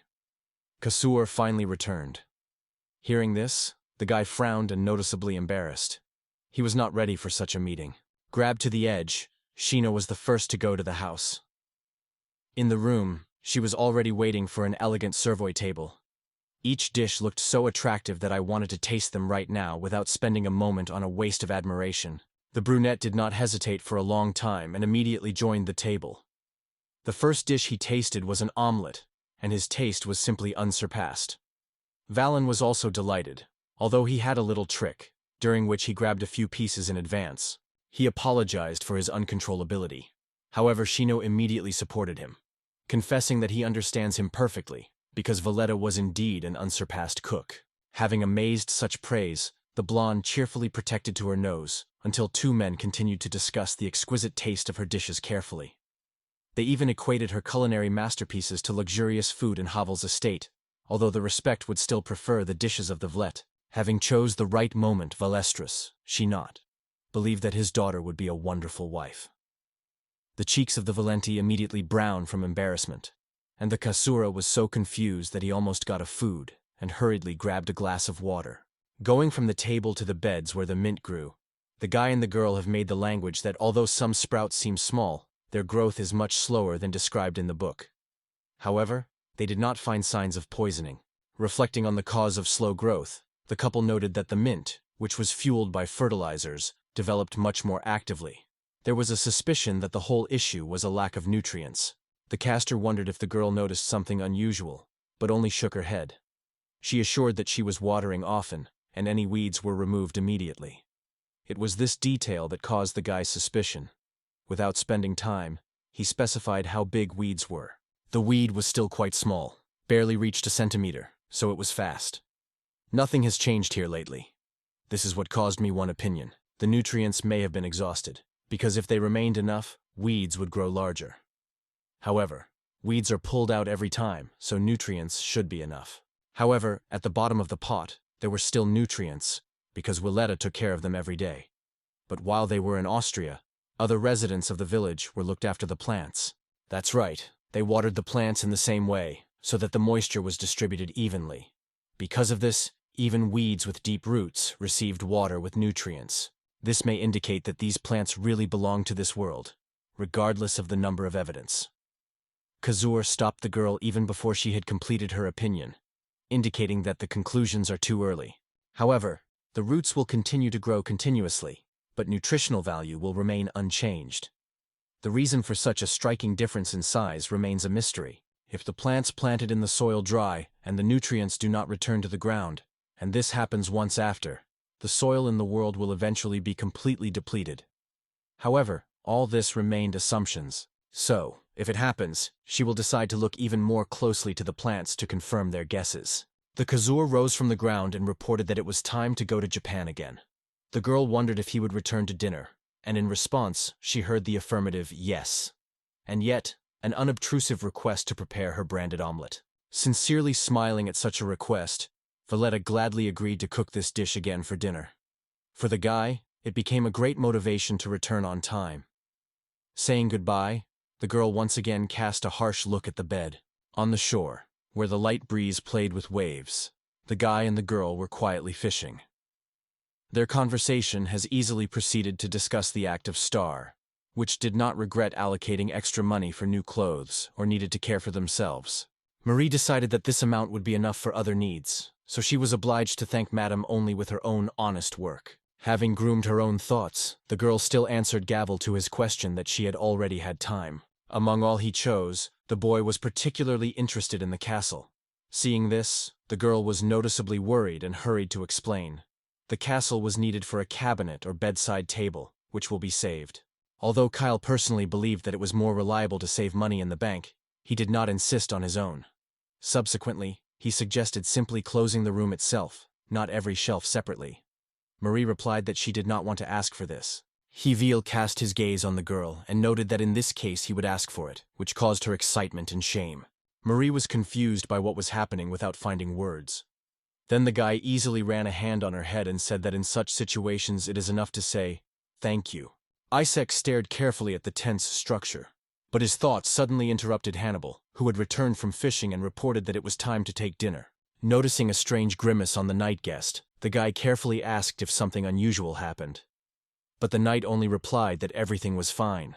Seeing a couple of fishing supplies in his hands, Isaac was surprised to ask if they really went fishing, because he did not see he woke up at dawn.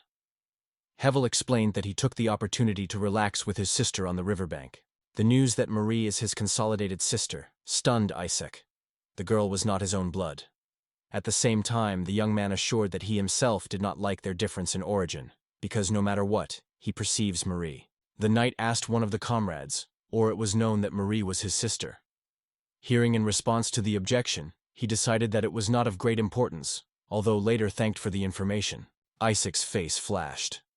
Hevel, as always, waited for the right moment to follow the actions of Kasur, and this time he even dared to open the truth to him. However, Isaac shook his head negatively, convincing that he did not do anything evil and had no treacherous intentions. Isaac spoke louder, emphasizing that if he had conceived something behind his back zirconium, or even against himself, he would certainly close his eyes. But he does not consider it necessary to use Zeno as a tool to achieve his own goals. And already he goes to considerable sacrifice for the sake of them. The young man nodded as a sign of full consent with what he said, and he swore that he would never repeat like this again. His gaze was so insightful that Isaac was inadvertently shuddered. Squeezing his fist even more, the knight struck his friend in his chest, and passing past him, reminded not to forget about today's words. Meanwhile, in Japan, Kazur himself is happy to go shopping. Today, his list of acquisitions seemed really long. The sellers of the store did not hide their admiration with such a visitor. Such guests are rare here. They revived and immediately began to advise the best products to buy. Not wanting to argue with the seller, the Kois in silence agreed to the offered printer, and wondered if there were any accessories. Paper, cutting knives. The purchase of the printer should significantly facilitate the work with the drawings. It is also worth checking whether the Austrian parchment is suitable for use in this device. The seller tirelessly spoke about the goods, trying not to let the client get rid of and keep him from going to competitors. Although all these details were little interested in Kino, he obeyed with everything. After reaching a familiar shop, Sheena again replenished his card, purchasing a few barrels of extra gasoline and a large refrigerator. While he flipped the list, a familiar voice was suddenly distracted by him. The friendly worker of the store he recognized approached and wondered what he was looking for today. After a polite greeting, the guy wondered if you could ask someone to take shopping at the box office, because he would like to see the store a little more. Returning to his question, the Kazur addressed the seller, asking if they had a centrifuge. He explained that he's seeking to try to produce soybean oil. The man was confused at first, because they did not have such a product. However, he soon replied sharply that he could order a catalog and arrange delivery specifically for hay, although he would have to pay additional commissions. It seems that when big money appeared, the guy completely learned to refuse others. He gladly agreed to get the goods in 2 to 3 days, and on this condition, they shook their hands with the seller. Saying goodbye to her husband, Kazura continued to follow the list that Valletta concluded for him. It seemed strange to him that some purchases seemed unusual, but the reason for their need was now impossible to find out. When he passed one of the goods, his gaze suddenly attracted a drawing board. From that moment on, she realized that he, as well as while studying at the university, leaves clumsy records again in his notebook. And this device could greatly simplify his life. Seeing one of the sellers of the store, the brunette with a gesture attracted his attention and asked to pack 2 such boards for him. After that, the guy took a little walking the store, filling his basket with a line for drawings, compasses, and many other useful items. The next stop was the bookstore. Valletta again asked him to bring new books, and since the girl was interested in everyone in the world, the cart in the store quickly turned into a bizarre mosaic of a variety of volumes. The last goal was a pharmacy store. As promised, the Koisur returned to Austria for dinner. He woven with appetite, which Valletta prepared, and in the meantime, she told him about the changes that Austria was waiting soon. Having joined the conversation, she noted that it would take a long time to start changes in Austria. After all, the introduction of pumps and many other innovations, so you should not wait for quick results. She sincerely confessed that almost everything depends on the production of pumps, and when masters will be able to start their production, no one knows. Although Valletta has hoped that next spring they would be able to take hard work. Just as to wash the dishes, the Kasuris reminded that there are many things ahead. To make handicraft devices and build ice houses. Starting a new job immediately after the previous one is over. Extremely exhausting. They will calmly decide that the next year they thought only to dig wells and explore new territories. After all, there are machines that can manufacture any tools. After the dishes were washed, she finally came to the thought that he had come to the girl not with empty hands, but took with him cute souvenirs, which he had already mentioned before. A variety of care products, everyone in sophisticated packaging. It seems that the girl saw the same in her life for the first time. Turning the passionate admiration of the girl, Chanel suggested that she open the boxes, assuring that they were even more beautiful inside. Kasuris, not at all in cosmetics, was genuinely rejoiced in a set of detailed instructions. The funny advertising inscription on the packaging of the cream was quite pleased with the couple, and the guy with a smile noted that due to small changes of the skin, it is not necessary to worry. The guy advised not to be afraid to try on makeup and look more closely. Sometimes the result can be surprised, although not always everything goes out for the first time. After Valletta with Katsura finished disassembling cosmetics and moving to the tea, the girl finally decided to present her gift. Turning to the boy sitting opposite, a small purse, the girl asked him to unfold the pack. Inside there was a carved wooden suspension, generously decorated with petals patterns. From her, the gentle aroma of lavender flowed.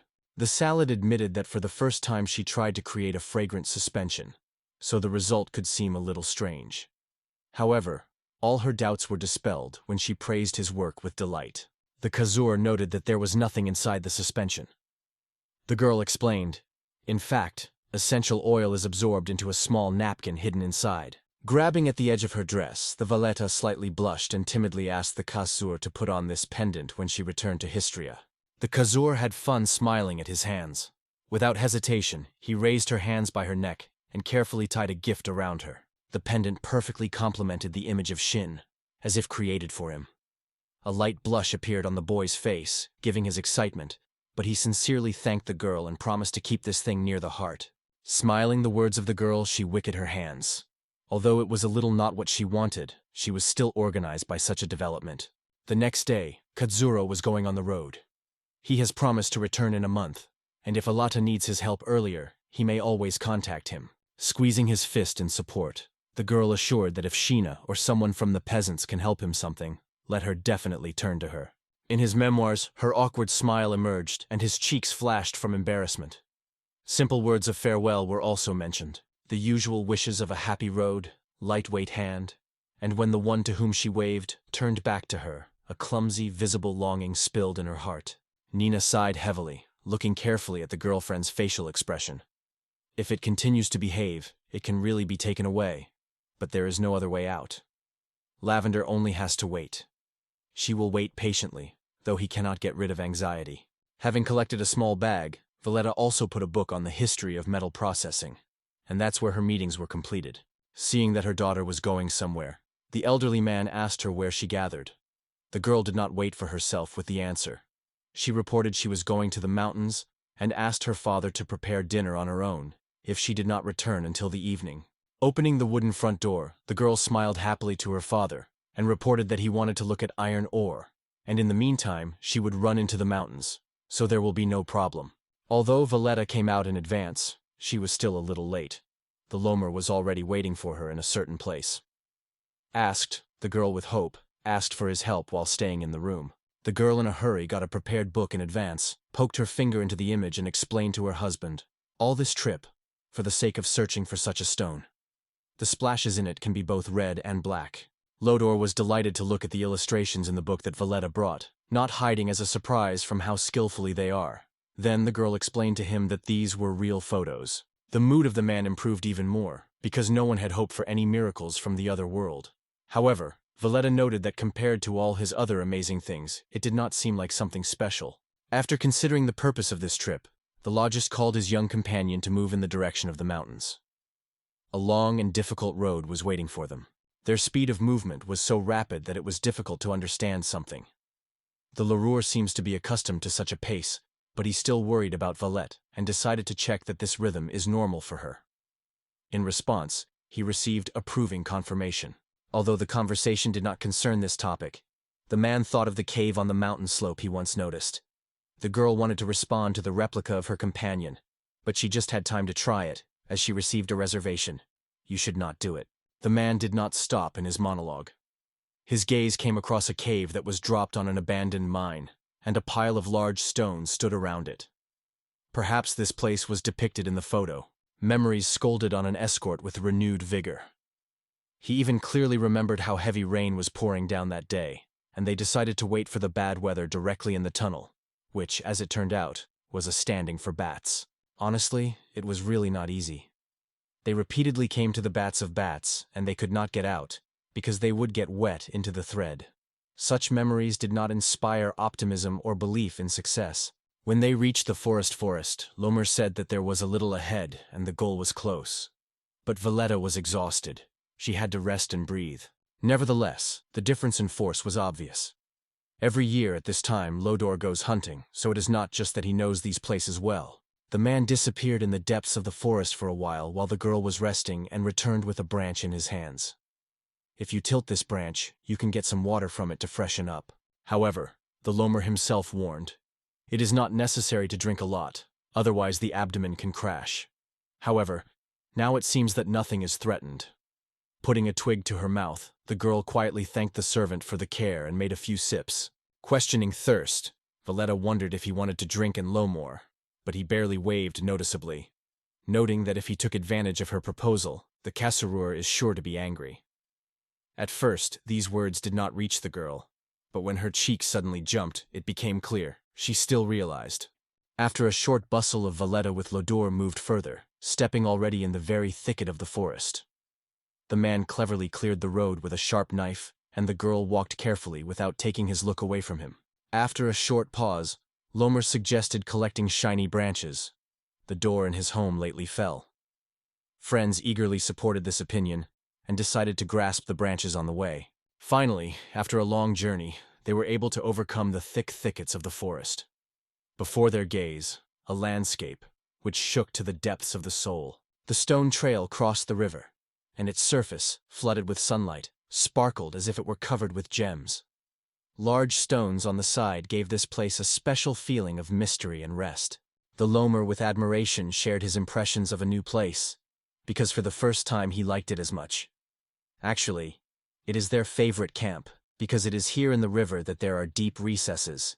You can freshen up in water or catch fish. The man with a gesture pointed to a small pile of stones and said that there were the same stones from the photo. Valletta confidently confirmed his guess. It was difficult to confuse these red stones with something else.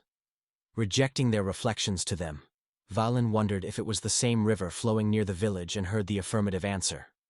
The river is really the same, but on the road merges with other streams. The girl's head immediately matured a clear plan of action. She imagined them building a raft on the river, transporting stones to the village, and then dried the wood to ignite the campfire. The mountainous area will allow them to do it all without interfering with anyone around. The girl snatched from the captivity of his plan Lodor, who suggested looking at the cave, which he mentioned on the way. She only nodded back, agreeing to the idea. Once among the tall rocky walls, the girl suddenly plunged into her handbag, quickly produced a book from there, and contacting the right illustration, suddenly she understood everything. In this place, a large living ore once ran. This is eloquently evidenced by striped patterns on the stone. When it began to darken, the girl returned home. Having made a shower, she thought about how best to use her things. Some of them will be useful for construction and other cases, and the rest of the girl decided to leave for her own needs. Still, the girl should strictly adhere to the basic preparation given to her ASEC. This includes endurance training, shield and sword exercises, the development of various weapons, and many other important skills. In the memoirs of Vlet, Isaac always seemed serious when he emphasized, everything should be learned gradually. She understood that she was not able to master everything immediately. The force that allows you to protect loved ones is not only in the possession of hand-to-hand combat. Turning her legs, the girl realized that it should be ready for any surprises, but it was lacking time for her. And that's why, when it was time to say goodbye, she could not pronounce a word. She wished him a happy road embarrassedly, and silently followed how he was moving away, squeezing small cams, with the eyes full of determination. The blonde was ready to overcome any obstacles for the sake of being from the casual.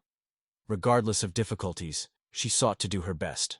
Choosing the separation of her clothes from the ground, the girl quickly pulled her pants and exhaled with a deep sigh. Sometimes this is so exhausting. Yet, remembering clumsy gifts from Kadzura, the girl smiled involuntarily and convinced herself. Despite all, there was something particularly valuable in this font. Meanwhile, on the road to Austria, Kuzur, along with his escort, decided to stay for the night. The bonfires are stalling brightly around, and all the participants of the trip prepared tents, preparing for a good night. All four were comfortable with the campfire, and their conversation about family ties was a good surprise. Sheena suggested that Gavel and Marie had a common blood, but even she did not expect that they were a brother and sister. It would be better to learn about it immediately, From the beginning, Hevel put his hand to his heart and sincerely apologized, because he did not consider this information so important to fulfill his duties in the face of the Kajiri. Hearing this, Katsura seemed to look at all other eyes for the first time. He suggested that the worker cut a working day so that his brother and sister could return home together even later than usual. Isaac stopped his friend suspiciously, and he only thanked and noted that they were really so close that they could stay with Katsuro. However, these words forced Isaac to think. Now she has not so often held back her curiosity, and, slyly smiling, directly asked him why Marie works as a maid, although she is a daughter of nobles. In fact, the father Hatula started a child with a girl who was in forced service, so it happened.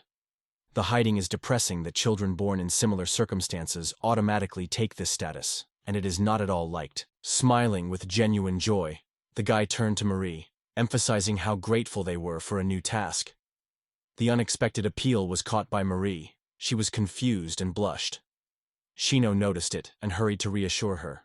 Katsura looked carefully at the girl who trembled with excitement and suggested. Having learned about his slave status, the maid, apparently, was frightened that she would be released. But such a strong tension seemed too strange for this reason. In the memoirs of Brunez, the words heard from Habel once came out. All this happens because he has someone to defend. Now he finally realized that the guy meant then Marie Vac. Squeezing her hand into his fist, she watched how sincere and strong the love in the family was speaking, and Marie, and assured that the social situation had no significance for him. Smiling and suggested to communicate friendly, the guy suddenly suggested talking about Austrian medicine, which even surprised Havil. Despite all the obstacles, the guy did not think to retreat from the plan and tirelessly make a language about Marie. But suddenly, in response, he heard a joyful confession. She does not mind herself. For some reason, it annoyed a little. Higris could not understand why his interlocutor, having learned about the situation of Marie, did not even suggested to release the girl from slavery. Only the bright thoughts of brotherly love and the invisible, but the reliable promise of support that he could expect if the fate of the family would collapse a true evil on him. As Gavel provides direct support to Marie, Katsura decided to act from the outside and help her indirectly. He came to the conclusion that it would be more correct if Marie herself learns about it, but with an explanation it is better to wait. He would tell her everything a little later. He agreed with a slight disturbance of his face, hiding irritation. The conversation was clearly not spread as the guy sought, but if Marie learns the true essence of the Katsur, between them will certainly arise. At least now he has to rejoice in a relationship. Finally reached to Austria, Katsura stretched, kneaded his muscles, and the star that met him greeted him with a smile and suggested that the young man had been tired after such a distant journey. Sighing from fatigue, Brunet noted that although he had time to return on time, the trip was quite grueling. But noticing his dissatisfaction, the sulfur was already ready. Thanks to the girl for her care for him, Katsura plunged into her backpack, carefully questioned whether his interlocutor had time to take a bath. After the refusal was obtained, the young man reached a small package. It was a modest hot spring souvenir. Not only it smells pleasantly, but also perfectly removes fatigue. The set included soap and shampoo, so everything was needed at hand. The girl, glowing with happiness, sincerely thanked for so many gifts and promised to test them today. Thanks to him, the Katsura added that the zirconium came to him after the bathroom. The girl was frozen, stunned by a surprise. But the guy continued confidently, they say. He has the desire to give something more important. In his memory, all the banks he had ever brought to the local ladies. At the same time, he was given the idea. Zirconium does not understand Japanese at all, so now everything will have to be explained on his own. The girl wondered if the Katsura would like to see her in a rather unusual form. The guy was surprised but did not attach special importance. But the zirconium firmly clenched her palm. After a refreshing soul, dressing in clean clothes and filling the refrigerator with the flavors, she gladly examined the fruits of her work and smiled, full of pride and joy. The Koisur, spreading all the cosmetics on the table, began to carefully study the instructions for each of them. It was at this point that the door quietly knocked zirconium. Opening the door to the room, the girl in a light nightshirt lowered inside and, blushing, apologized for the delay. The guy suggested that she sit down and informed that he would cook tea now. Why the girl was located on the bed remained a mystery, because they would be much more convenient at the table. Finally looking at the girl who approached him, Katsuro rejected obscene thoughts, accusing himself of excessive imagination. Attempts to talk about new zirconium remedies were somehow suspicious of a dead end. It turned to the girl who was sitting on his bed. The Kazura reported that the tea was already ready and advised to be careful. The drink is hot. In these words, he suddenly stopped. Zirconium, sitting on your bed, trembled, whether from cold or fear. In the corners of her eyes, transparent droplets of tears shone. What happened? Zirconia continued to shake the whole structure lightly, and her voice trembled when she stated that she knew his name. Those words forced the man himself to shudder nervously. Suddenly in his head everything turned, and the mind was scratched by disorderly thoughts, because of which he could not go away what was happening. The girl, pouring tears, begged that she would do everything as it should, confessed that she was her first experience, and even asked her to be tender. It was after these words to the Kazarus, like magic, that the awareness suddenly returned. Even when the young man finally came to mind, he was quite surprised why the girl suddenly burst into tears. But then it gradually came to him. Only he himself is guilty of everything. Having apologized, Kazura hurried to explain that he called the girl to herself, not for the reason she thought about. In fact, he just wanted to hand over a few things to her, and thought that making it in the room would be much more convenient. Her Mercury was still shining from recent experiences, and tears have already dried up on her cheeks.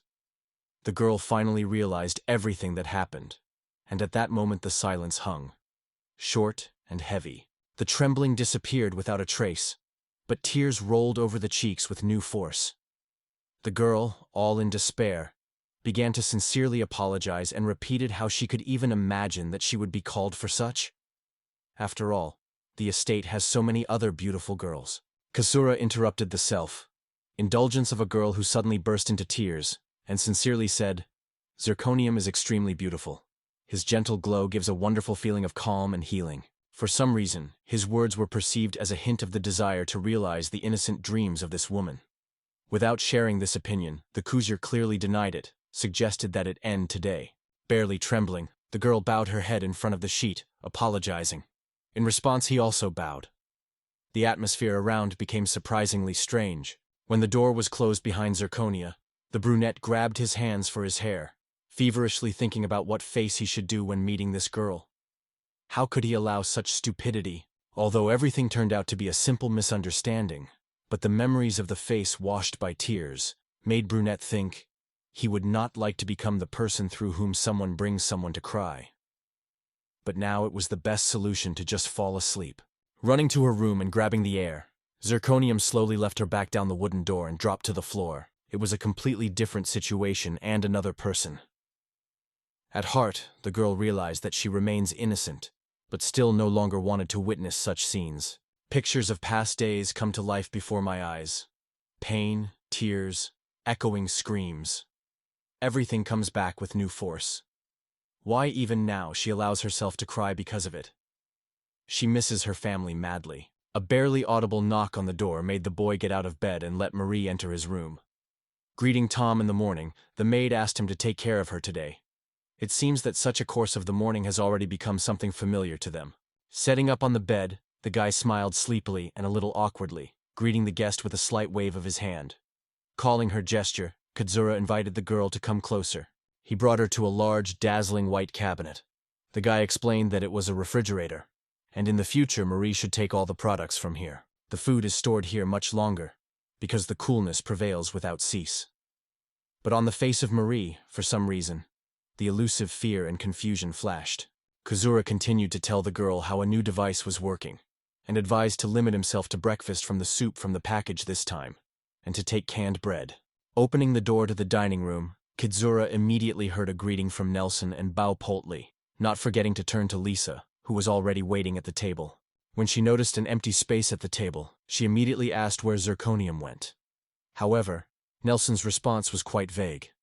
He explained that because of fatigue, she decided to relax in her room. The face of the rabies immediately faded. The man at the table only calmly informed that Zirconium worked tirelessly until yesterday, and, it seems, the exhaustion was finally sustained. Clumsily pushing the chair, Kudor sat down on him. His face was not only fatigue, he was also tormented by the events of the last day. He realized that he should have settled it before. The voice of the forest escaped a guy from the world of reflection on Zirconium. She reported that she would now support him. Since water wheels have already been installed, you can safely move on to the following tasks. Lisa emphasized that this result was achieved only through the hard work of many people.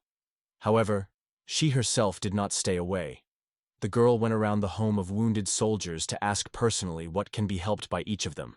Fighting participants had the necessary set of basic skills to erect camps and maintain sedimentation machines, so they easily took over small tasks from the carpenters who worked on construction. This approach to solving the problem was genuinely surprised by Kizura. It turned out that only Lisa herself is able to become an arbiter in the common interests of the two parties, because it is so respected and loved by the locals.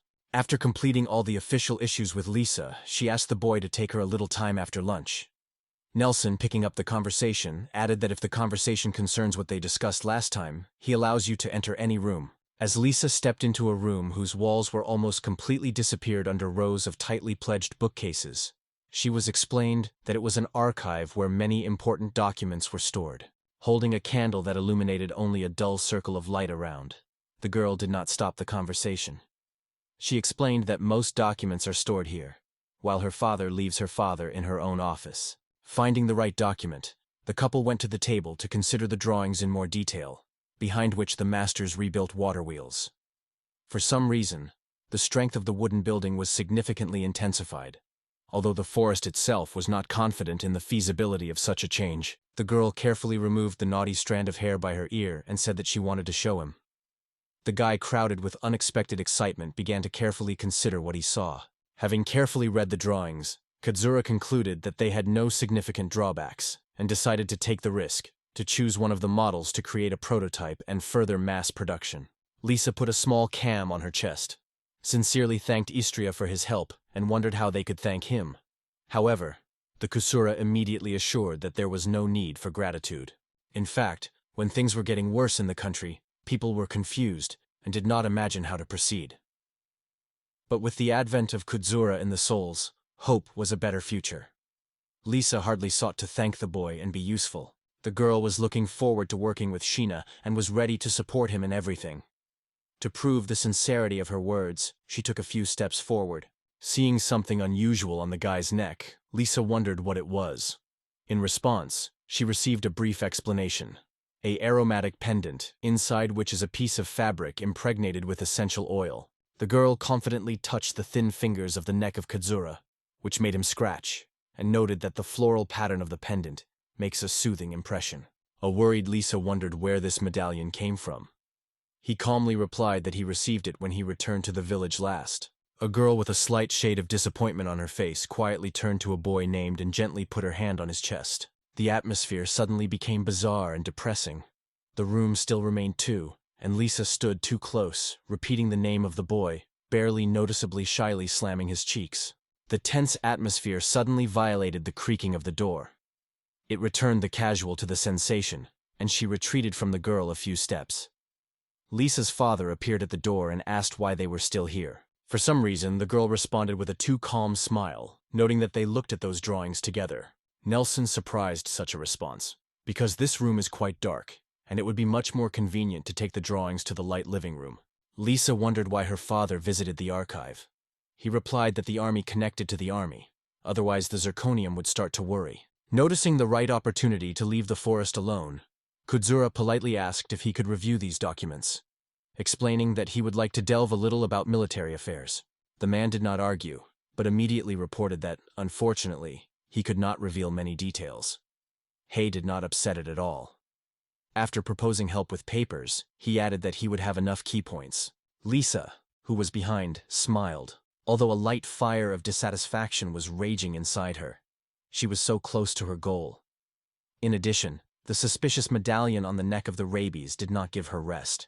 Wearing a gift from a common man meant to become like that. Still, Lisa felt someone's presence nearby, although, in her opinion, this bracelet of mercy should serve many reservations. In addition, her own father broke all her ideas. The girl's silence forced both men to be alert. They turned to her and called her.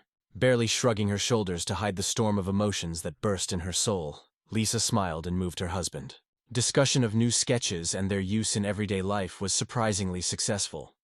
Lisan's ability to communicate has greatly helped to solve several difficult issues. Time was steadily floating, All the plans conceived were calmly embodied, and Kazur, under the caring supervision of Marie, did not forget to eat well.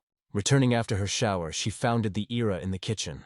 It was clear that she was expected specifically and apologized for her late visit. The girl did not want to distract the boy from his affairs, but this time she dared to prepare the sweets she had previously talked about, and now she really wanted to tasting them. On the table stood a small bowl with bright fruits, filled with juice. This dish, compote, is considered a dessert from medieval Europe. It is prepared from pieces of cooked fruits in sugar syrup, and sometimes on the basis of wine with the addition of spices. Having stretched out the guest imaginary tea, she squeezed the fresh dessert she had just prepared. The guy did not give up. The sweet was to the extent, and the taste was pleasantly surprised by harmony. The warm and casual atmosphere allowed them to have a quiet conversation, enjoying tea. After everyone enjoyed the dessert, Kazura turned to AD, asking whether she was in Zirconia. The girl confirmed that sometimes she visits her to pass the working reports. Then the Hei asked her to hand over something. There were various jars with cosmetics on the table, and when the Koisur was ready to explain in detail how to use each of them, the Etseater only paced. This reaction reminded the boy that all this time he had to find out what Nelson and Zirconium was talking about him. Earlier the man argued that Kazur was just his friend, but as it really is, no one knows for sure. Slightly tilting her head, Arab spoke. She said that Kazur is really Grayson and provides them with great support. The message was not a surprise for the boy. Suddenly the girl confessed that she heard. He came to give power. These words stunned me. Where did people come from? The Kazuri immediately wondered what power everyone was talking about and who could still know about her. But he never heard a clear answer. All these rumors may have spread the captives who participated in a fight in the village of Greasy. Breaking away from her reflections, Kuzura was already going to ask the maid to retell everything she had to hear. But when he noticed the fear on her face, he hurried to reassure her, assured that nothing was afraid. He then proposed to return to the previous conversation. 2 days later, she met with Vasarkonia in the AI meeting room. The girl sincerely apologized for such a long absence, but the guy just smiled and noted that everything she passed was extremely useful and worked just fine. Hardly the guy managed to fit like Lisa, with a reproach in her gaze, turned to him, explaining that she could not help today because she had a meeting. Nothing wrong, because such things are important. Lisa apologized for the delay and reported that the inspection of the troops would take place in 3 days. Zirconium listened to this part of the story with obvious interest. Recently, she was briefly explained what weapons were, and now, if no one deny, she wants to see everything with her own eyes. Zirconium suddenly broke the flow of her passionate story. Seeing Lisa smiling, saying something, she stopped her with a gesture, assuring that it was not necessary to pay attention to her words. Clumsy when you cough, the girl noted that if she needed any information, she could always turn to her. However, Kazur, on the contrary, frankly admitted that he did not understand this at all, so he is unlikely to be able to help. Despite the fact that Nelson noted that she has already provided great assistance in investigating cases, he still stressed. The advice on the military unit would also be needed. However, now they felt like his debtors. After bowing his head, the man completed his speech. Turning in an awkward flow of thanks, the Kadusra still only offered to look at their data, and this conversation has been going on for too long. For a while, in one part of the city of Kuzura, he reported that everything was already prepared and can be started. In his hands, a piece of paper trembled. And finally, he appears here in this place. The thing that has long been searched and bought in the native world.